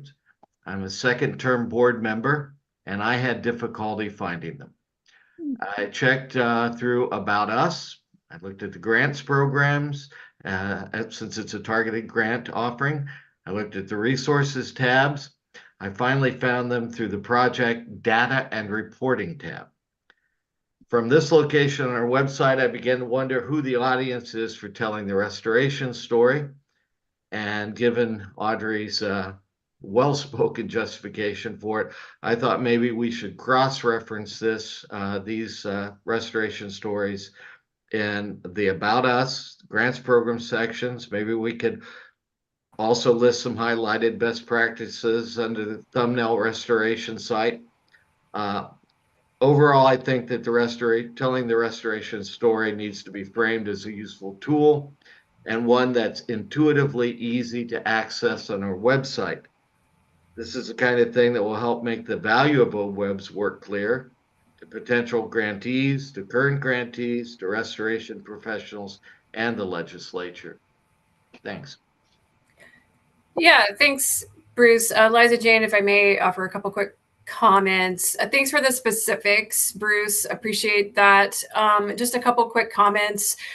I understand kind of what you're saying about the layers in the website. I would just comment that asking each grantee to really think about how to get the products out into the correct audience's hands is an important component of this program. I think what happens a lot of times, and for example, with this project, OSU Extension is playing a big role in the hosting of the product. And the Nature Conservancy, as well as OSU Extension, play a huge role in helping to get the product kind of announced, letting practitioners know that it's available. And that landing page on the OWEB page is kind of just a place where we might send people a link to. But you're also correct that maybe there are ways that it can be brought forward a little bit more prominently. So just a couple comments. Thanks. Good. Barbara. So Sandy, thank you so much, and Audrey for bringing this particular presentation to the board. So I am completely fascinated by the DNA of pollen, and I am now going to focus on that. That was really neat because I think it is beneficial to help you, choose your species of planting for a project. So thank you. I appreciate you educating me today. You're very welcome. Okay, anyone else? A question, comment? Good. Sandy, thank you. Thank you very much. All right, we are moving on down the agenda to item H. And Eric Hartstein, I believe this is you coming forward to talk to us about rulemaking and a little bit of training for us today, 101. Actually, Barbara, I go-getter co-chair, we've got a break. Oh, shoot. See, I keep not pulling up my agenda. I'm sorry. Okay, I'm going off okay. the long one. We're all good. It's 2:32. Let's come back in 10 minutes. Which all right, well, come back at 2:42. Okay.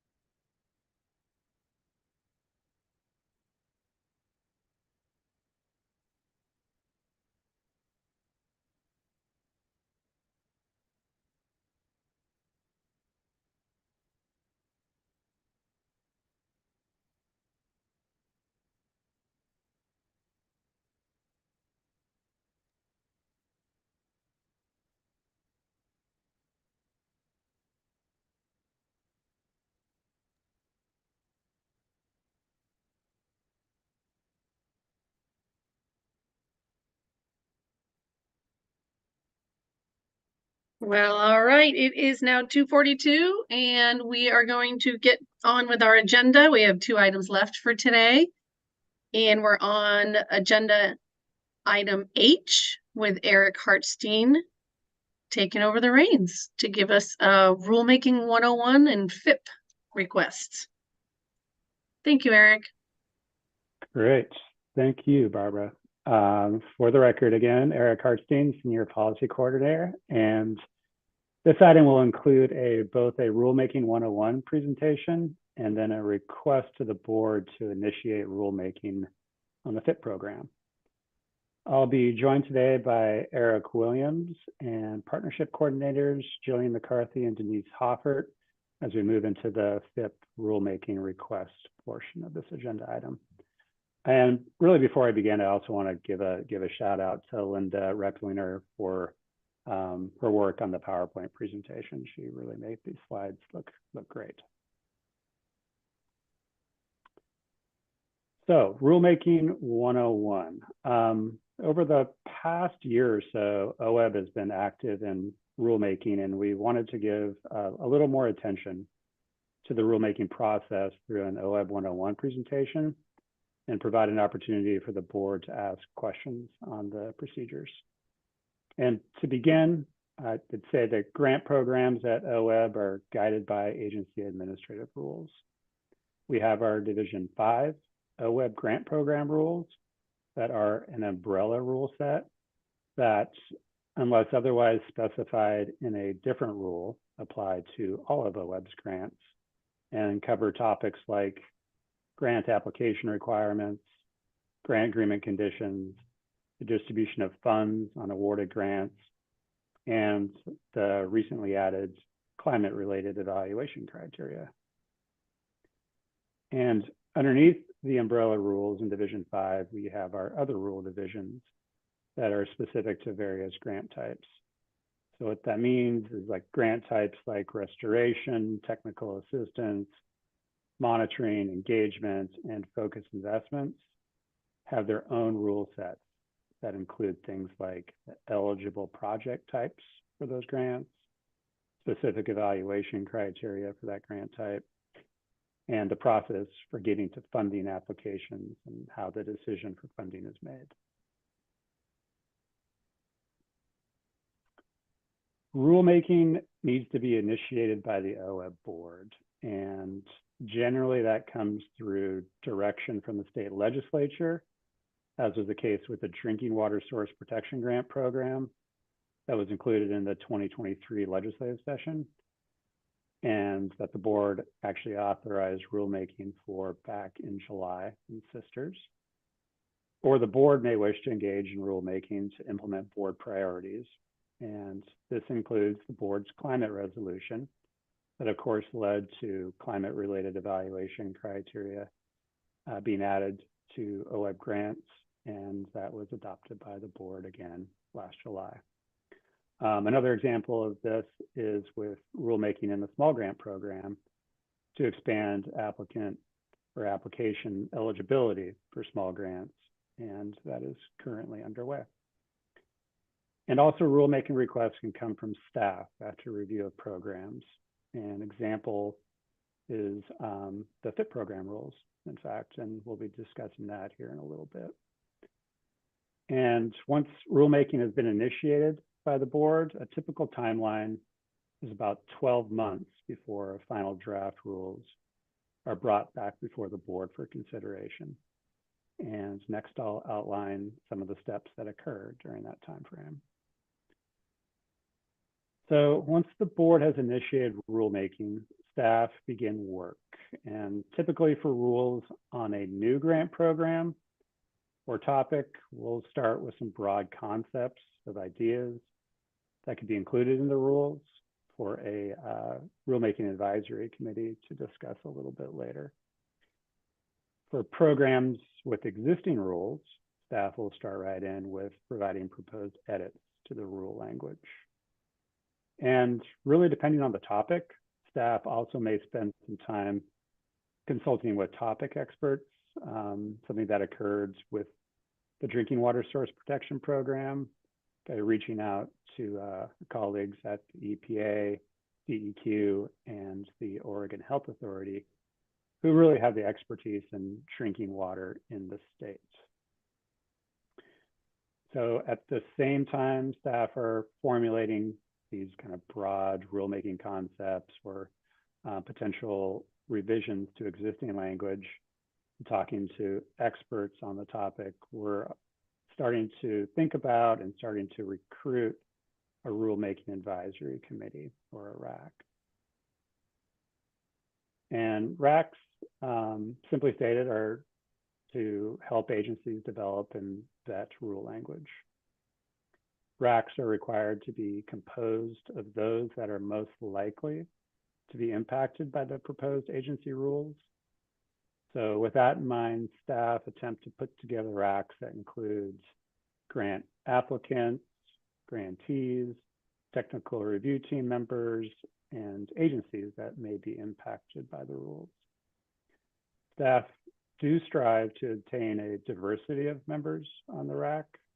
So we try to get organizations from across the state, different types and size of organization, areas of focus for what organizations are working on, et cetera. And since 2020 and the move to more meetings being held online, we've been holding RAC meetings virtually, and these are also recorded and available to view later on OWEB's website. We typically have around 3 to 5 RAC meetings for each set of rulemaking. And at each RAC meeting, there are opportunities for the public to submit written and provide verbal comment for consideration by the RAC and OWEB staff. At the RAC meetings, we really work hard and strive to obtain consensus from the RAC on the draft rule language. If you listened in on some of the discussions with the climate RAC, you'd get a pretty good flavor of that. But I will say at the end of the day, with administrative rules, the agency and ultimately the board hold the rulemaking authority.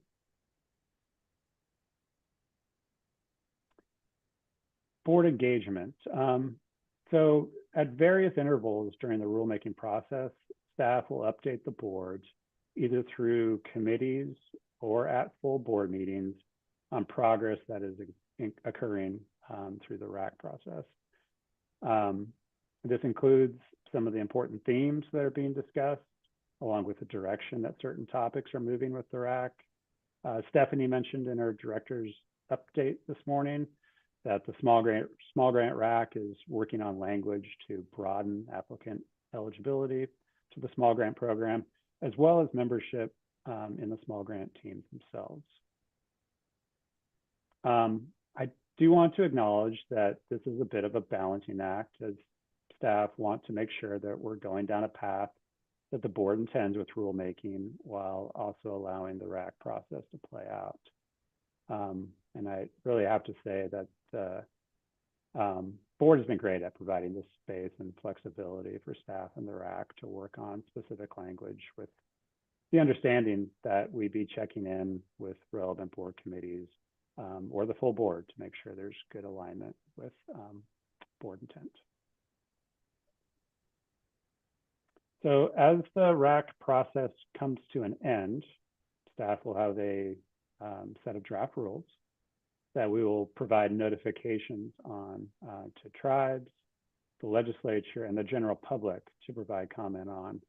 And at the same time, staff are also filing a formal notice with the Secretary of State's office that will have an associated period for that public comment through a virtual public hearing where verbal comments may be received, and a written public comment period, which is typically at least 30 days long. At the end of the comment period, staff compile all the written and verbal comments received, summarize, and provide a response, including if the comment resulted in a change to the draft rules that staff will be bringing before the board for consideration.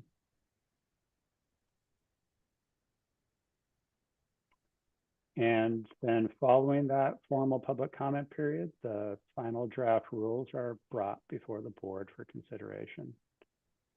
At this meeting, public comments on the rules is not allowed, as it is after the formal comment period will have closed. However, staff will include in the board materials all of the public comments received during the public comment period, as well as a document that summarizes public comment, provides a staff response to comments, and if the comment resulted in a change to the rule language. At the meeting, staff will recap the rulemaking process for the board and provide both a clean version of the rules and a red line if the proposed revisions are to existing rules. And then the board has the opportunity to ask questions, propose revisions, and consider adopting the rules. And after rules are adopted by the board, that date is noted when the rules are filed with the Secretary of State's office, as well as an effective date for the rules, which can be the same date as when the rules were adopted or at a later date. So that's, I'm going to stop sharing right now and see if there's any questions for the board before going on to the FIP rulemaking.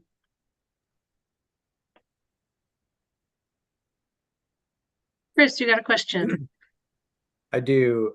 Yeah, thanks, Eric. I was curious, maybe I missed it in your presentation, but I know in the time that I've been on the board, there's been at least one or two times where a particular rule was revised or amended.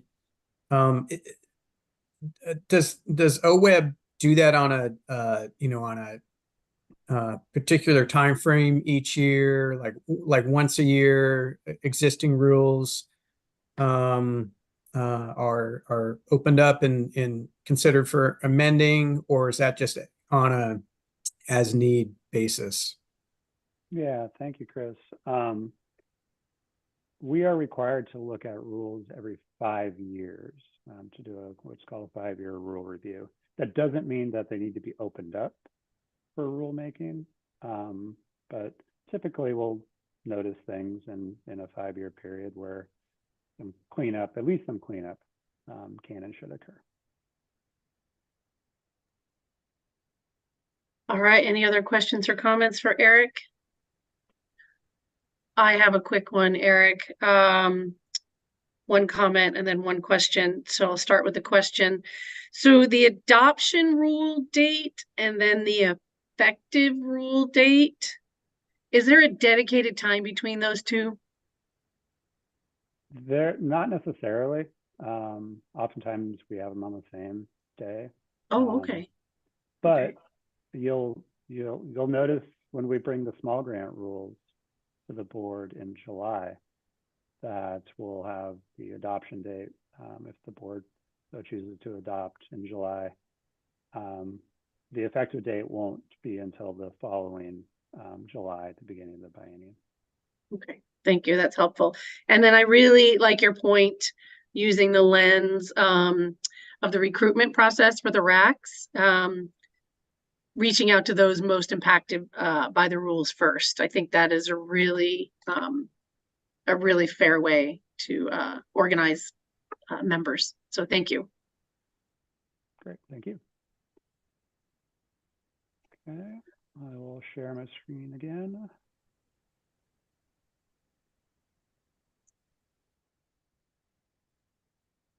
Okay. So after that real brief Rulemaking 101, we would like to make the transition to a specific request to the board to initiate rulemaking on the Focused Investment Partnership Grant Program, which are found in Division 47 in OWEB's administrative rules. The FIP administrative rules are also found in Attachment A to the staff report to this meeting. The FIP program rules were first adopted in 2018, which was about in the middle of the first cohort of FIP initiatives. And since then, we've learned quite a bit about the FIP program that we think can inform some potential revisions to the program rules. To begin with, there are some obvious areas for cleanup and technical fixes in the FIP rules, including the references in the rules to a grant program that does not exist anymore. That is called FIP development, which, since these rules were adopted, has changed to partnership technical assistance and are no longer operated under this rule set. But then there's also some other areas in the rules that we'd like to dig into that are a little more substantive, that we'd like to engage a RAC in, including what we call the FIP overlap rule that requires any project within the geographic area of a FIP initiative that is focused on the programs and actions included in the FIP application to the program to be submitted through the FIP, making those projects and activities ineligible for OWEB's open solicitation grant program, even if the project proponent is not in the FIP partnership. Also, we'd like to investigate a little bit more about how match is accounted for. Currently in the FIP program, we allow for match to be accounted for at the programmatic level rather than at the project level. This approach to match in FIP was initially seen as allowing more flexibility, but staff have identified some challenges in how it works in practice. And finally, we did want to bring up the board identified priorities that are found in the FIP rules. The rules themselves do not state what the ecological priorities are, just that the board will approve them every 5 years following public input, and that they require maps and a narrative. We're in a little bit of a dilemma here, as the board last approved ecological priorities for the FIP program in January of 2020, which would make the next board consideration around priorities to occur in January of 2025, which, when we get to the next slide, is at the same board meeting where we will be bringing the final rules back to the board for approval. So we don't want to go down the path of public engagement on the FIP ecological priorities in 2024 if there were to be changes in the rules that might make that process moot. At the same time, we know that there's interest in adding at least one species and habitat type associated with Oregon spotted frog as eligible for the FIP program. So staff would like to work with the board grants committee later this spring and summer on a process to evaluate the ecological priorities for FIP, including whether they are still even a requirement for the program, or if it might even be enough to allow partnerships from around the state that have a strategic action plan that follows OWEB guidance to propose their own FIP initiatives to OWEB that would still need to meet the statutory requirements we have under Measure 76 for improving water quality, native fish and wildlife habitat, or watershed and ecosystem function. So here's the draft rulemaking schedule for the FIP program rules. We'll point out, as has been mentioned earlier today, we're on the home stretch for the 4th cohort of FIPs, as the grants committee will be interviewing partnerships for that cohort in March, and we'll be making recommendations to the board for FIP awards this April. So as not to confuse matters, if the board does initiate rulemaking today, staff would not be convening a RAC until after the April board meeting, and then working through the summer and early fall to develop and vet rule language. And of course, interspersed during that time frame would be discussions with the grants committee on major themes including that focus on ecological priorities, and potentially a check-in with the full board in July. We would then aim to have a draft set of rules out for public comment by October, and then brought back to the board for consideration in January of 25. And then with this timeline, I also really like to point out that we're kind of threading the needle here as we're taking into consideration that solicitation for the 5th cohort of FIPS based on the new rules would need to kick off probably in the spring of 2025. So with that, I will stop and see if there are any questions on FIP rulemaking. Kelly. Yeah, thanks, Eric. I just have a question regarding the board priorities and the timing with that. And just wondering if there's a way that we can get a jump on that as a board and start that conversation now in order to meet this timeline, understanding that a rulemaking timeline is a year-long process. Because I would hate for us to go through all the rulemaking and then we've got FIP solicitation, you know, the next FIP cohort is being decided upon in the spring of 25, and we're changing priorities at the same time. And if you could provide some clarity and some direction on how it would be helpful for us to address that sooner rather than later to get everything to line up appropriately, fully understanding that it's never a good time for rulemaking because we're always in process with things. But just wondering, I'm sure you guys have had some thoughts around this and how we might be able to get ahead of it. Yeah, thanks, Kelly. And yes, there's really never a great time to do rulemaking. And like I said, we're really trying to thread the needle here on this one in between cohorts, and then add that extra wrinkle of the ecological priorities piece. That's why I said we could work with the grants committee, I think, in advance of the April board meeting, or actually, excuse me, in advance of the July board meeting to kind of vet some ideas moving forward on the ecological priorities piece. I will say if it's going to be a wholesale change to the ecological priorities, meaning whole new FIP priorities, we probably wouldn't be able to fit that in before the January 2025 board meeting. If there are some tweaks, if the grants committee and by extension the full board wants to consider maybe adding a priority, we could probably fit that in within that time frame if we begin kind of in that late spring, early summer period.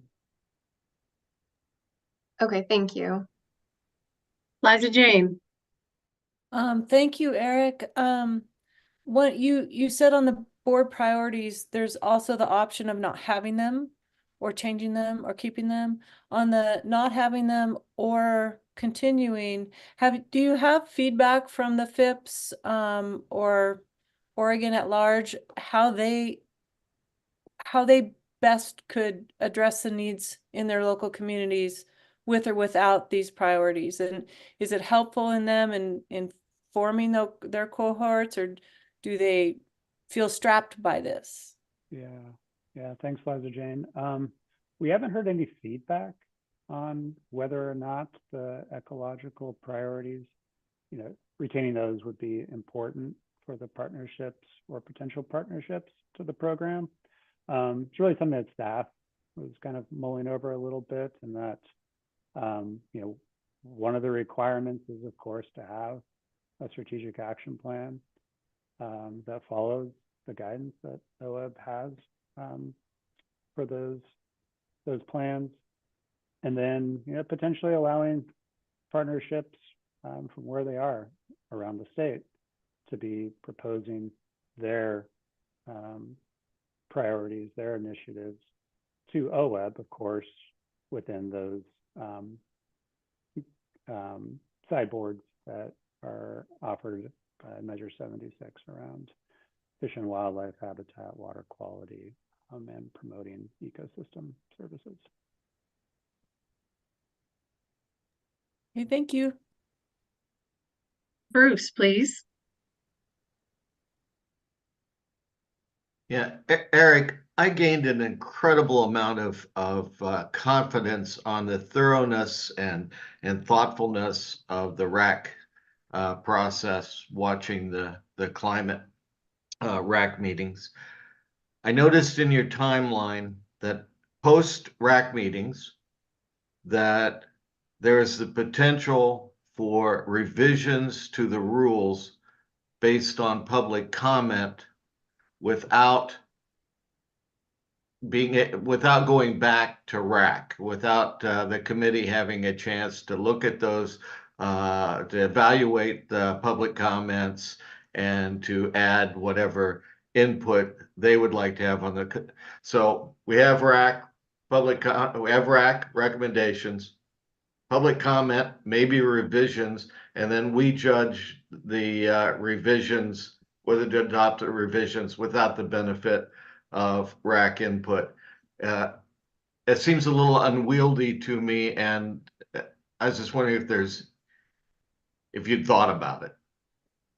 Yeah, Bruce, we have thought about it.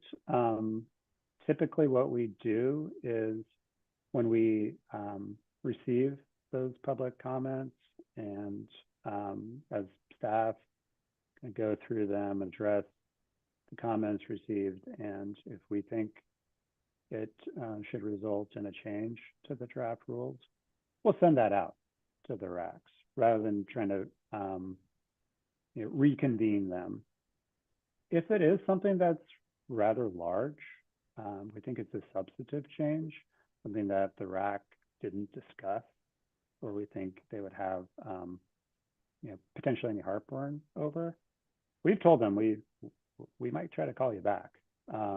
It hasn't happened in the since I've been at OWEB, but we do have that ability to call them back and insert one more RAC meeting before bringing the rules back to the board for consideration. That makes me more comfortable. Thanks, Eric. Mark, you got your hand up.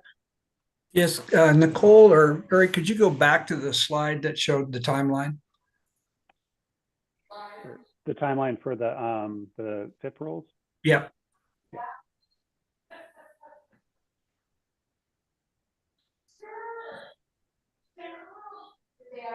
That one, yeah.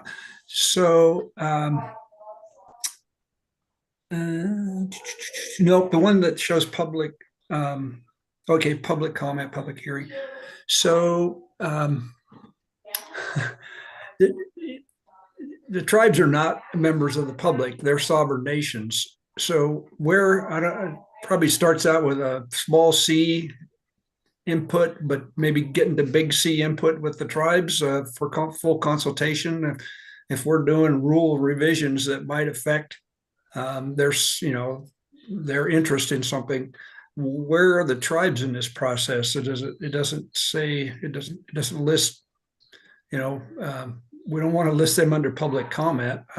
We want to somewhere institute them in consultations, I would think, because most draft rules do affect the tribes in one way or another, I would think. So help me understand where the tribes are in there, if they should be or not. It seems like they should. Yes, thanks, Mark, and totally agree. And probably an oversight in this slide is that we do, by that October 1st deadline, work with Ken Fetcho, our tribal liaison, to then send out to the tribes the draft rules specifically. So, okay, we have may want to list that somewhere just so it's clear that we are doing that. So appreciate that. Thanks, Mark. Kelly, you got a question? Yeah, I just wanted to respond to Mark. First of all, Mark, thank you for listening to the presentation today and responding accordingly. That was great. I really appreciate that. But also I just wanted to say that we have had this conversation in regards to rulemaking in the past, and tribes are sent a notification that OWEB will be doing the rulemaking, and tribes are also encouraged to participate on the RAC as well. So they'll get the notification about the RAC, and if a tribal a tribe wants to participate on it, they can be on the RAC. And then yes, Ken also does send that email out and lets us know about it specifically to the tribes. And so I just wanted to let you know, because the OWEB board members that aren't working for tribes probably don't see how this plays out, but that's how we've been doing the process over the last, what has it been, like a year or two now? And I think that that has worked really nicely. It's been really good notification. So I just wanted to let you know that that's kind of how the process works on our end and what we see.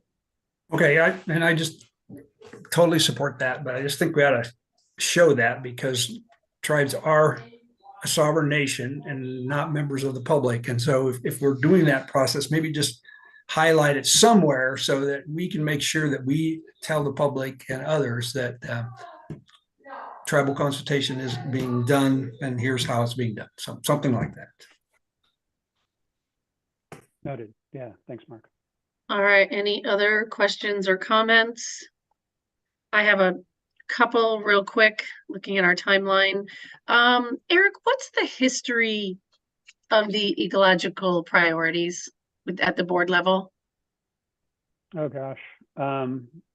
With the FIP program, I believe that started in 2014, and it was a really robust process that had a lot of public input in order to develop those priorities, and which culminated, I believe, in a meeting and a half for the board to actually select those priorities back in 2015 in advance of the first solicitation of the FIP program. Thank you. And now when you were talking about these, the board priorities, you had mentioned deleting would be easier than adding. Is that what, did I kind of understand that correctly? Potentially, I want to be careful, because I mean, knowing all the work that went into selecting these board priorities, but you know, there's a potential to add or to make some tweaks to the existing priorities. You know, I think my caution would just be if there's going to be a wholesale change to the ecological priorities, that we probably would not be able to do that in advance of January 2025. Okay, thank you. One last question. Would this be an appropriate topic for the RAC? Absolutely. Okay. But at the same time, and then that's where we get at that little bit of the balancing act, is we want to make sure that, particularly since these are board ecological priorities, that there's support from the board in whatever direction that we're going with the RAC. Yeah, I'd be curious, since you have them all in one room together, just their opinions on them. But that also could be a whole different, you know, side meeting or plural meetings. But I just, yeah, I'm still trying to understand it and its impact. All right, thank you. Bruce, you got your hand up. Yeah, Eric, I did a quick read on the existing rules. I can't find reference to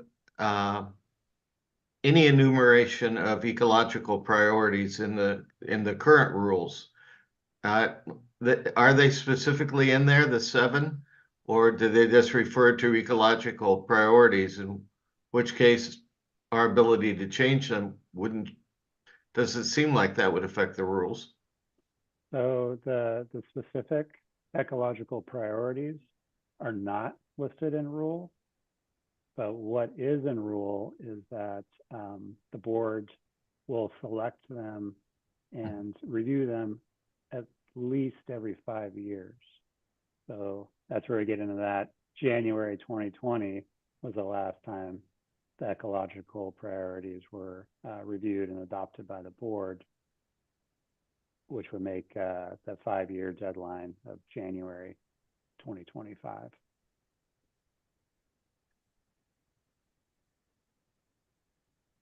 Lindsay. Yeah, thanks. I just wanted to make a comment that I could be ready to make a motion, knowing that the ecological priorities will be brought forward to the grant committee and we will explore our options there. Okay, can I go to Chris first and then I'll come back to you? Thank you, Lindsay. Go ahead, Chris. Thanks, Barbara. Yeah, Eric, I was also curious about the history of deliberations on how those 7 ecological priorities were developed. If one was to want to, to revisit that and better understand those deliberations in the past, what would you recommend in terms of a revisitation of that? Would that be looking at board meeting notes, or was there ever anything written up on that process? Yeah, thanks, Chris. I can send you some of the staff reports from that 2014, 2015 timeframe. Yeah, that'd be great. I'd be interested. Yeah. Thanks. Yeah. Stephen. Yeah, I hate to say this, but I was part of those deliberations back in 2014 and 15, and because I don't recall an awful lot of the detail, but I certainly recall it was an extremely long, in-depth process, as I think there was one full day and a half where that was the entire subject of the discussions. I know there was considerations of funding sources like the Pacific Salmon Funds. There was consideration of governor priorities at the time as well that swayed one or more of those. And I think that there was a huge amount of effort. I even believe there was a subcommittee, if we could call it that looked at those and kept bringing them back to the board for deliberations and discussions. And at what point public comments were included in all of that, I don't know the details, but I can say this was not just a one meeting. It was probably a 1 year or more effort where those discussions were underway, and each of those were carefully thought out. And so thank you for your institutional knowledge, Stephen. Really appreciate it. All right, so looking at time frame, and no more hands are raised. Lindsay, I will revisit your comment earlier. Thank you. I move that the board authorize rulemaking for the Focused Investment Partnership Grant Program in Division 47 of OWEB's Administrative Rules. Is there a second? I'll second. Thank you, Mark. It's been moved by Lindsay, seconded by Mark. Is there further discussion? Hearing none, all in favor say aye and raise your hand. Aye. Aye. All right, motion passes unanimously. Thank you, everybody, for a great discussion. Thank you, Eric. All right, Liza Jane. Yeah, this is fun. I found a new button on my keyboard that makes me unmute. Just, endless learning. We're at the last agenda item for today, which is it's an action item, and it's our FIP effectiveness monitoring request. And Eric and Audrey will lead for us. Thank you, Liza Jane. Again, for the record, Eric Hartstein, Senior Policy Coordinator, and I will be joined by Conservation Outcomes Coordinator Audrey Hatch on this FIP effectiveness monitoring funding request. And I'm going to toss it over to you, Audrey, for this slide. Thank you, Eric. For the record, Audrey Hatch, Conservation Outcomes Coordinator, and a little bit of background. First, the Bonneville Environmental Foundation has really been providing important support for partners in the FIP program since the time frame we were just talking about it a moment ago, really since the FIP was initiated in the 2015-17 biennium. And BEF has really extensive experience in landscape scale restoration efforts implemented through diverse partnerships that are implemented over a several year time frame. BEF has been a partner to OWEB, and in particular the FIP initiatives, as the initiatives develop and implement their work. And specifically, BEF has been really instrumental in developing a strategic action plan template that includes some guidance for partnerships on preparing a theory of change, a description of the theories and assumptions for how our conservation and restoration strategies and actions really produce the expected ecological outcomes within those ecological priorities, and helping the partnerships develop a progress monitoring framework to measure progress over time. And this work, the strategic action plan with the theory of change, really provides also the basis for progress tracking reports that are presented to the board each biennium, and informs adaptive management at the scale within which the FIPs are operating. BEF has also developed guidance for partnerships in OWEB in topics including partnership governance and adaptively managing restoration initiatives, monitoring restoration initiatives, and the partnership learning project that's been really instrumental in helping OWEB staff, board, and partners understand the issues around effectiveness and resilience and sustainability of these partnership efforts. And that last iteration was recently presented to the board by Jennifer Arnold at the October meeting. So a little bit of background on really the contributions of BEF in supporting the FIP program, development, and continuity. Thank you, Eric. Okay, thank you, Audrey.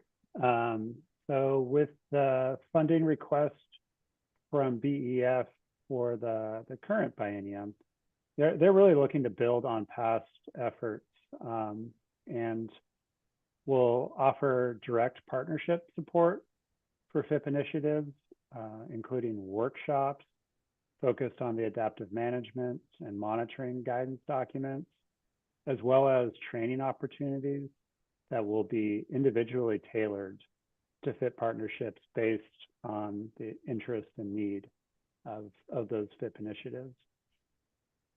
BEF will also be working with OWEB staff to help define and structure content for really bringing the most value to potential post-FIP reports for partnerships that have completed their initiatives.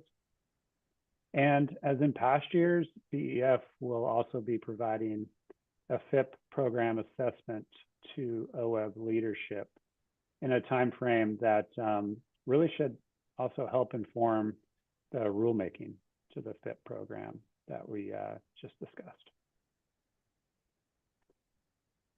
And a really significant part of the work that BEF will engage in for this biennium will be coordinating and facilitating an in-person FIP gathering in 2024, where current FIP partnerships will be invited to participate for 2 days of really learning from one another.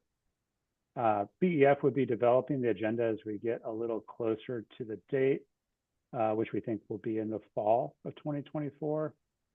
But past gatherings have included opportunities to learn from others on topics like building partnership resiliency, landowner and community engagement strategies, lessons learned, and technical tools that provide value to partnerships engaged in these landscape scale efforts over multiple years. As well as, and this is really important, just an opportunity to get together and share informally. So with that, staff are requesting the board award up to $320,000 from the Focused Investment Effectiveness Monitoring line item in the 2023-2025 spending plan for a grant with BEF to support FIP partners in the program.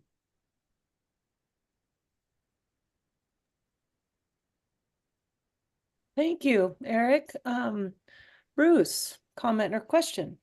Yeah, Eric, I'm certainly going to vote for this, and I like BEF. I am curious because we've worked with BEF for so long that it feels to me like a single source contract, that we just routinely look at the funding and fund them. Are we comfortable, is staff comfortable that we are not, that we're evaluating this vendor for this service is there a competitive fashion that we need to be looking at, or are we okay continuing to do it with BEF? Yeah, thanks, Bruce, for that question. One of the things that we look at for like contract versus grant is this is most of the services that are being provided by BEF are outwardly facing towards the FIP partnerships themselves, and that are less directed by OWEB, but by the BEF partnership that really has experience in this landscape scale type of restoration work. So it is something we're looking at the staff level. We might come through in the next biennium with a little bit different approach, though.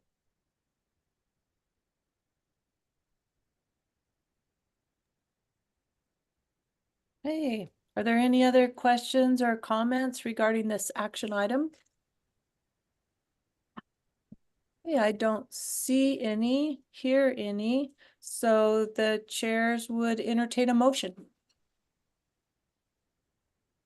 I'll propose the motion. Thank you, This is Kelly. Kelly Coates for the record.